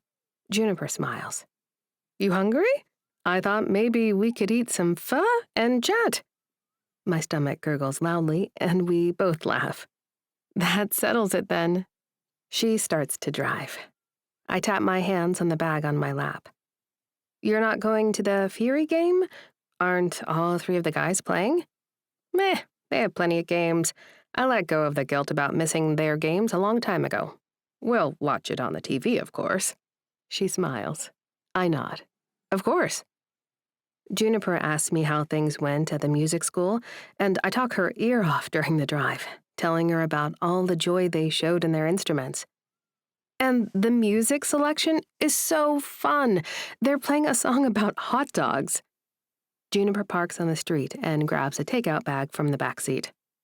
Nothing like a song about food to put everyone in a great mood. Up in the apartment, I can tell that she's used to moving about the space, but she hesitates midway through setting up the game on the giant TV. "I'm sorry," she says. "This is your house, and I'm barging in as if I own the place." I shake my head. "Not at all. I don't know how that thing works anyway." She laughs and gets back to work pulling up the game, while I grab us bowls and silverware. I appreciate how Juniper sets up the food on the coffee table where we can be comfortable eating on the couch. This family is so casual, yet so intimate. It's easy to feel good around them. It makes me realize how much of my life I've spent feeling bad. "Do you eat meat?" I wasn't sure, so I got one chicken and one veggie. We can split them. I interject. "I eat everything." We work together, scooping the food into 2 giant bowls, along with the rice noodles, bean sprouts, basil, and lime. Juniper dumps hot sauce into her soup and offers me a packet, but I scrunch up my nose and shake my head. "Okay, so I don't eat everything. We're quiet as we watch Gunnar, Alder, and Tucker being announced as starters, and Juniper eats a big bite of her soup before saying, "I was so sorry to hear about the article. Gunnar's Uncle Tim asked me to share that he is ready to help legally, however you might need. You know, he's already Gunnar's lawyer, so he's pretty looped in." I furrow my brow. Legally? What would that mean? She leans back against the couch and takes a slurp of broth. Swallowing, she says, "Things might get dicey if your family wants to retaliate against whoever wrote the article." My expression must reveal my unease about the whole situation because Juniper squeezes my leg. "I want you to know we've fought this kind of crap before, and our family is here for you, okay?" My throat is dry, and I take a sip of my soup, not sure what to respond to her offer. I don't even know what I would do. I've just been hoping it will all die down. I haven't answered my parents' calls, and the longer I avoid speaking to them, the more I realize that it's a healthy choice for me right now. I have space here to discover what I like, to eat when I'm hungry, and to wear clothes that make me feel good. I know I stumbled into this as a drunken mistake, but every day in Pittsburgh feels more and more like I have finally found my real life, the one I'm meant to live. Juniper sighs. "Honey, I don't think it will blow over so easily. I haven't met your father, but I've met men like him." I frown. "Meaning?" She looks at me quite serious. "He's wealthy and powerful, and someone is threatening that. When people feel threatened, they act in their own interests and often don't consider the people they harm in their wake." Her words ring in the air as Gunnar blocks a shot on the ice and the announcer screams his name. We hear a roar from the crowd that continues as the camera zooms in on him. He's smiling, beaming, really. I know in my gut that my father will attempt to wipe that expression from his face. Chapter 23. Gunnar. Coach is focusing extra attention on the goalies during practice this week as we prepare to hit the road to New York. I played pretty well in our home games, but Grentley is back to 100%, and I can tell he's pushing to reclaim his starting spot back. The pressure to get out there and stay out there is worse than actually playing in the game. Once I'm on the ice, I'm focused and confident about what I can do. This horseshit with him shoulder-checking me in the locker room and glaring all the time, it drives me bananas. Emerson actually gave me a hat to put in my locker that she wore for hours, so I give that a big huff before I get dressed. Across the bench, Grentley stares at me creepily while lacing his pants to his chest protector. I'm partly impressed that he can tie all that without looking, and partly pissed off that he's pulling these kind of juvenile intimidation tactics on his teammate. I think about Emerson, growing up in a house with a bully of a father, and how she pulled up the courage to hop on a train and escape. Grentley and his bad attitude are nothing compared to that. I sniff the hat again, and with her scent fresh in my mind, I wink at my crazy counterpart and head out to practice. Anton is out there flipping pucks into the air on the blade of his stick, and he winks at me, signaling that I should hit my ready stance as soon as I get into the net. I stand with my knees bent and gloves up, and in my periphery, I see Grentley making his way toward me. However, I keep my eyes locked on the puck that Anton flips around. I feel the tension build in my body, ready to go into a butterfly when Anton lets the puck loose. He skates around the net, and I track his movements. I'm taller than Grentley by a few inches, so I know I take up a lot of space, even in a ready stance. It's basically instinct for me to flip my glove toward the top corner when Anton shoots, and I close my glove around the puck with a laugh. I've got this. After practice, Coach asks Grentley and me to meet him in his office, so I hurry through a shower and drop off my gear with the equipment manager. I give Emerson's hat one last sniff for good luck, but realize Grentley isn't in the room. I hustle to Coach's office, but Grentley isn't there either. "Come on in, Gun." Coach rubs at his temples. "Grentley's agent threw a fit, and I met with him separately. This doesn't need to be a big deal." "Huh. Okay." I take a seat across the desk. I hadn't thought about calling Brian about any of this. Should I be talking to my agent before I discuss lineups with Coach? What's up, Coach? He taps the desk and smiles. You're doing great out there, Gun. More and more teams are using goalie tandems nowadays. I nod. Sure, it's a long season. I try to remain neutral about this. I know the other guys on the team place a lot of weight into making that first-line rotation. For keepers, it's more about building stamina for a whole game and keeping your head focused for all 3 periods. Coach leans back, relaxing a bit. The Fury wants to move to that flexible model, son. We believe both of you bring something special to the pipes. We're going to alternate you on this away series. A weight melts off my shoulders as I realize I've earned a place out there. I think about the Boston goalies who embrace each other after every game, regardless of which one played on the ice. Somehow, I doubt Grentley and I are headed in that direction. What did he have to say about that idea, sir? Coach hesitates and purses his lips. Focus on your game, Gunnar. He turns in his chair and starts clacking away at his computer, signaling to me that we are done with this conversation. I back out of the office, unsure of what it all means, but eager to get home and tell Emerson what happened. How great is that, though? I have someone at home I'm excited to talk to about work, and I'll get to hear about her experiences with the music kids, too. Things with Emerson are beginning to feel less like a cover-up ruse and more real. I swing by the grocery store since I know she'll be volunteering later than I'll be at the arena. She made me promise not to pick her up like an overexcited mom at an elementary school, which is a comparison that made me laugh. I still think I should take care of her more, at least arrange for a driver or something until she learns to do it herself. But she seemed really excited about taking the bus, and who am I to deny her an adventure? I think about the peace of mind I'll have knowing there's a planned rotation for me and Grentley in the upcoming games while I dice ginger and smash garlic to saute with chicken and vegetables for dinner. I even grabbed some salted chocolate truffles for my salty since I know she likes that stuff. Eventually the door opens and she bursts in with a huge smile on her face, arms full of folders. Oh my gosh, it smells amazing in here. She sets the papers on the counter and peels off her coat, hanging it beside mine on a peg like even our jackets were meant to be together. And then she throws her arms around me and kisses me on the cheek. How was your day? Her eyes twinkle, and I can't help but laugh, feeling so damn happy and content. It was great. Give me a minute to dish this up and I'll tell you about it. She nods. I'll run and change into my comfy pants. I want to tell you about my day, too. She emerges a moment later in leggings and a baggy t-shirt that I think might be mine. I'm really fucking distracted by the swell of her ass in those pants. The hem of the shirt stops mid-cheek, and it's difficult for me to contain my urge to lift it and just squeeze all that beautiful butt. I clear my throat and grab our plates, bringing them around the counter and setting them out by our stools. Emerson takes a big mouthful, groaning in delight before she swallows and tells me, Lucia and Omar were more than happy to have me take over some of the registration paperwork. She points at the pile of folders.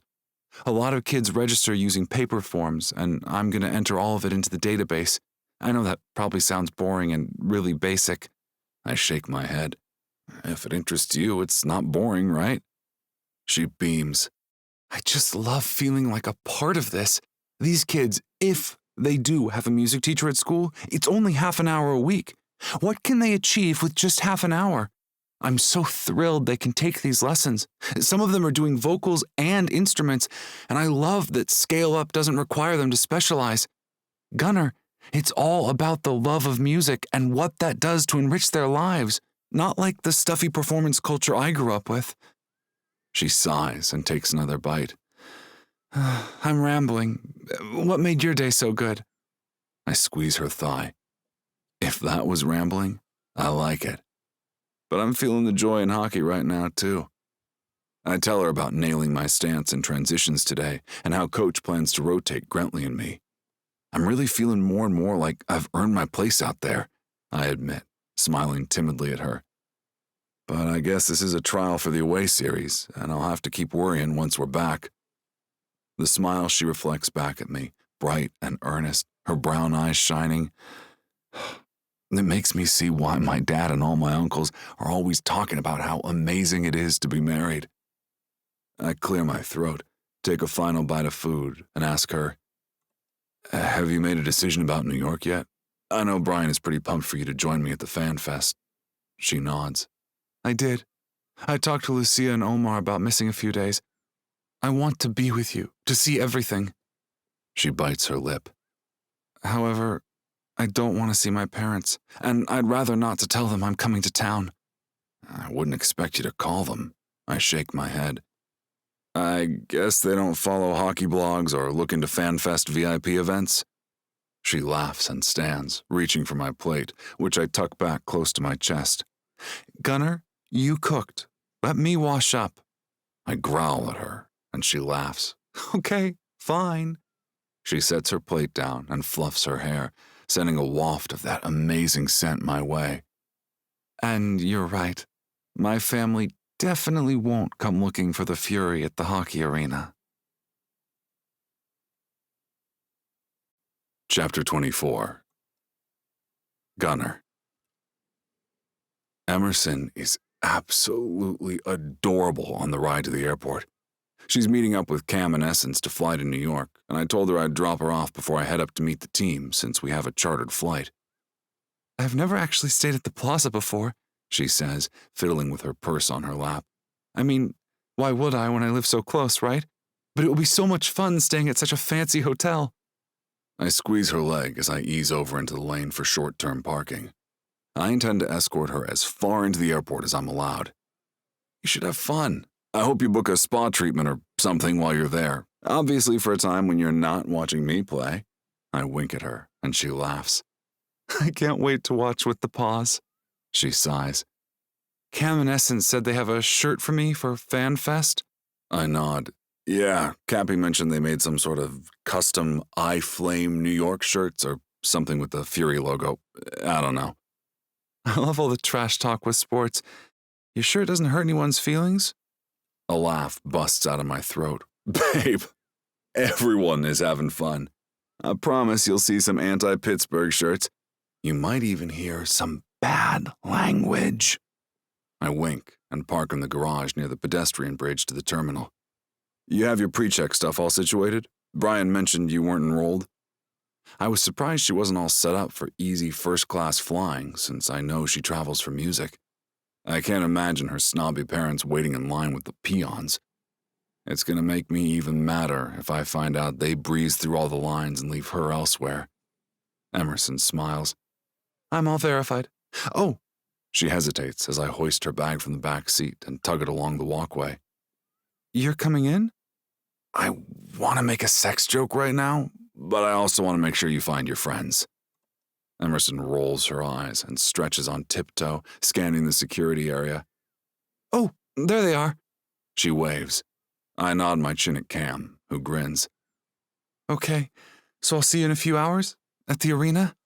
Emerson bites her lip, and I scoop her into my arms. I will see you there. I press a kiss to her forehead, loving the sigh she lets out when I do. Then, feeling brave, I bend to kiss her mouth. Just a soft little press of my lips to hers, like a husband would totally do if he was really in love with his wife.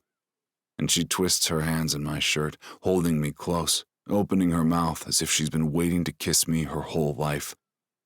I pull back, breathless. Okay, Salty, they're going to arrest us for indecency if you keep that up. She makes a nervous sound, and I squeeze her backside. See you soon. I watch as she heads down the escalator to Cam and Essence and waves before breezing through the security check. My own flight is obviously easy since we all are scanned and checked, and our equipment staff deals with all the complicated luggage, like expensive ice skates and goalie gear. I just need to show up in a suit and look good. We don't even have to check into the hotel or haul our own shit to our rooms. The bus meets us at the airport and takes us straight to the arena to change into jeans and jerseys and meet up with the fans. I'm not gonna lie, I love this. This is a controlled environment where I am prepared to be photographed, and I know nobody is taking anything out of context. These are all fans who either traveled to meet us here or root for us from another city, so that makes them all the more special. We meet on the mezzanine level of the arena, where tomorrow 18,000 fans will line up for hot dogs and beer. Today, it's just the select 1,000 or so who got tickets. I realize that might be an overwhelming number of people for Emerson. I should have prepared her more, that there will be tons of booths and stations where people can meet specific players, shoot inflatable pucks at fake nets, or even get a team tattoo. I sort of hope Emerson skips the tattoo line, just because I want to be there with her when she gets her first ink. I know that's selfish, but something tells me she won't go for a Fury tat today anyway.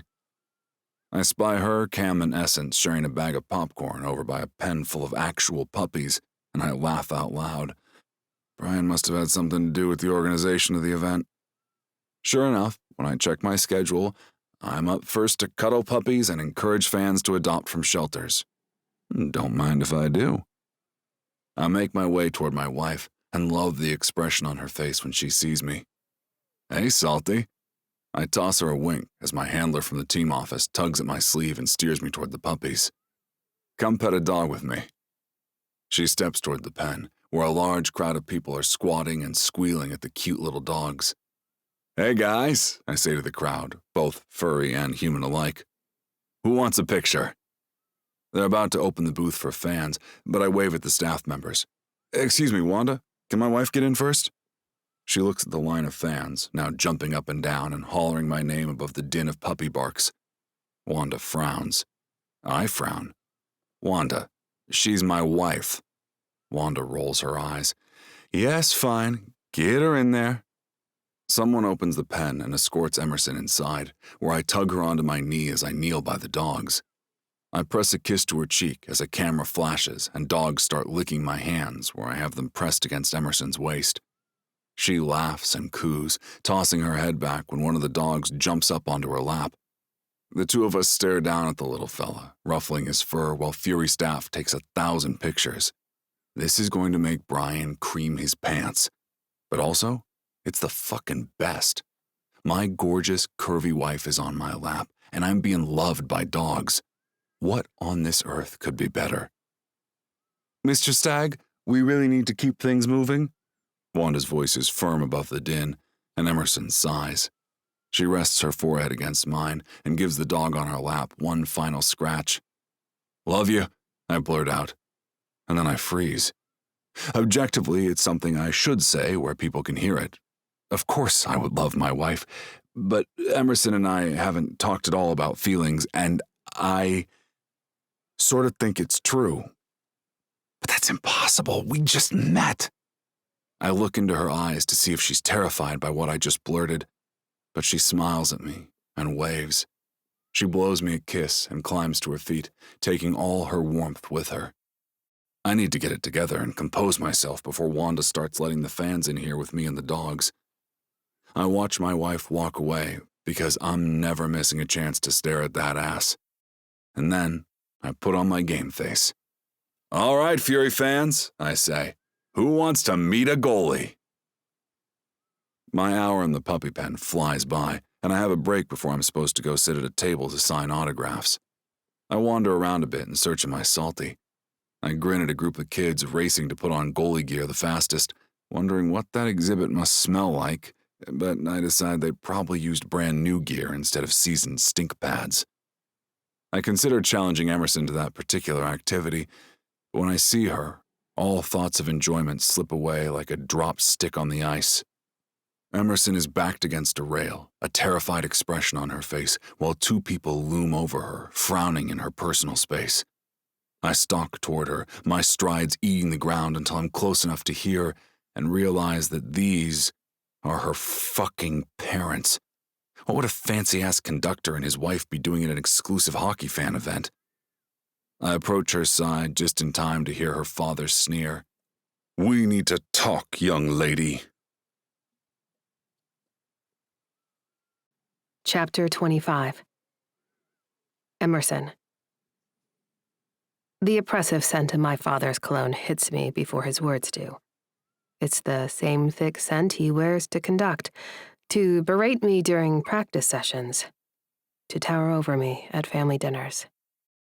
I grip the railing behind me. I don't respond when he says we need to talk, but I glance at my mother. I don't think I was expecting warmth in her expression necessarily, but I'm stunned to see the icy fury etched into her face. My father gestures at my shirt, the one I love matching with my new friends.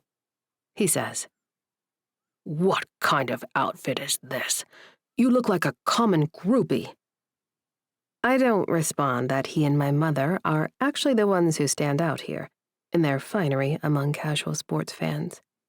My parents are pinch-faced and broody, while everyone else is excited to be here with their heroes. My mother hovers at his elbow, wringing her hands. "You've completely let yourself go. Have you gained weight?" I swallow my rage and the bile that rises at her hurtful words. "What are you doing here?" My voice sounds small, as if I'm the person I was before I hopped on that train. My father's jaw clenches. "The board meeting is tomorrow. We've spoken, and they're willing to overlook your indiscretions if you return now. As you know, the symphony needs a fresh young face to weather this storm." "I don't want—" "What you want is irrelevant," my father snaps, stepping closer and lowering his voice. "Look at yourself. I warned you this is what comes from women playing the cello. It's indecent. Weeks spent spreading your legs for that instrument and some hockey player." My mother touches his arm. "That's enough. Someone might hear." My heart pounds. I can hear it, feel it in my throat. I'm going to be sick as my father snarls. "Let them hear." His face reddens. "Our daughter is debasing herself, living in sin with that overgrown—" "Is there a problem here?" Gunnar's voice cuts through my father's tirade. My husband positions himself at my side, slightly in front of me. He appears casual, but I can feel the tension running through his tight body. Strength radiates from Gunnar in contrast to my father's brittle anger. "This is a private conversation." My father straightens his tie. "Family business." "Your daughter is my wife." Gunnar's tone remains measured. "And you're making her uncomfortable." "Wife?" Father scoffs. "That drunken Vegas spectacle hardly counts as—" "Security?" Gunnar raises his hand, and I notice 2 men in black shirts already approaching. "These people were just leaving." "You can't dismiss me." "Actually, I can. This is a private event, and you're harassing one of our VIP guests." Gunnar's smile is ice cold. "We don't allow fans who disrespect our guests."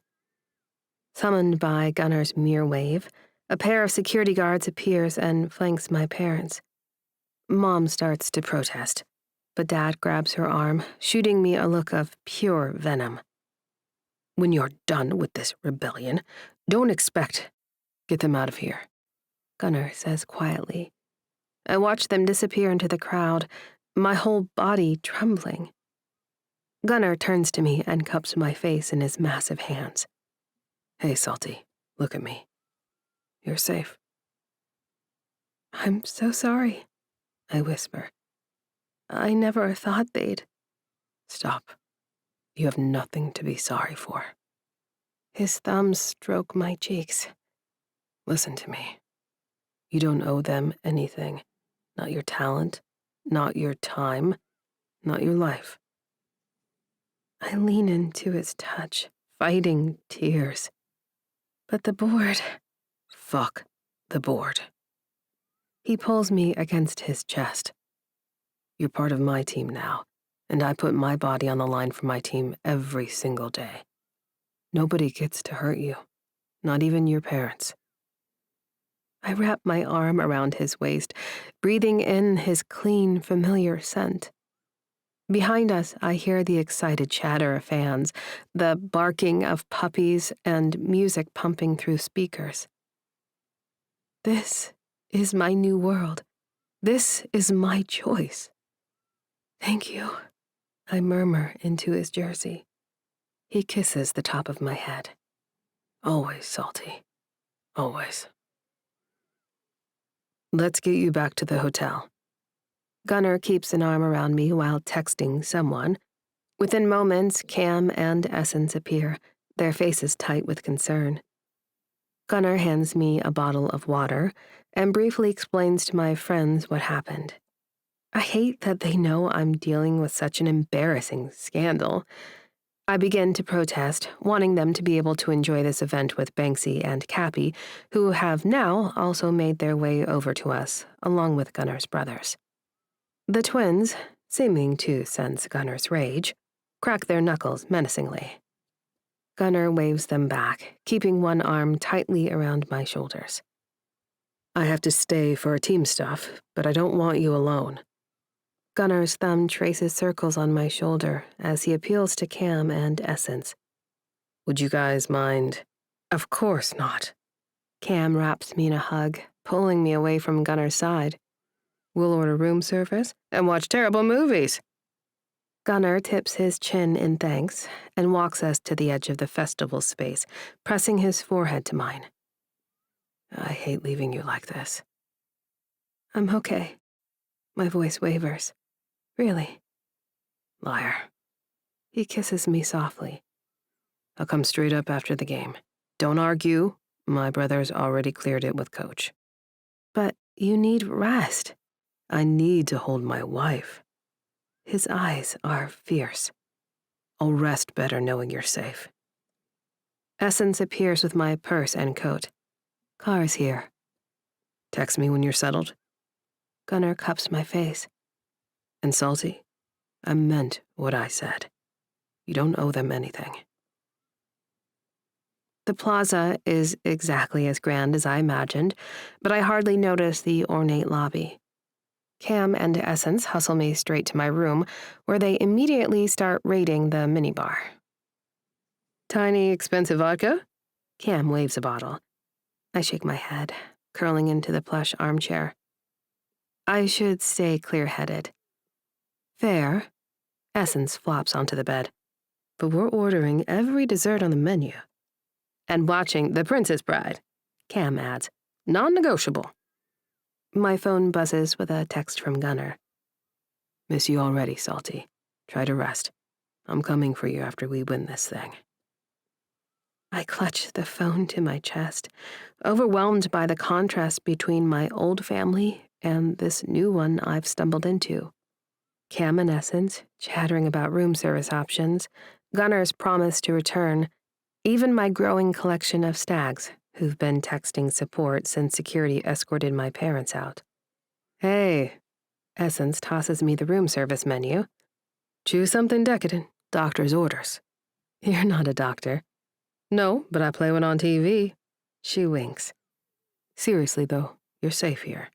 Let us take care of you until your man gets back. I frown at the menu and let it fall to the bed. You two are missing your chance to see the Fury play.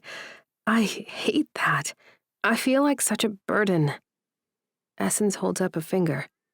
I am exactly where I want to be, Emerson. These guys play 80 games in a season.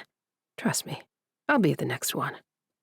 Cam nods and picks the menu up, shoving it toward me until I laugh. I order a chocolate cake and listen to them quote every line of the movie, slowly feeling the tension leave my body. I feel my phone vibrate with another text from Gunnar. About to warm up. You good? I can feel his protective energy from here, and I really do feel better. I send back. Safe and sound, go in. His response is immediate. Always do when I'm playing for you. I fall asleep during the movie, waking briefly when Cam tucks a blanket around me. Rest up, sweetie. Your knight in shining goalie pads will be here soon. For the first time since seeing my parents, I smile. Chapter 26. Gunnar. I am a man possessed during the game against New York. At one point, I almost get into a fucking goalie fight with their center, but I secure a shutout for the Fury and hurry my ass back to my wife at the hotel. I'll pay whatever fine coach decides. I'm not rooming with Banksy. Not when Emerson is shaken up and needs me. I blow off a media interview and barely shower, rushing outside to grab a cab and practically sprinting through the lobby to get to the elevators and up to Emerson's room. I have the key programmed into the app on my phone, so when I slip in, I find Essence and Cam passed out on the couch in the sitting area, and I gently wake them. "Hey," I whisper. "Thank you both so much for staying with her." "Of course." Cam rubs his eyes and looks at his watch. "You shouldn't be here yet." He arches a brow at me. I grin. I might have blown off some responsibilities and punted to your guy. I tug at my collar. I'm not going back to my room with Banksy. Make of that what you will. Cam ushers Essence, still half asleep, into the hall and mutters something about getting her to her room before he makes an entrance. I grin briefly, but then head into the bedroom of Emerson's suite. She's on her back with an arm over her face, breathing slow and deep. Good. Asleep. Relief floods my system as I yank off my shoes and pants, toss my shirt on the floor, and crawl into bed beside her. She sighs in her sleep and curls against me, and I hold her, stroking her hair and trying not to get out of this bed to murder her asshole parents. My phone alarm goes off around 6, and Emerson groans at the noise. "You can sleep if you want," I whisper, running my fingers through the silky strands of her hair. "I'm doing the milk thing before ice time today." She sits up. "Oh, God, I forgot about your ad. You wanted me to be there." I gradually sit, feeling the strain of last night's game in my muscles. I shouldn't have skipped a post-game massage, that's for damn sure. "Hey, Salty, you don't have to do anything that feels overwhelming. I can paint a milk mustache and look cute without you. Promise." I wink at her, and she groans. "No," she says, crawling out of bed and treating me to a glimpse of her luscious thighs. "I can do this. I can be a sideline fan. Or whatever. A fluffer? What's my role here?" "Babe," I stand up, "fluffer is a completely different industry." She grins, and I shake my head, looking around for my pants. I'll have to just wear my post-game suit to the studio and hope they'll dress me how they want. I glance around the room, noticing a zillion tiny bottles in the trash and room service trays scattered everywhere. "I'm glad you had an okay night despite everything. You feeling okay?" She laughs. "Not gonna lie, I could go for a greasy egg sandwich." She walks into the bathroom and shuts the door. The two of us get ourselves together and walk through the lobby, politely declining the doorman's offer to call a car. I crave that greasy sandwich Emerson mentioned, and she assures me she knows just the hole-in-the-wall spot to grab it, which we do en route to the studio address that Brian has texted me at least 35 times. "Gunnar Stag here for the milk ad," I tell the security guard, and their entire demeanor changes. Em and I are escorted through the building to a bustling studio filled with bright lights, cameras, and 1,000 people running around with boxes, trays, and equipment. "Gunnar!" A young white guy with a goatee and clipboard approaches to shake my hand, very enthusiastically. "I'm Mitch, and I'm going to get you to wardrobe. And who do we have here?" He raises an eyebrow and glances at Emerson, who smiles. "This is my wife," I tell him. Mitch grins. "Well, Mrs. Stag, let's get you—" "She's Ms. Saltzer," I correct him. Emerson looks exasperated. "Emerson," she says. "I'm just here for support." Mitch nods. "I'm so sorry about the name mix-up. Emerson, let's get you set up with craft services while we get this guy stashed up."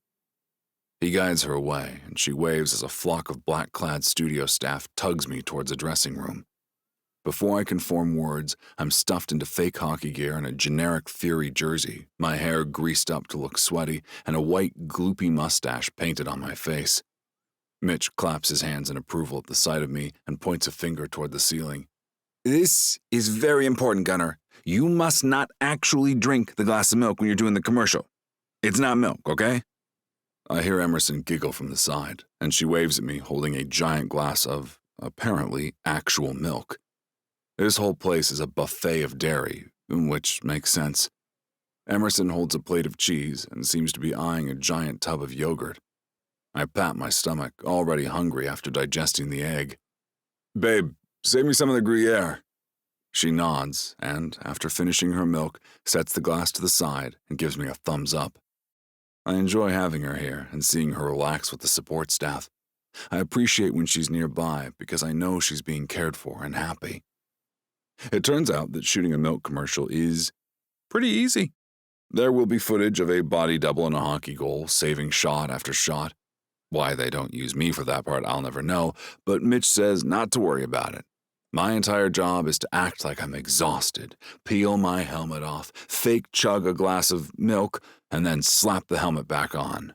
Brian says I'm not even allowed to talk on camera because that's a different set of rules and there's an actors union involved. Works for me. I raise and lower the helmet a few dozen times until the director yells, "Let's wrap! Great work, Gunnar!" I hear Emerson whoop, and apparently, with Mitch's permission, she rushes toward me with a cube of cheese on a toothpick. "You look so cute." She feeds me the cheese and pecks me on the cheek. "Okay, you two are adorable." Mitch shakes his head. "Super sweet. But Gunnar, we have another athlete coming in, so..." He drifts off, pointing toward the dressing room, and I nod, rushing to get changed and return to Emerson.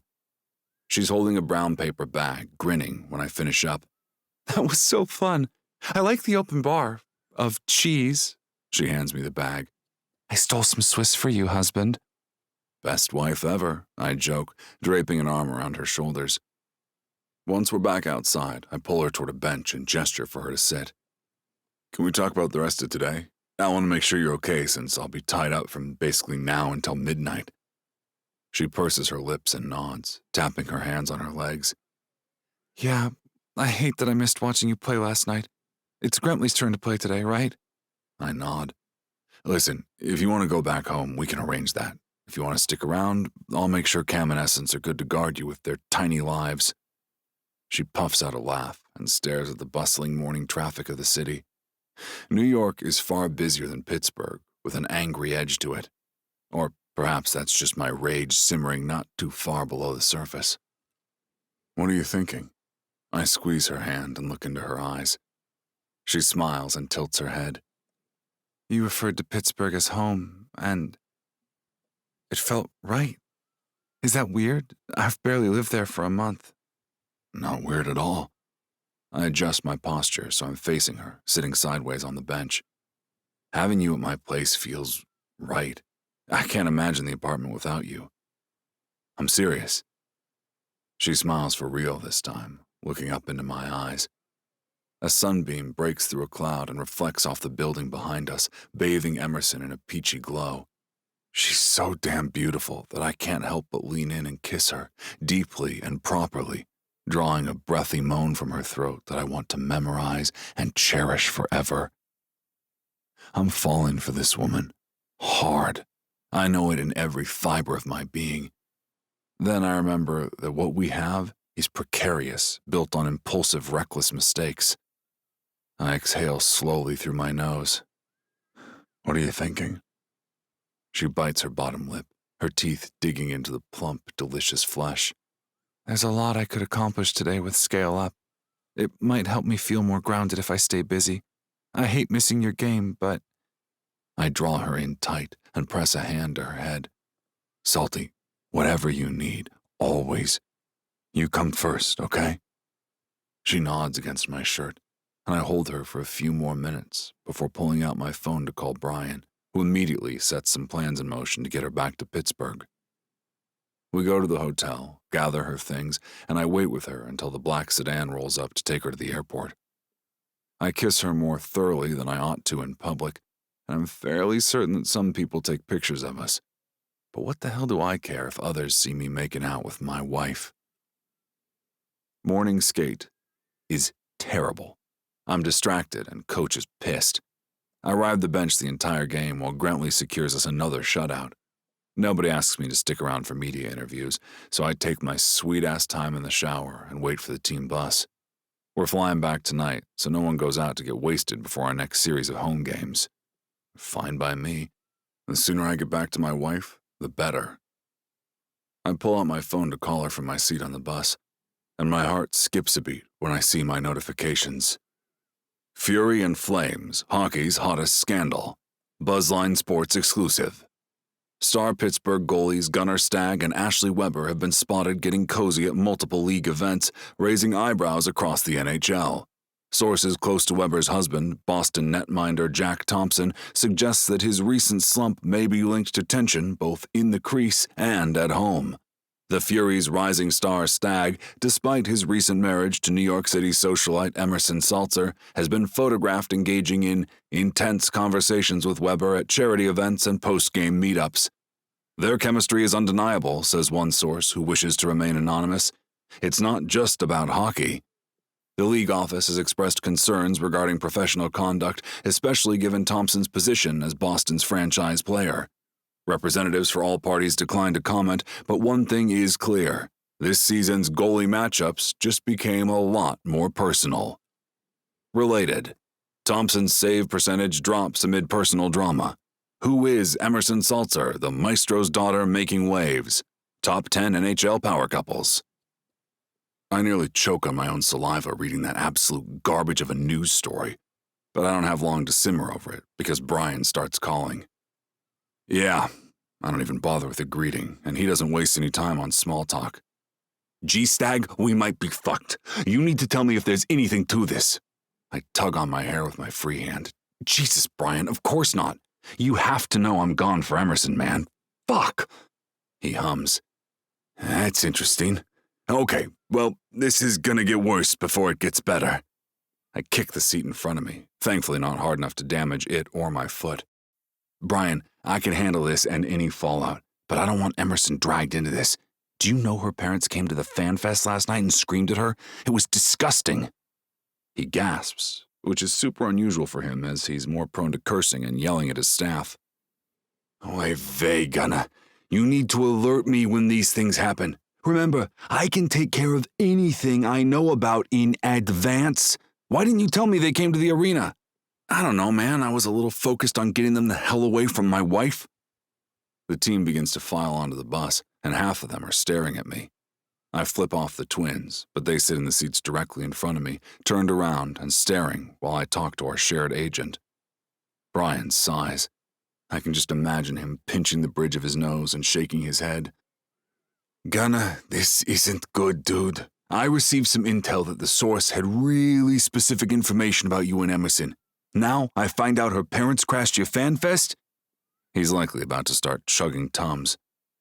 What are you getting at, Brian? Gunnar, I'm gonna need some time with this. I'll speak to the coaching staff, but please promise me that you and Emerson will avoid any contact with her parents. Expect calls in the morning. Yeah. I stare at my brothers, who have their phones in hand and eyebrows raised. They know. I guess word is out. Thanks, Brian. He begins yelling into his other phone before he even hangs up with me. It's a long and miserable journey back to Pittsburgh. Chapter 27. Emerson.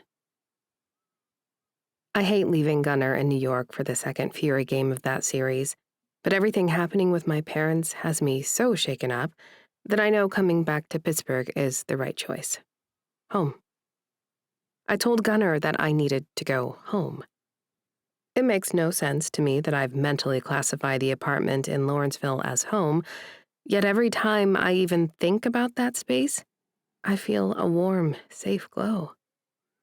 Gunnar lived there only a few months prior to me moving in, so we have truly been creating it as a home together. The moment he thinks of something I might like or need, he orders it, and it appears. Cozy blankets on the couch, apple slicers, and even a toilet paper subscription. It all arrives with no strings attached, without comment. I try to make him comfortable too, cleaning up when he cooks, if he lets me, and making sure the fridge is stocked with his favorite lean protein. Somehow, this ruse intended to help him play the game he loves has turned into something very meaningful and real. I take a car from the airport directly to Scale Up, and Omar appears relieved to see me walk in the door. Roughly 40 young kids swarm in between the music rooms, loudly tooting on out-of-tune instruments while waiting for the previous hour's lessons to somehow wrap up amidst the chaos. I halt in my tracks as a young viola player spies me and starts running my way. "Miss Emerson!" The girl's name is Elon, and the plastic beads on her braids clack as she hurries to me. "Walking feet with your instrument," I tell her, keeping my voice calm and low. "Oh, right." She bites her lip and slows her pace, pausing in front of me and bouncing up and down. "I got a dress for the concert. It's purple." "Oh, that sounds gorgeous." I squat so we are eye to eye. "And you can move your arms easily wearing it? It's not too tight?" She grins and nods, explaining that her mother has the little concert wardrobe card I made for the kids, explaining what to look for in performance clothes. I absolutely love that Scale Up doesn't require all black. The music school partnered with a local boutique so the kids can benefit from a sliding scale fee structure for attire. It's been so fun emailing back and forth with a youth buyer, talking about designs that might help or hinder a young trombone player differently from a flutist.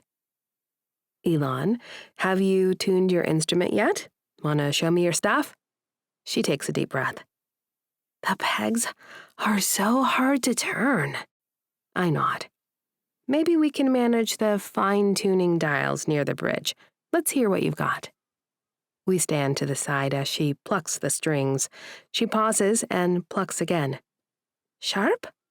I nod, and she grins, adjusting the metal dial on her C string. Elon tunes the instrument on her own, pausing to check with me a few times, but never requiring help. "I'm so proud of you. You've learned to do that so well despite all this background noise." Elon beams at her instrument as the earlier ensemble musicians file out of their rooms. The halls are chaotic for a few minutes, with Lucia directing traffic like an elite conductor. Once all the children are in their classrooms, she rushes toward me. "We thought you wouldn't be back for a few days. Is everything all right?" She rubs my upper arm, her expression etched with concern. I wave a hand. "There was some drama with my parents. I thought it would do me good to get back here and focus on the kids." Lucia's brows furrow, but she nods her head. "Okay, well, obviously we are thrilled to have you here. What do you want to work on today?" My mouth drops open. "Oh, whatever you need the most help with. Really, I'm on cloud 9 just being here." And it's true. I might not be earning a salary, and who even knows if my name appears anywhere on any documentation for this place. There's no prestige. There are no critics raving about me in any capacity. Yet I have never felt better. Lucia grins. "I want you to focus on the thing that makes your heart soar, Emerson. Go on, tell me." I take a deep breath and shake my shoulders. "Cello lessons. I'd love to help teach cello." Lucia turns her head toward the room, emitting some deep squawks. "Go on then, girl." 2 hours later, I'm soaring. I've taught a dozen children to rosin their bows, perfect their grip on the neck of their instruments, and play a pizzicato version of hot cross buns. My fingers are tingling, itching to make music as I hop aboard the bus home. I've never felt so inspired, so needed, and so valued. This is my calling. I just know it. The apartment feels empty without Gunnar, but he'll be in late tonight. I should check the game on TV, but I need to play my cello. It's been too long. I rush into this bare room, smiling at the glow of our new sconces illuminating Gunnar's most valued medals and trophies along 2 of the walls, while my sheet music and supplies fill the others. I never made it to my parents' house to retrieve my stash, but between the scale-up library and my meager savings, I've managed to gather what I need to create a proper home music studio, apart from the soundproofing. but Gunnar doesn't seem to mind. I take a seat on the bench and begin to play, tuning my instrument carefully and working through a series of warm-ups that the children used today at Scale Up. Then I begin playing one of my own compositions, the piece I was working on the night I met Gunnar. I work through it a dozen times, perfecting the bridge and leaning into the melody. When I open my eyes, my bow hovering over the strings, allowing the final note to echo through the room, I see my husband standing in the doorway. His face is an unreadable blend of sadness and wonder, and when he realizes I've finished, he rushes toward me, sinking to his knees. Shirtless and barefoot, Gunnar is about as close to perfection as possible in a pair of gray sweatpants. "Salty, you are so fucking talented," he says by way of greeting. His hands are on my leg as he kneels at my side, staring into my face. "I could listen to you play for hours." I smile at him, realizing something as I say it. I was playing for you. I wrote that song for you. His eyes go wide, and the pressure of his hand on my leg increases. "You wrote that for me? Really?" I nod. "Yes, I just didn't know it." He reaches for the cello and then pauses, hand in the air, looking to me for permission. "Will you show me how it works?" A surge of joy zips through my body. "Oh, I'd love that. Here, you sit." I leap to my feet, the neck of the instrument in one hand. I pat the bench, and Gunnar takes a seat, looking at me quizzically. He is tense everywhere, and I think I see a bruise blooming on one pectoral. I suppose that's part of the job in professional hockey. Gunnar hesitates to take the instrument from me. I walk behind him, reaching over his shoulder with my mouth near his ear. Now that I've worked out all the pent-up music in my body, I'm starting to want to do other things with Gunnar. "Spread your legs around the instrument," I tell him. He looks over his shoulder, but does as I ask. I nod. "Now, grip the neck with your left hand." He wiggles the fingers of his right hand, and I place my hand over his, guiding him toward the strings. "We're going to pluck the strings. You can be firm. It won't hurt them." He looks at me and gives a feeble flick. Nothing really happens. I nod, and Gunnar gives the D string a good tug. He grins as the sound echoes through the room. "Hey!" He plucks it again. "How much does this guy cost, anyway?" Another pluck. I explain from my place behind him. "First of all, she's a lady. Look at her curves." "Okay, fair." He plucks a different string. "Second," I place my hands on his shoulders, leaning over to whisper, feeling a little sultry, especially as I inhale the scent of his soap deodorant and the fresh Gunnar scent I've missed all day. "This cello would cost $13,000 new." 13G? Jesus, Salty. He jumps to his feet. "You can't let me fuck around with this. I'll break it. I'm a caveman." I laugh. "You won't break it. You were doing great. Surely you have expensive gear, too. It's made well, I promise." He shakes his head and extends the cello toward me. "Please, babe, take it back from me." I slide the cello from his grasp, and he sits on the bench, shaking his head. I bite my lip, inspired, and settle myself between his legs. He sucks in a breath as I wriggle my ass back against his crotch, and I feel the heavy length of him thicken against my lower back. "I can still show you things," I tell him. He nods, his mouth very close to my ear, his breath tickling my hair. "See how I rest her against my shoulder?" Another nod as I rest my own head against his. Her neck settles perfectly between my thumb and forefinger, and I can curve my hand around, placing my fingers exactly where they need to be along her length. Catching on to my unspoken game, Gunnar cups the back of my neck in one of his hands, his fingers trailing sparks along my jaw. I slowly pluck out a few notes, reaching down toward the bridge and telling him, "This tiny piece of maple is vital. It's so fine, so strong, holding up the strings to make the perfect sound." As I pluck the strings, Gunnar slides his hands along my sides, fingers wrapping around to pinch my nipples when they harden into peaks inside my shirt. "Salty. This is so fucking hot." I nod, agreeing. He nuzzles his scruffy jaw along my neck, and nothing has ever felt better. I pluck a chord of appreciation. "I'm so hard for you." I wriggle my hips to let him know I'm very aware of that reality. My body sings under his attention. I don't know if it's because he's a particularly good lover, or if I was just placed on this earth to respond to him. But heat builds in my core. I start to fidget as my legs spread around the cello, and Gunnar wraps his palms around my thighs.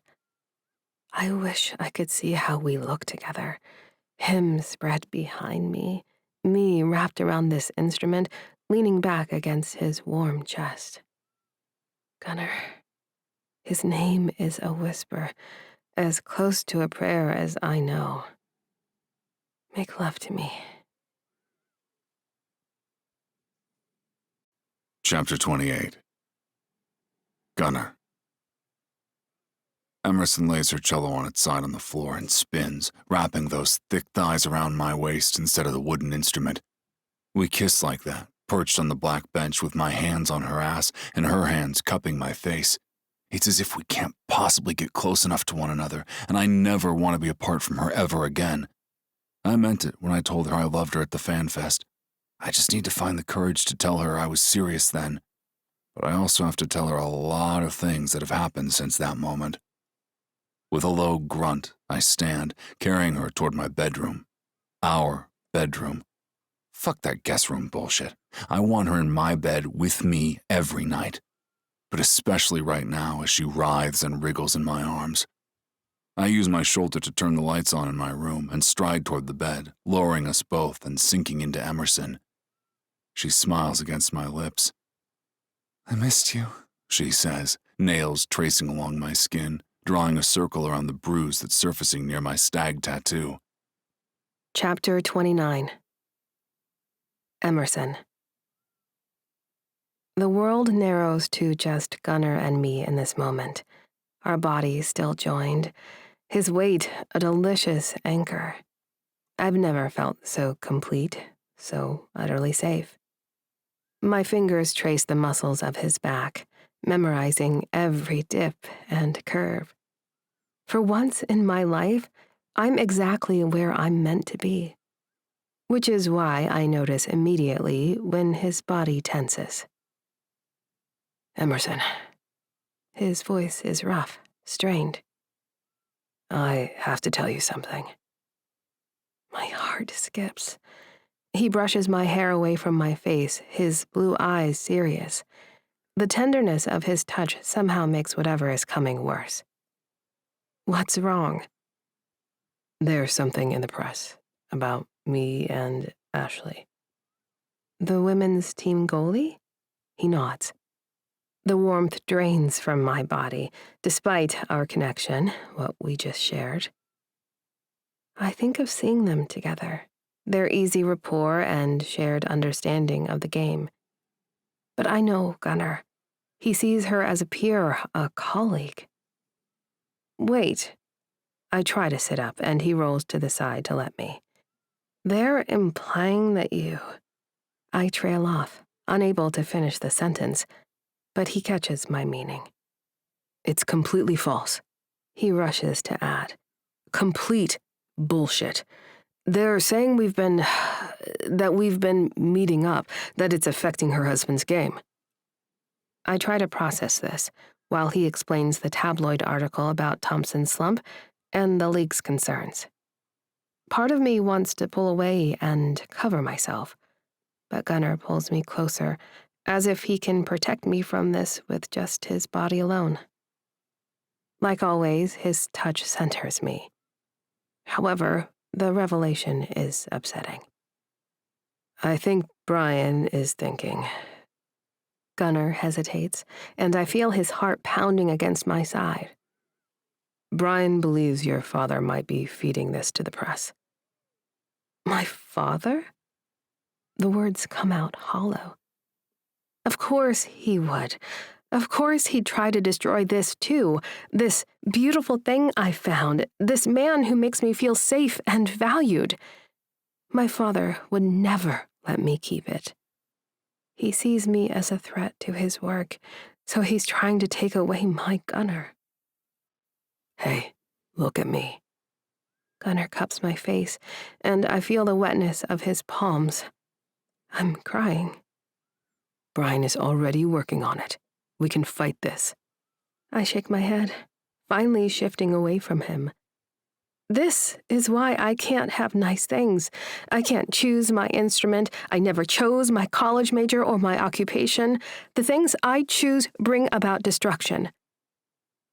I look into my husband's eyes, so steady and intense, focused on me. Your career, your endorsements. This is exactly what my father wants, to prove that I ruin everything I touch. Salty, please. I back away from him and climb out of the bed. He reaches for me, but I'm already wrapping myself in the sheet. Don't do this. Don't let him win. I'm toxic to your career, Gunnar. The hospital deal, the milk campaign, everything you've worked for. My voice breaks as I think of how my presence threatens all of it. Then we'll figure something else out. Please, just talk to my mom first. He stands up, his eyes pleading. She's been through this. When she and Dad were dating, the press tried to say all kinds of crap about their relationship. She knows how to handle it. She's a lawyer, Em. She can help.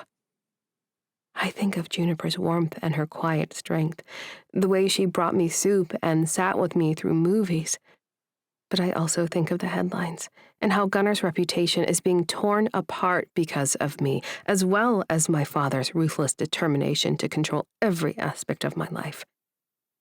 Gunnar has a large, supportive family, and he's bringing me into it while I drag scandal behind me like a virus. I can't let you lose everything because of me. I gather my clothes, hands shaking. The only thing I'd lose is you. His voice cracks. And that would destroy me more than any scandal. I want to believe him. God, I want to believe him. But I can already see tomorrow's headlines and imagine the whispers in the locker room. My father won't stop until he wins. He never has. He'll keep coming for Gunnar, keep trying to destroy him until I give in. I need some time to think, I whisper, clutching my clothes to my chest. I need Emerson. He sounds desperate now. At least talk to my mom. Please, let me call her. I pause at the door, not looking back because I know if I do, I'll crumble. I'll think about it. But we both know I'm already planning my escape. I will have to disappear for real this time, somewhere else. There must be some place outside my family's influence. My father has always known exactly how to hurt me, by hurting the people I love. And I love Gunnar too much to let that happen. The thought stops me cold. I love him.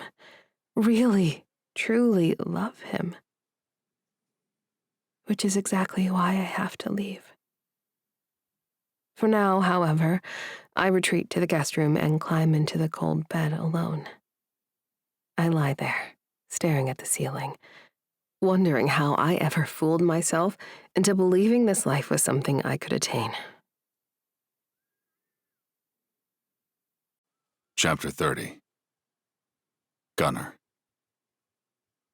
It absolutely killed me not to follow Emerson to the other room last night. She said she needed space to think. Respecting that was probably harder than any conversation I'm about to have with Coach. I paced the apartment living room at dawn, already dressed for morning skate. My phone is pressed to my ear as I beg, "Mom, please, I'm worried she'll disappear if I leave her alone." Of course I'll come over. Mom's voice is steady, calming.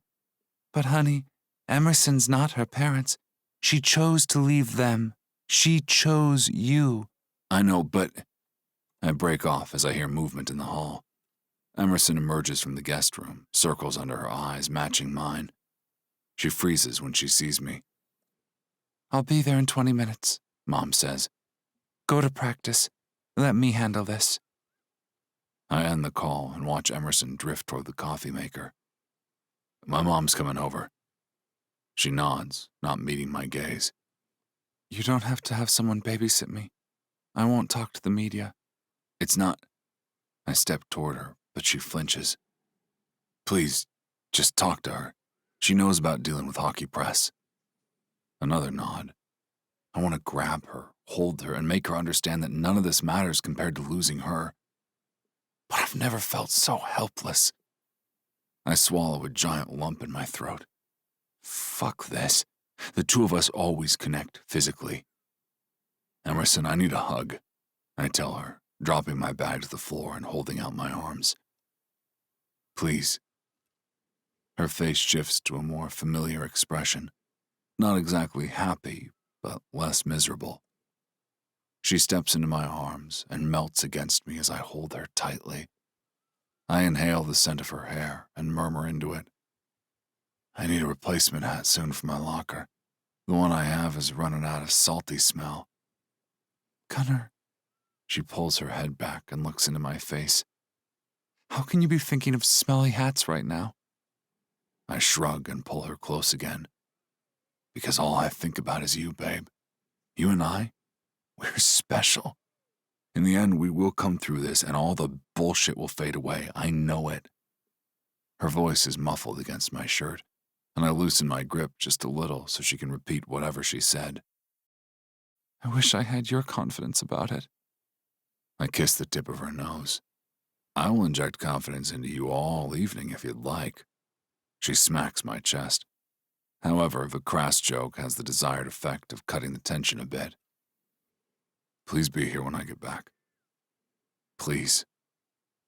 She blinks away tears and nods, and I kiss her on the cheek before grabbing my things and heading out the door. I just hope my mom arrives at the apartment before Emerson decides to bolt. For once, I'm relieved that she doesn't drive. My own drive to practice is a blur. I'm barely inside the door when the twins materialize beside me. These haters are out of their minds, Tucker says, flipping off his phone and throwing it in his cubby. Total bullshit, Alder adds. Everyone knows you're gone for Salty.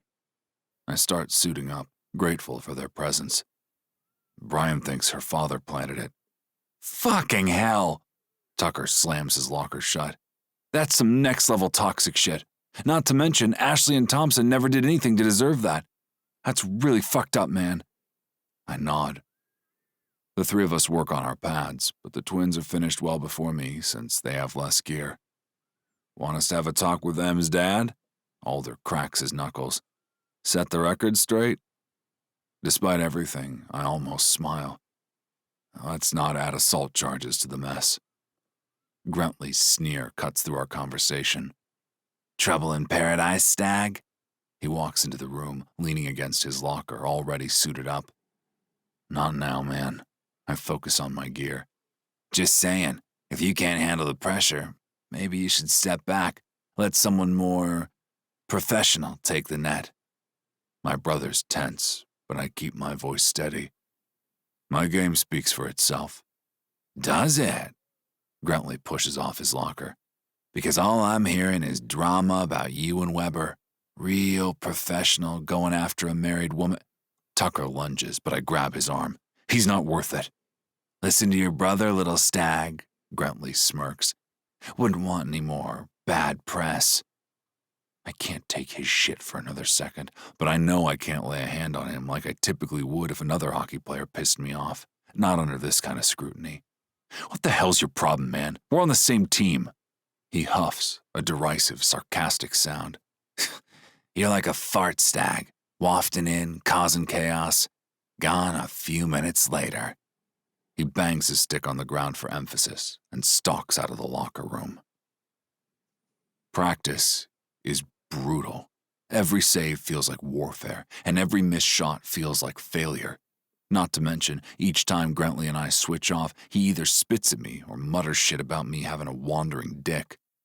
Coach's whistle finally ends the torture, and then Brian's waiting by my locker. We need to talk. He jerks his head toward the office. Coach wants to meet. I strip off my gear in silence while Brian paces. Look, kid, this could go either way. Coach might bench you to avoid drama, or I don't care. The words surprise us both. I mean, I care about hockey, but Emerson matters more. Brian studies me. You really love her, don't you? Yeah. I finished taking off my pads. I do. Brian sniffs. I wasn't expecting that, kid. He sniffs again.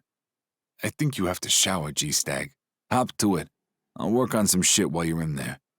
He shakes his phone at me and starts tapping away at the screen. I hurry to scrub myself off and then yank on some team sweats. Brian slides his phone back in his pocket and we make our way to Coach's office. When we enter, the massive, balding man is behind his desk, looking grim. Sit down, Stag. I do. Brian hovers by the door. Coach grunts. Here's the thing. Coach leans forward. You're playing solid hockey, better than I've seen. But this press shit, it's fucking with my strategy. I can't have my goalies distracted by tabloid drama. I understand, sir. Do you? Because I want to keep starting you. I want this rotation to be a permanent thing. But I need the drama to stop. I meet his eyes.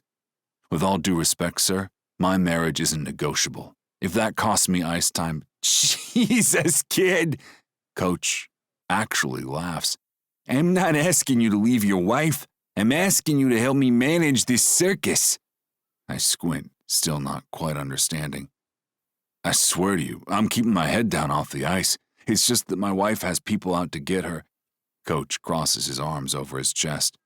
Well, we have to get in front of those people so they stop impacting my people. Got me? I nod, feeling miserable. The press and their projected image of me has dictated a lot about my life for the past month. It's exhausting. I don't want to do it anymore. I want to play hockey, make love to my wife, and maybe cuddle some damn dogs. I listen as Coach reiterates that I need to focus on my mental game, especially if I want to maintain this tandem goalie rotation. He says, Brian has some ideas about getting ahead of the story. Are you in? I think of Emerson, alone and hurting, and of my brothers ready to fight for me. My mother is probably making Emerson tea right now and sharing war stories about hockey culture. I'm in, but Emerson comes first. Coach nods. That's fine. Now let's figure out how to shut these vultures up so I can focus on winning some damn games. Brian cracks his knuckles and steps forward, but doesn't sit. First step is getting in front of this. The milk campaign is actually perfect timing. How so? I lean forward, interested despite my exhaustion. Coach growls, clearly not wanting to talk about milk or anything off ice. Family-focused ads with you and Emerson? Show the real story. Young couple, whirlwind romance, now supporting each other's dreams. Her work with those music kids? Golden. And Ashley's husband is willing to go on record saying this is all bullshit. Coach grunts approval. Thompson's a stand-up guy. We need to be strategic, though. Brian pulls out his phone. I think we do day-in-the-life posts nonstop. Show Emerson at that music school, you visiting the hospital kids. Real stuff, not staged PR garbage. I purse my lips. I have zero time to be posting to social media. Brian snorts. Obviously, G-Stag. We have people for that. Hell, the Fury has people for that. Coach nods in agreement. I scratch at my patchy beard. I don't think Emerson wants to put the kids in the spotlight that way. It's kind of creepy, right? Plus, who even knows if those kids have photo releases and shit? Brian rolls his eyes. We can take care of the paperwork, baby. Better than hiding. Plus, Brian grins, those orchestra board members who've been hassling your father-in-law, they're very interested in hearing about innovative music education programs, especially programs with gender parity and diverse performers. I start to see where he's going. You want us to use Scale Up to hit back at her father. Sometimes the best defense is shining a light on good work. Brian stands. But first, we need to make sure your wife is on board. None of this works if she's not all in. I nod, already reaching for my phone. I need to get home. Go, Coach waves me off. Sort your shit out. I need my goalie focused. Remember G-Stag. Grantley is focused as fuck. As I head for the door, Brian calls after me. And G-Stag, we're scheduling a Puppies and Pucks charity event next week. Hard to look like a homewrecker when you're adopting shelter dogs with your wife. For the first time since seeing that article, I actually smile. Now that might actually work. Chapter 31. Emerson. I sit on the couch in Gunnar's jersey and boxer briefs, clutching the mug of coffee his mom thrust into my hands, along with a shot of whiskey. It'll help, I promise, she says, treating her mug to the same booster. I should be embarrassed to be sitting here so unkempt in front of this woman, but I'm so tired from lying awake all night, reeling over how my relationship with Gunnar feels so good, but it stands to derail everything Gunnar has worked so hard to achieve. Juniper grabs a bakery bag and her coffee, then sits with me, staring into my face as she takes a long sip of her drink. First things first, I know my son, and he's absolutely gone for you. I don't understand why he waited so long to bring you into our lives and share you, but anyone who knows him can see that he has taken the puck of his heart and slammed it into the back of your net. Or something. I choke out a laugh. Did you just make a hockey metaphor? Is there a goalie or am I just a net? She rolls her eyes and rummages in the bag, pulling out a scone and gesturing with it as if it's a pointer. You know what I mean. And while I won't pretend to know you super well yet, I think I might be correct in saying that you care about Gunnar too. She arches a brow and waits for my confirmation. It flows naturally. Yes, I love him. I haven't said that out loud, and as soon as I do, I wish that Gunnar had been the first to hear me speak those words. But there's more to the story, unfortunately. I just don't see how I can stay with him without ruining his life. I start to cry as soon as I give voice to the worry that's kept me up all night, wondering how my father managed to worm his way into this world I've chosen, where the stuffy attitudes of the Upper East Side are far away. The people around me care most about helping each other be themselves. Seeing my distress, Juniper places her coffee mug on the floor and scoots down the couch, drawing me into her arms. She wraps me in a firm embrace that feels so different from the hugs Gunnar gives. Hey, she pats my hair. Gunnar's life is far from ruined. He's got a big web of people making sure that doesn't happen. I cry harder as I listen to her reassurance. I don't know what to make of this, of kindness and promises of support. But my father, I sniff and notice I'm getting tears and snot on her shirt, but she glances down and then into my eyes. Honey, I have 4 sons who play elite sports. I'm not afraid of snot. She places a firm finger under my chin and tilts my face up. And I'm not afraid of your father. Do you really think my husband is intimidated by yours? We already have our lawyer going after him for defamation and libel. Gunnar's agent has sent his research to Tim's legal team. Okay? My heart races and sputters as if my body cannot accept that there are forces in the world greater than my father's influence. I close my eyes and take some deep breaths. Juniper rubs my shoulders. That's it, Emerson. Let's get you calmed down.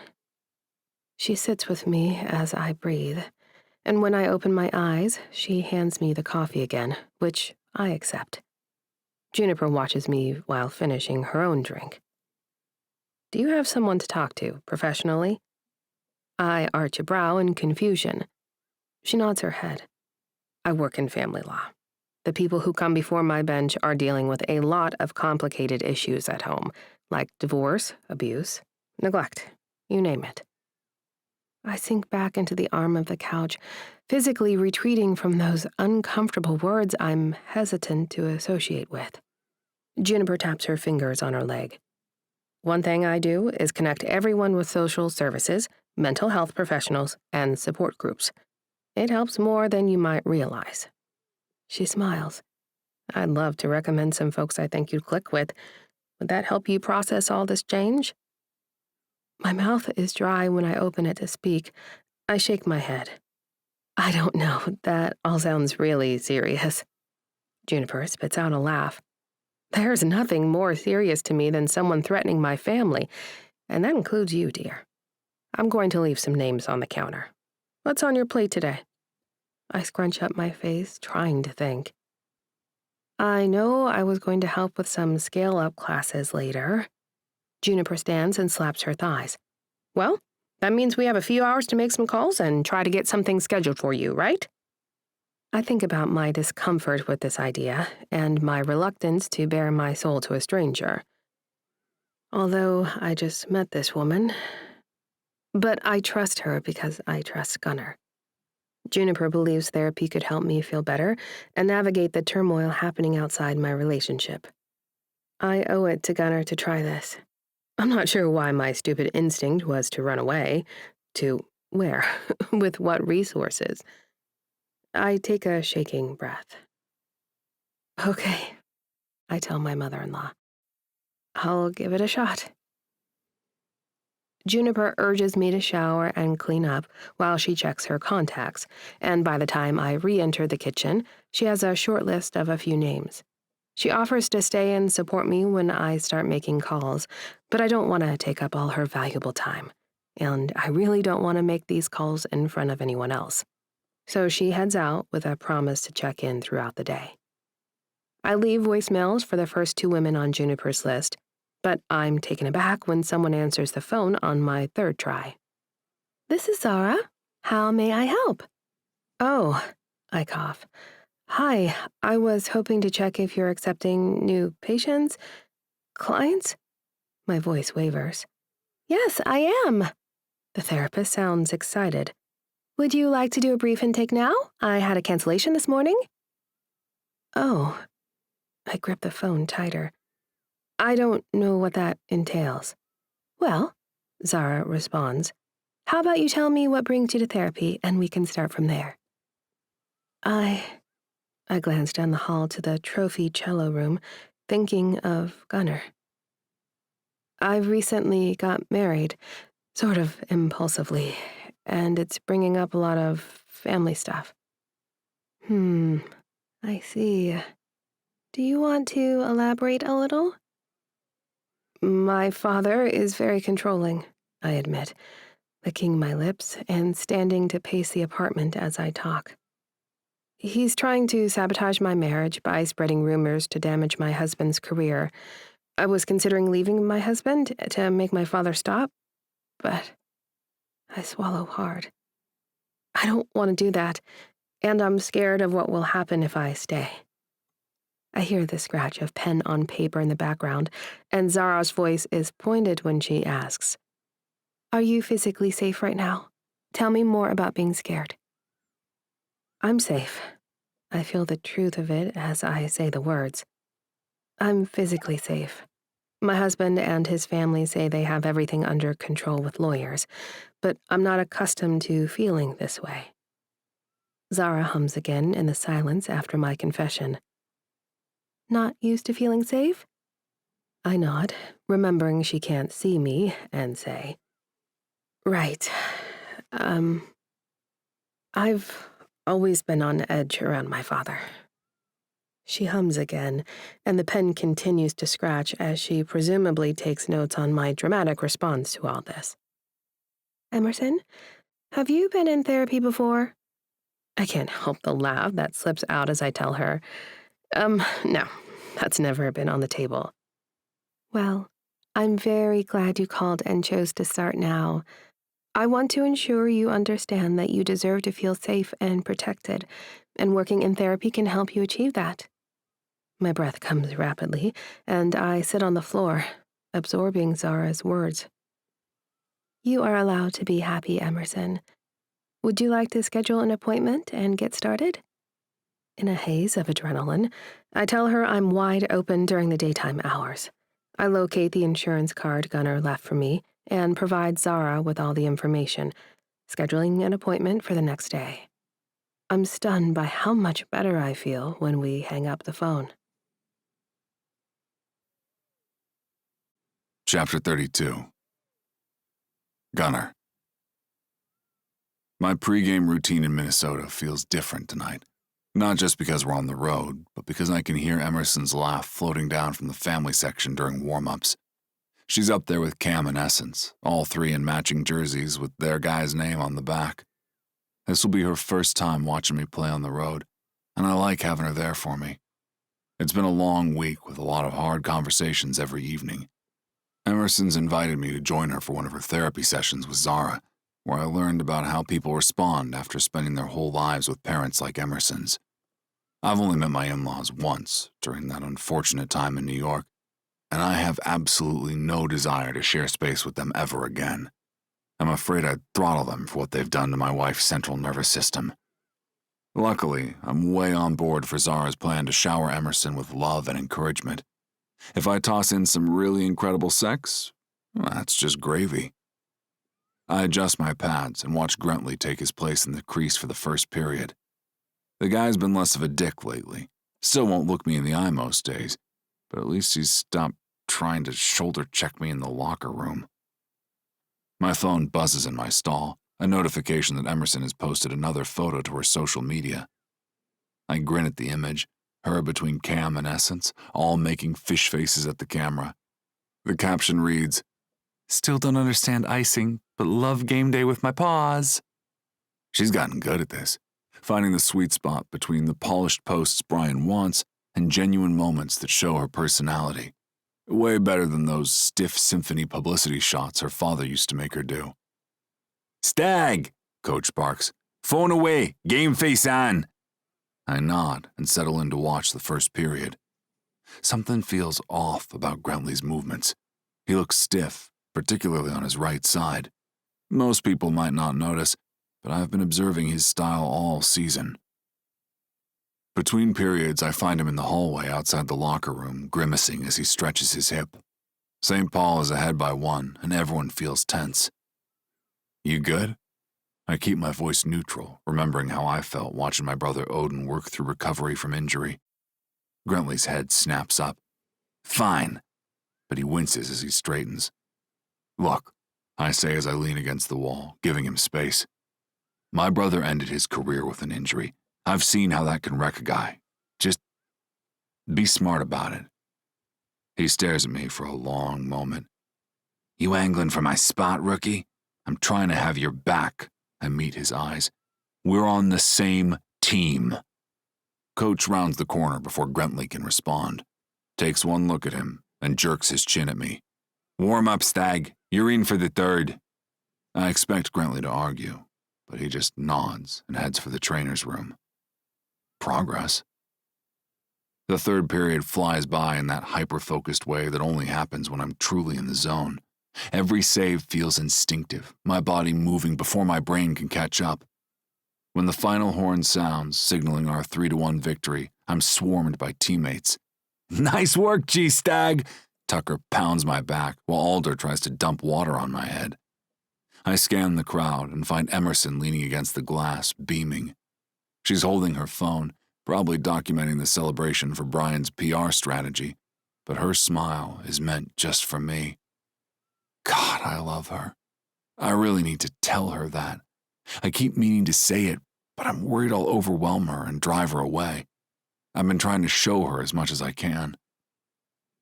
In the locker room, Grantley's waiting by my stall. Good game, he says gruffly. Thanks. I start unbuckling my pads. You let them check out that hip? He sighs.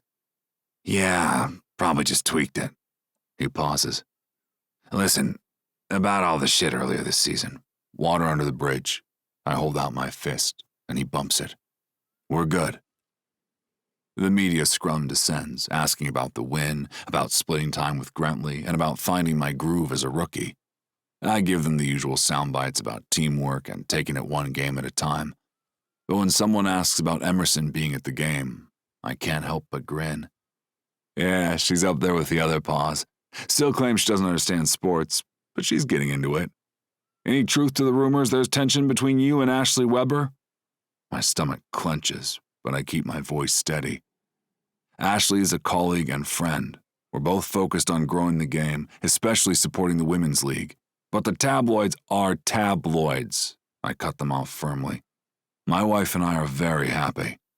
Now, any questions about tonight's game? Later, after showering and changing, I find Emerson waiting in the hall.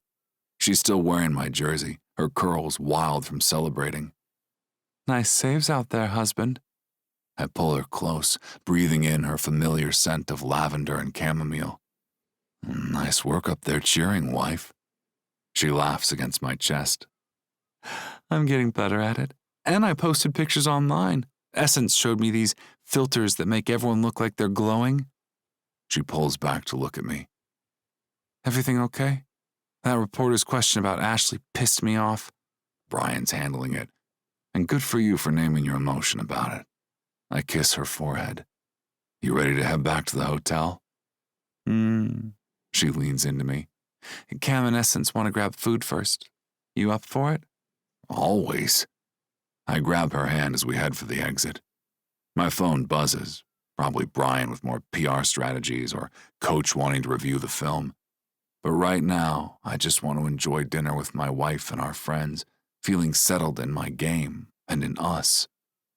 The headline alert that flashes across my screen stops me cold. Fury Stars Vegas wedding validity questioned. Emerson squeezes my hand. What's wrong? I force a smile and delete the news app from my phone. Nothing important. Let's get food. But my gut churns, wondering what fresh hell is about to rain down on us just when things are growing solid. I'll check the full story later and figure out what we're dealing with. For now, I just want to hold on to this moment. My wife proud of my game, our friends waiting, and the team working together. Whatever's coming, we'll face it like we face everything else. Together. Chapter 33. Gunnar. Turn left at Bigelow, Emerson says from the passenger seat, checking the map on her new phone, one that her family can't access to traumatize her with their abusive bullshit. You got it, Salty. I grin as I merge onto the road leading to the public ice rink. It's been a pretty good week, all things considered. She ramped up therapy and promised not to run away from our marriage without discussing things first. I reassured her that she is not threatening my career and I'm not going anywhere, except to away hockey games. I hate leaving her, but she's got her thing going with those music kids. And now, we're going to cuddle cute dogs. Best day ever. My phone chimes through the car speakers. Call from Ashley Weber and Jack Thompson, the system announces. I grin and glance at Emerson before accepting. Ready? She nods, and I click the green icon. Hey guys, Ashley's voice fills the car. Thanks for chatting. I know you have an event today. We appreciate you both being willing to address this head on, Thompson adds. Absolutely. I squeeze Emerson's knee. Thompson and Ashley are also sick of the press asking invasive questions they wouldn't dream of asking if I were swapping shop talk with him instead. Brian says the joint statement is ready to go live when we give the word, and we've got social media posts in the hopper. Right on, Ashley says. The shelters here in Boston and Pittsburgh are going to receive a lot of attention. I hear a dog yip in the background during the call. Silver lining, right? Emerson smiles. I think some of the kids from Scale Up are going to show up today, too, though I did explain we have a no dogs rule at music lessons. Everyone laughs, and I feel pride swelling in my chest. My wife has fully embraced Brian's plan of going absolutely public with our joy. She and Ashley have been texting and get along wonderfully. I'm not going to say Thompson is my best friend. He's a rival goalie after all. But he and I both have a vested interest in making nice. It's a good thing all four of us are dog lovers. I listen as Emerson talks shop with Ashley, not about hockey strategy, but the realities of being a hockey player, such as identifying a social media brand. My wife navigates all of this as if she were born for the game, not like someone whose father is trying to destroy her life. We finalize the timing details as Emerson guides me to the parking lot of the city ice rink. Through the glass surrounding the outdoor rink, I can see the carpet they've laid over the end of the ice, creating a space for the shelter dogs. However, nobody explained that to the dogs, who were sliding all over the place with their tongues out and eyes bright. "Good luck today, guys," Thompson says. "And Gunn, nice shutout against St. Paul, man." "Thanks. See your ass next week in Boston." After we hang up, I squeeze Emerson's hand. "You okay? Ready?" She nods. Talking to Zara helps so much. So does the new phone number. She grins. Although your mom texts more than my parents ever did. "Yeah, well, there are a lot of us stags to wrangle." Emerson laughs. We've been trying to pinpoint a date for our annual Stagsgiving feast. Since so many of us play professional sports, we can never celebrate holidays on the actual day. Mom finally secured a 10-hour block where all 25 of us can make it to the mountain vacation house, even if it means sticking Odin and Wyatt on a red-eye flight back to London after dinner. Emerson furrows her brow as she glances at the latest text thread regarding sleeping arrangements. Is there truly enough space for all of us? For an entire weekend? Always room for family, Salty. I kiss her cheek. Let's go pet some puppies. She smiles and tucks her phone into her leggings. I watch her get out of the car rather than run around and open her door. Just this once. I want to admire her backside in the leggings. She's wearing a Stag jersey, obviously, and the combination of my name on her back and those tight pants. I need to remember that we've got dogs waiting for us. Sexy thoughts about my wife's curves will have to wait. The scene at the ice rink is controlled chaos. At least 30 dogs of various sizes romp on the ice while my teammates crouch and crawl among them, wearing jeans, skates, and jerseys. The twins lie on their backs on the ice, covered in pit bulls. Behind the boards, dozens of phones record the mayhem while Brian directs photographers to get the wholesome shots. Seeing me and Emerson arrive, Brian waves.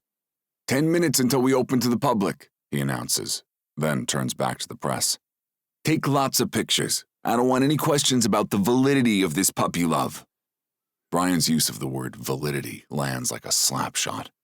I remember that I deleted the news app from my phone after I saw something that people, probably Emerson's parents, are saying our marriage isn't real. I've got to stop acting without thinking, and I know I need to talk to Brian about this, but just as I decide, a shelter volunteer releases the hounds.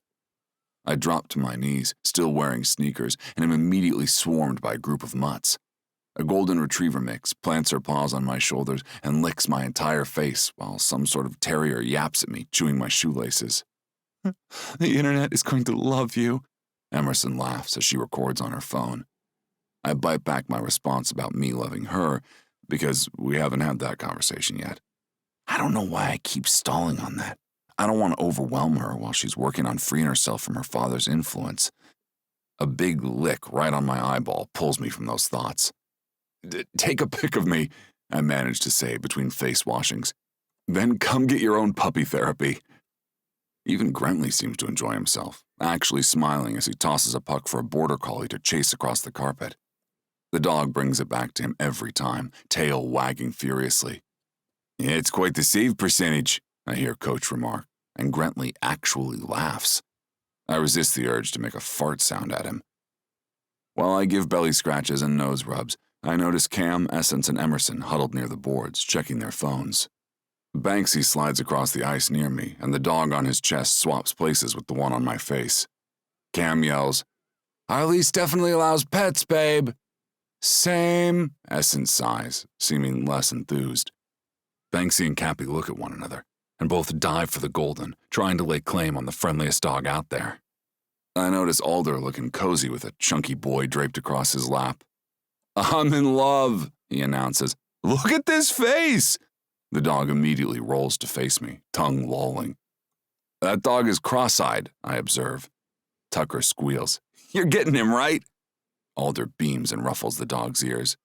"Already texted the landlord, bro. His new name is Gordon."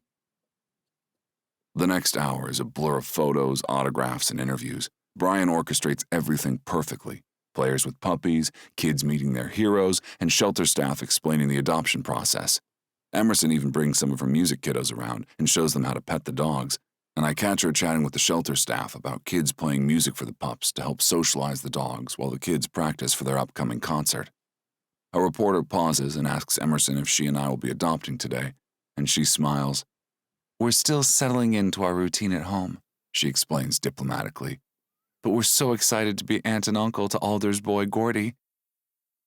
By the time the animal folks declare that the pups need to return, I'm a strange combination of exhaustion, delight, and energy.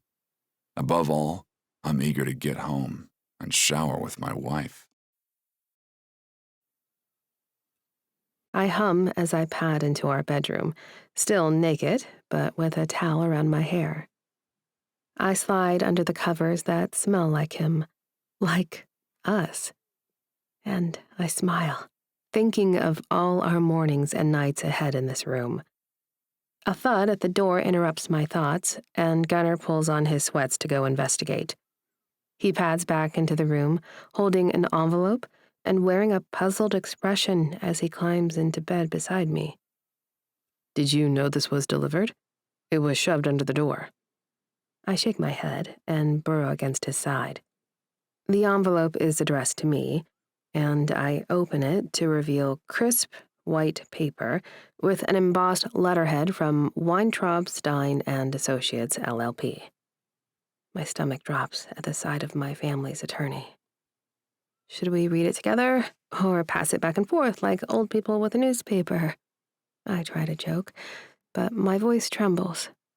He huffs. I don't like the look of this. I trace my finger along the seal, hesitating. Taking a deep breath, I begin to read aloud. My hands start to tremble, and my voice falters after the salutation. What is it? Gunnar asks, leaning closer. It's from my parents' lawyers. I swallow hard. They're filing for a conservatorship over me. A what? Gunnar sits up straighter, all traces of post-intimacy relaxation gone. They're trying to be my guardians, like Britney Spears' parents. I continue reading, my voice growing tighter with each sentence. They're claiming I'm mentally unstable and unable to make appropriate decisions for my own well-being, that I'm delusional, and that I believe myself to be married when no valid marriage exists. Gunnar's face darkens. Son of a bitch. I totally forgot about that fucking headline. He starts to yank on his hair. I turn to face him. What do you mean? He swallows and tells me he received an alert back in New York that sources suggested our marriage was invalid. And then I fucking forgot about it, and things were going so great, baby. I just thought it was gossip. I blink at him. The letter states that I've exhibited erratic behavior, including abandoning a prestigious career for unsubstantiated claims of mistreatment. My voice falters.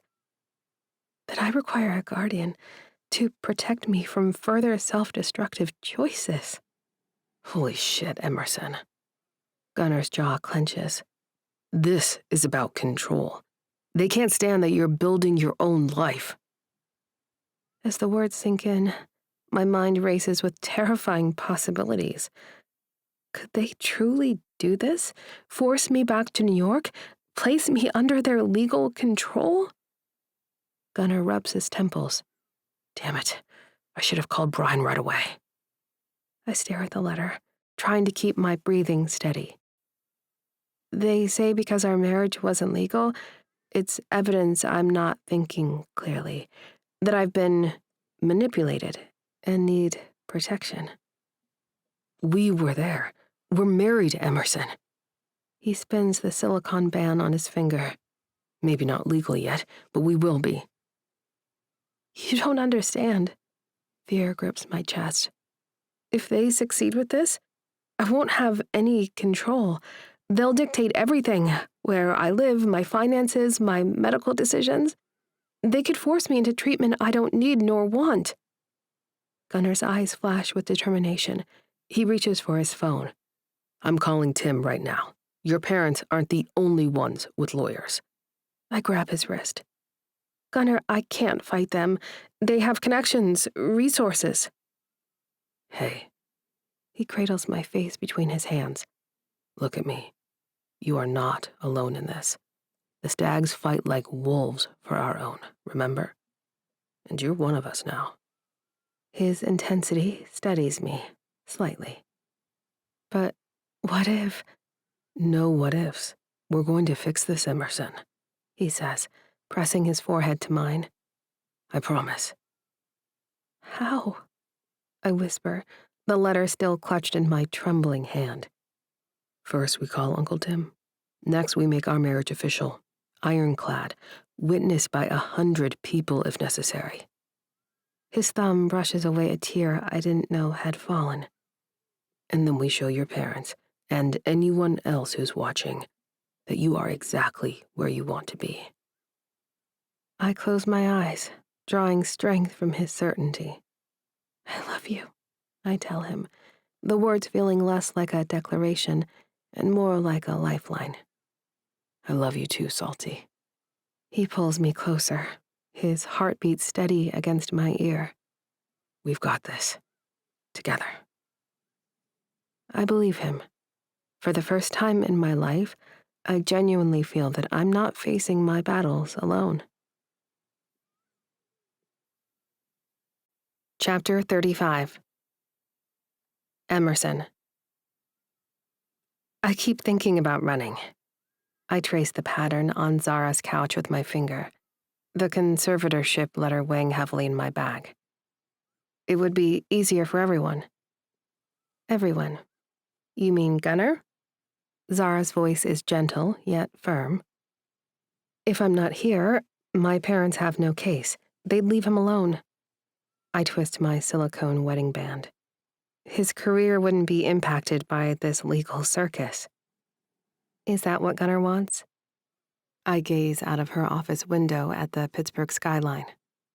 He says no, but he doesn't fully understand what my parents are capable of. Based on what you've shared, your parents are employing legal measures to try to regain control over you. Zara puts her notepad down. Running away would actually reinforce their claim that you're unstable and making irrational choices. The truth of her words settles like a stone in my stomach. So they win either way. Not necessarily. Zara leans forward. Emerson, I want you to know that I'd be more than willing to testify regarding your mental stability and capacity. In my professional assessment, you're completely capable of making your own decisions. I blink back unexpected tears. You would do that? Of course. You're in therapy not because you're unstable, but because you're working through the effects of controlling relationships and discovering your autonomy. That demonstrates remarkable self-awareness and mental clarity. My father will bring in psychiatrists who've never even met me, and they'll have far less credibility than someone who's been working with you regularly. She smiles reassuringly. The courts typically favor the testimony of treating professionals over that of hired experts. A tendril of hope uncurls within me. Tim, Gunnar's uncle, says the same thing. Your support network is strong, Emerson, and that's another point in your favor. Individuals who need conservatorships typically lack support systems. You have Gunnar, his family, your colleagues at Scale Up, and even your students. I hadn't thought of it that way. So you don't think they'll succeed? Cases like this require substantial evidence of incapacity. Based on everything you've shared, you're functioning exceptionally well. She glances at her watch. We're almost out of time, but I want you to take something with you today. She writes on her prescription pad and hands it to me. I read the words. Emerson Saltzer demonstrates sound judgment and complete capacity to make her own decisions. My official assessment. Keep it with you until we need it formally. I fold the paper carefully. Thank you. One more thing. Zara smiles. Next time you feel the urge to run, remember that standing your ground is the strongest move you can make right now. As I step into the elevator, my phone buzzes with a text from Gunnar. Practice done. Wanna get lunch before meeting with Tim? I answer immediately. Yes, please. I have news from Zara. His response warms me. Proud of you, Salty. See you at Mel's in 20. Love you. I press the phone to my chest, drawing strength from his words. Running isn't the answer. Fighting is. I arrive at our favorite diner before Gunnar and claim our usual booth in the back corner. The owner, Mel, slides a chocolate shake in front of me without asking.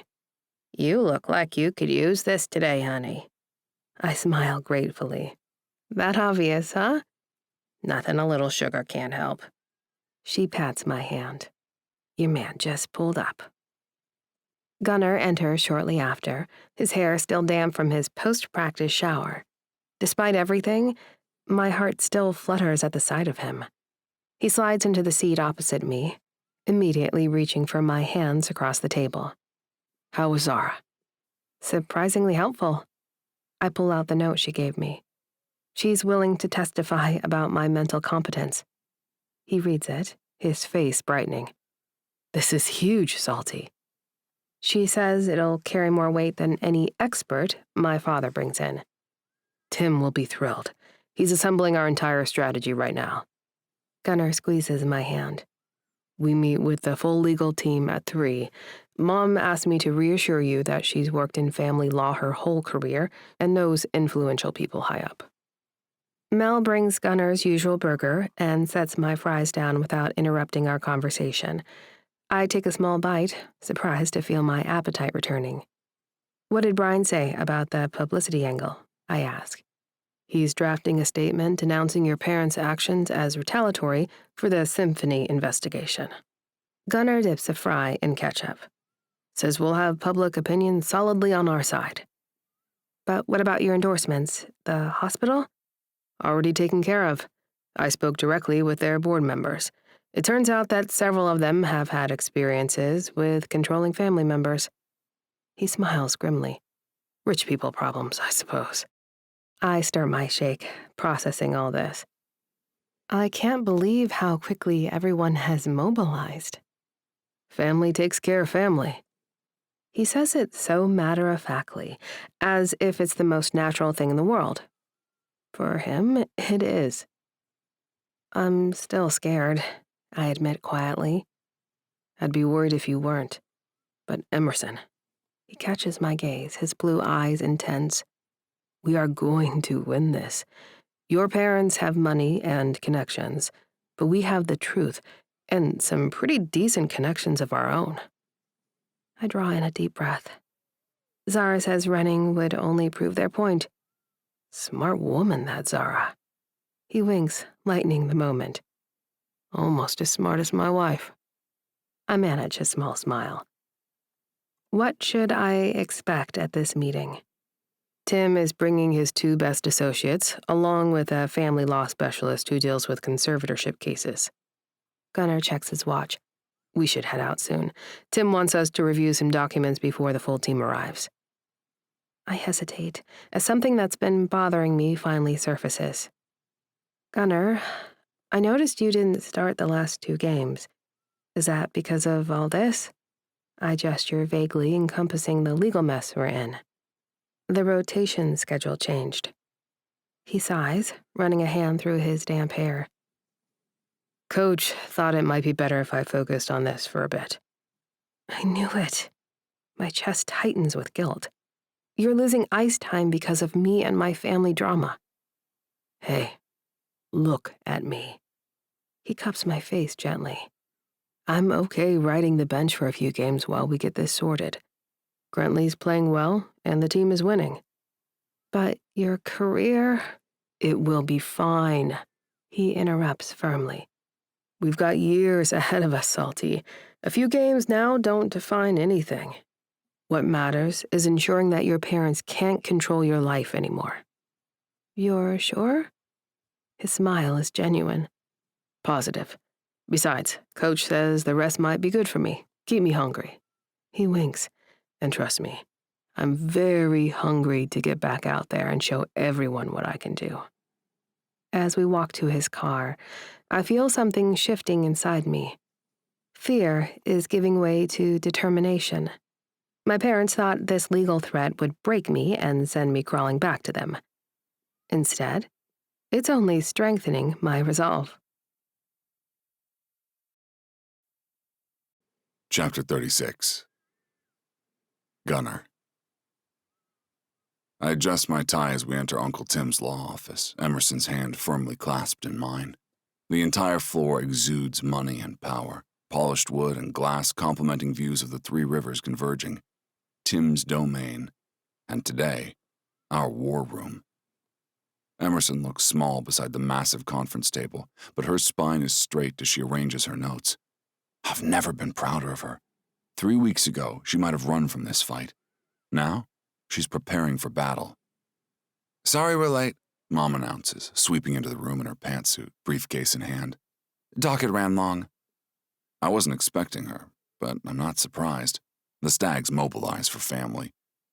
Juniper, Emerson's face brightens. You didn't have to come. Mom squeezes her shoulder. Of course I did. Besides, I've dealt with family court judges for over 20 years. I might as well put that knowledge to use.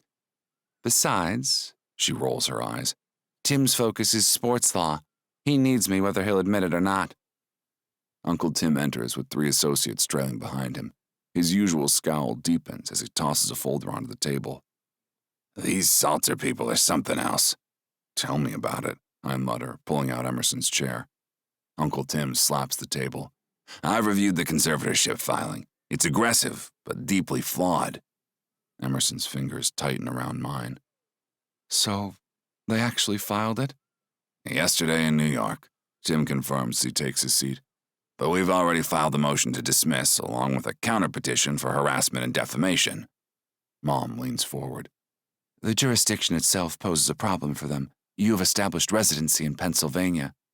They claim I'm only here temporarily, Emerson says quietly. That I was taken advantage of during a mental health crisis. My jaw tightens. That's bullshit. Of course it is, Mom agrees smoothly.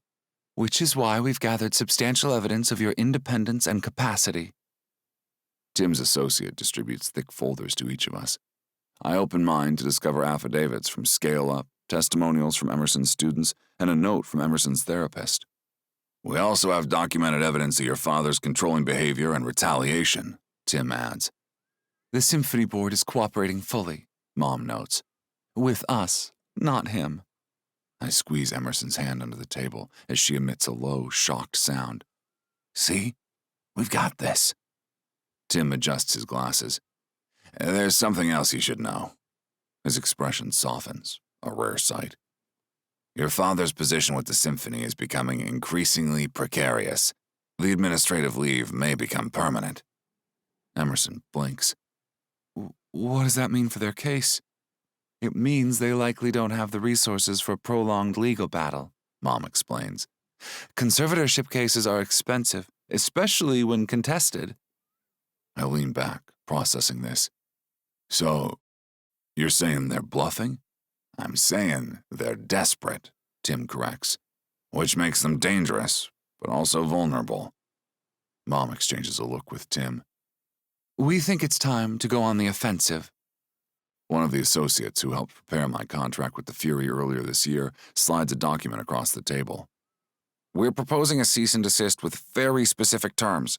They must drop all proceedings, agree to no contact without your explicit consent, and we won't pursue a harassment suit that would further damage your father's reputation. I watch Emerson's face as she reads the document. She's been so worried about my career taking hits that she hasn't fully processed what her father stands to lose. They won't agree to this, she says finally. They will if they're smart, Tim replies. Your father's future depends on rehabilitating his image. A prolonged legal battle with his mentally unstable daughter won't help that cause. I shift in my seat. What about our marriage? They're using the Vegas thing against us. Already handled, Mom smiles.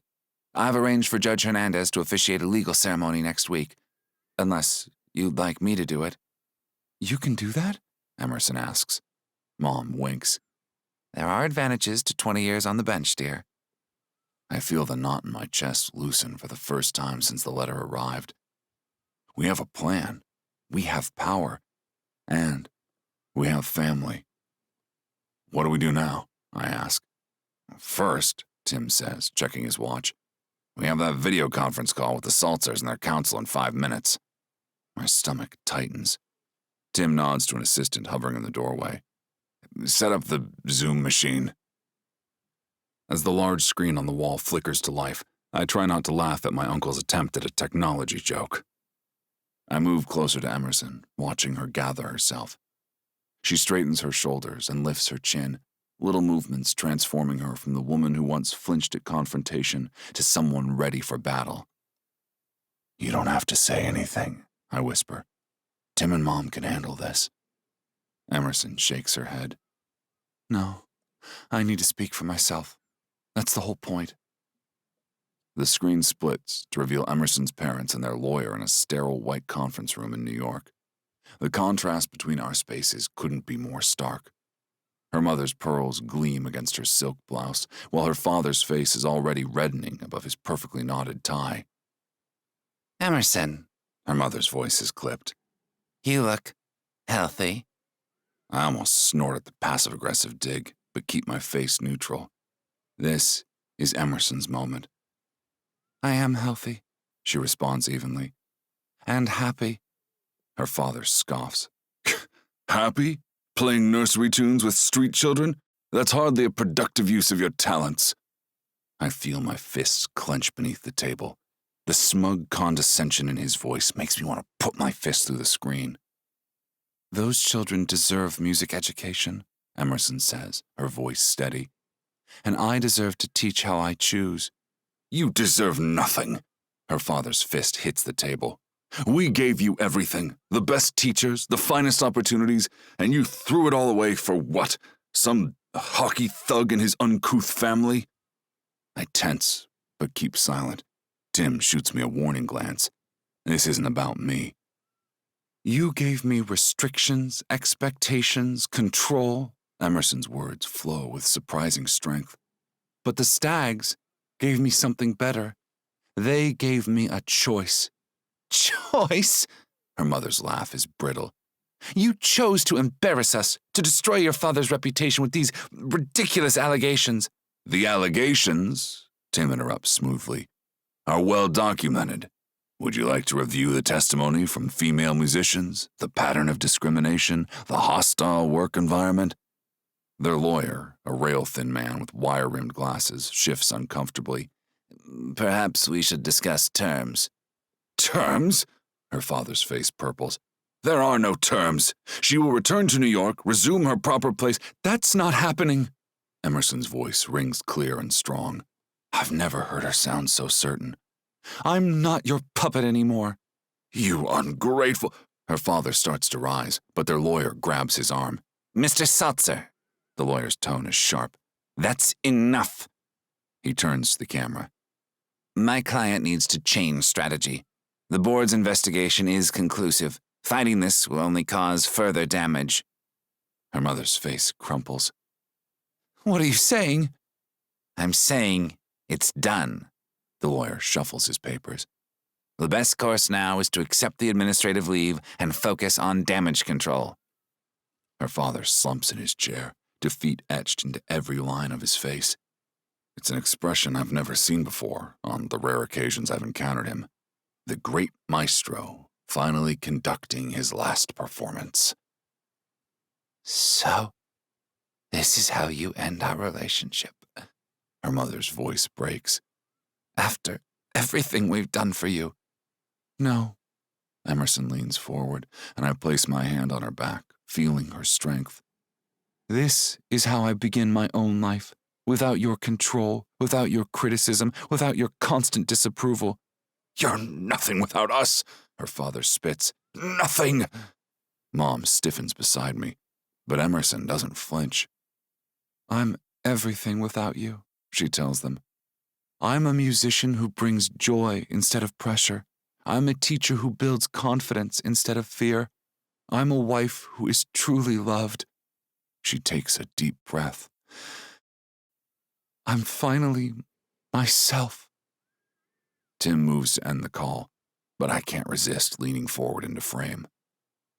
This isn't the end, I say, looking directly at her father. It's just the beginning of the Emerson era.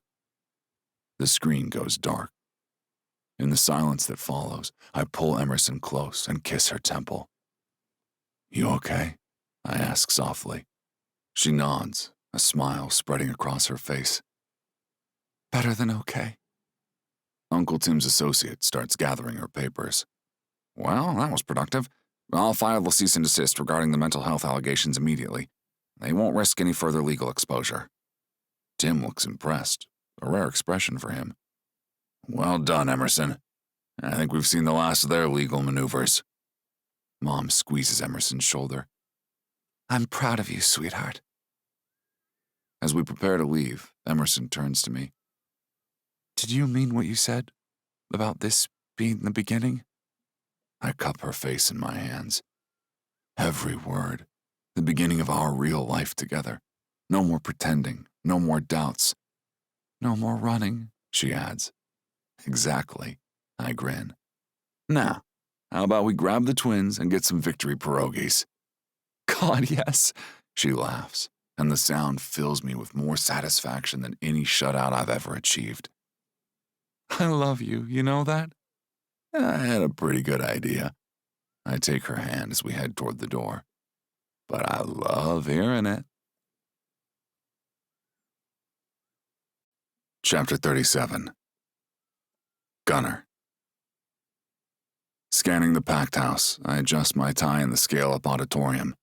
Emerson has no idea that I pulled out my Armani for tonight. She left long before I got dressed. The twins and half the Fury team filled 2 rows, all of us in suits that would fit in the world's finest symphony. Hell, these kids deserve the effort. Even Grentley showed up, though he's sitting apart from us. After we dealt with our legal shit, my game improved a lot, and Coach has me and Grentley back on a regular rotation. Grentley doesn't love it. He doesn't actively hate me either. Everyone clutches elaborate bouquets for the performers. Coach's idea, surprisingly. He said, "If we're gonna support youth music, we're doing it right." Parents whisper and point at the hockey players, but the kids walking onto the stage only have eyes for their instruments. That's what I love about this place. It's all about the music. The program in my hands lists Emerson Saltzer, strings instructor, causing my chest to swell with pride. She resisted accepting the job offer last week, concerned that her father's influence might extend even here. However, Scale Up doesn't care about symphony politics and family drama. They just care that she loves music and kids. Now, my wife proudly serves as a part-time teacher at this organization, and I've never been more excited to buy anyone business cards. In fact, I've never purchased business cards for anyone else, and my excitement led me to rush and misspell instructor. Emerson loves them anyway. She needs small wins. She's pretty fragile after discovering her father was placed on administrative leave. The Symphony Board's investigation confirmed everything. The hostile environment, the gender discrimination, the controlling behavior. Emerson carries a lot of guilt about it, worrying about her father's finances, their reputation. But Zara is helping her understand that her father created these consequences for himself. As her therapist says, Not your sewer, not your rats. Emerson will get there. I'll help her. The lights dim, and the first group takes the stage, beginning violin students sawing enthusiastically through hot cross buns. We cheer as if they just scored a hat trick. Tucker actually tears up when a nervous student rushes off stage in tears, then comes back with Emerson's guidance and nails her solo. Alder elbows his twin, but I notice him wiping his eyes too. I watch Emerson in her element between numbers, adjusting stands and whispering encouragement. She's radiant in a black dress that emphasizes her curves rather than hiding them. No more trying to disappear. A far cry from the woman who stepped off that train from New York, terrified but determined. The cello ensemble brings down the house with their rock medley, Emerson's arrangement. She worked on it for weeks, wanting to show the kids that classical instruments can play any style. Alder whoops so loud that people initially stare at him, but then the crowd starts whooping too. Brian sits behind us, probably calculating PR angles, but even he seems genuinely moved. The hospital board meeting went well last week. Turns out sick kids don't care about marriage licenses. They just like that I visit.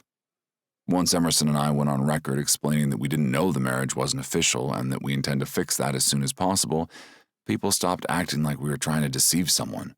I'm still a family-friendly athlete worthy of a milk mustache. The endorsements are secure, not that it matters compared to this. Watching my wife help these kids find their voices. After the final bow, we all surge forward with our flowers. Kids and parents swarm the hockey players. Essence is already organizing a group photo for social media. But I only have eyes for my wife, who's wiping happy tears as she hugs her students. That was amazing, I tell her, passing over a massive bouquet of sunflowers, her favorite, I discovered. I love learning new shit about my wife. I can't believe they did it, she beams. Did you hear Jamie's solo? He was so nervous.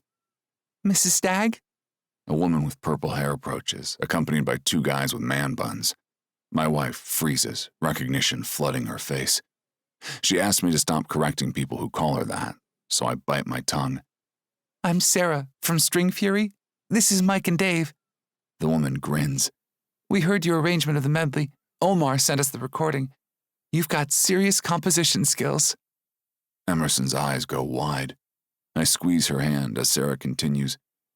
We do a lot of educational outreach and workshops with kids. Would you be interested in collaborating? Maybe sit in on some shows? Yes, Emerson clutches my arm. I love that. I kiss her temple as they exchange information, watching her practically vibrate with excitement. My wife is living her dreams her way, no longer hiding who she is or what she wants. Ready to go home? I ask when she's done. The team's organizing a celebration outing, and knowing my brothers, it'll go late. She looks around at the crowded auditorium, her students proudly showing off their flowers, their found family celebrating alongside them, and her new colleagues already planning future projects. This stands in stark contrast to the sterile symphony halls of her upbringing. Actually, she says, I think I am home. I pull her close, breathing in the scent of her hair. When my season ends, we'll have another wedding, this time surrounded by everyone who loves us. But watching her now, I realize we never needed papers to prove what we are. We're partners. We're family. We're exactly where we're meant to be. Epilogue. Gunnar. 6 months later. The spring air carries the sounds of laughter as I adjust my bow tie, watching boats drift down the Allegheny. It'll be fun to get out there this summer, now that hockey's over. The second round of playoffs wasn't bad for a rookie season, even if we had to lose to Montreal. Grantley and I made the rotation work. It turns out we're both better goalies when we're not exhausted. But today isn't about hockey. Today is about forever. Strands of lights cover our apartment building's riverside patio, and glass bulbs catch the late afternoon light. Simple wooden tables dot the grass in the back, laden with comfort food. My dad's pierogies, Alice's mac and cheese, all the things that make Pittsburgh feel like home. Wildflowers spill from mason jars on the tables, while kayaks from the rec room bob gently at the dock below. Cam has already threatened to throw Banksy in the river if he doesn't dance later. "Looking good, G-Stag." Tucker adjusts my rolled sleeves, fussing like he hasn't been wearing the exact same outfit all afternoon. "Though I still say jeans at your wedding is a power move." I grin. Salty picked them. And the blue bow tie that matches her dress, which I haven't seen yet, but apparently matches my eyes. She fussed about breaking the no seeing the bride rule since we're already mentally married, but I wanted to give her this moment. Sure, we signed paperwork at the courthouse, but we both wanted an actual wedding, and I wanted to show Emerson off to my family and friends. The scale-up string ensemble tunes up near the water, their small faces serious with concentration. They insisted on playing for their teacher, even though Emerson worried it was asking too much. These kids would do anything for her. Just last week, they performed at the Children's Hospital, my wife's idea to bridge our worlds.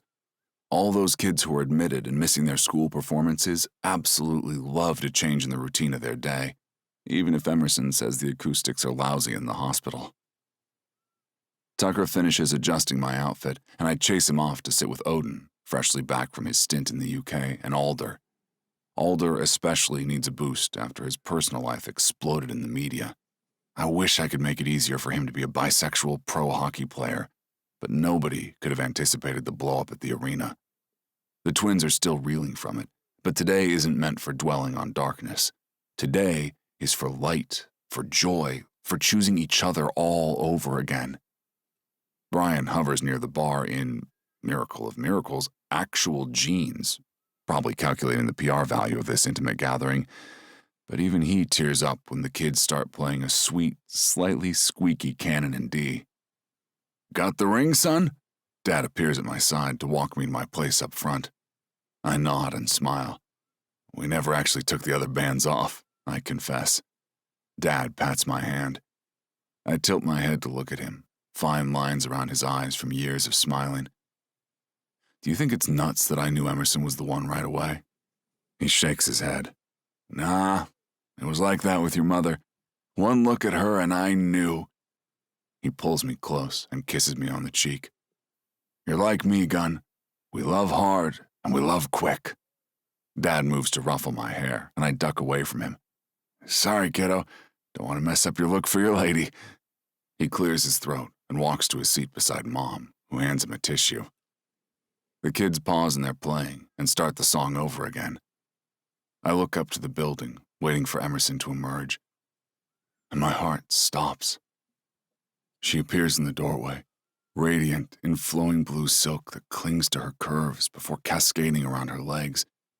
Her dark curls are crowned with wildflowers, and her smile outshines the rare Pittsburgh sun. And she's about to be all mine, legally and publicly this time. The String Fury Trio, now Emerson's regular collaborators, begins to play alongside her students. Sarah's purple hair matches the sunset. They have been incredible mentors, demonstrating to Emerson that classical training does not equate to classical limitations. Mom offered to officiate, but we opted to say brief vows to each other and get to the part where everyone eats. Plus, we wanted her just to be Mom today, crying happy tears between Dad and Tim as Emerson walks toward me. Even her brother Edwin showed up. His dour presence in the back row is an awkward peace offering that means more than he knows. When Emerson reaches me, I can't help but touch her face. Her skin is warm from the June heat, and her cheeks are flushed with joy. "Hi, Salty." She decided to change her last name to Stag to feel connected to my family. She also says I can call her Salty as much as I want. "Hi yourself." Her eyes sparkle with mischief and love. "Ready to make this official?" "Been ready since Vegas." We speak our vows, simple promises to choose each other every day, fight like wolves for our love, never stop making music together, support dreams and challenge limits, and always, always come home to each other. Then we exchange rings, metal this time, though we're keeping the silicone ones for game days. Finally, I turn to the crowd and say, "That's it, we're married."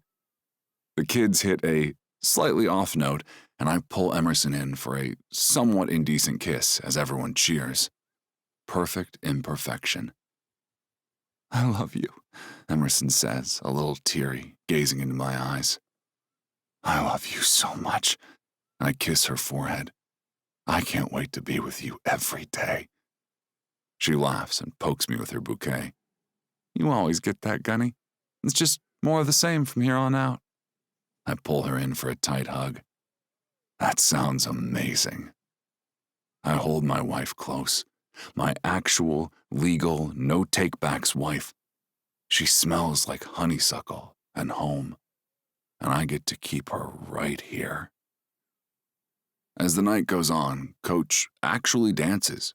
Grantley shows up late, but brings good whiskey, so all is forgiven. Emerson's students attempt to teach hockey players the Macarena, while String Fury improvises an accompaniment.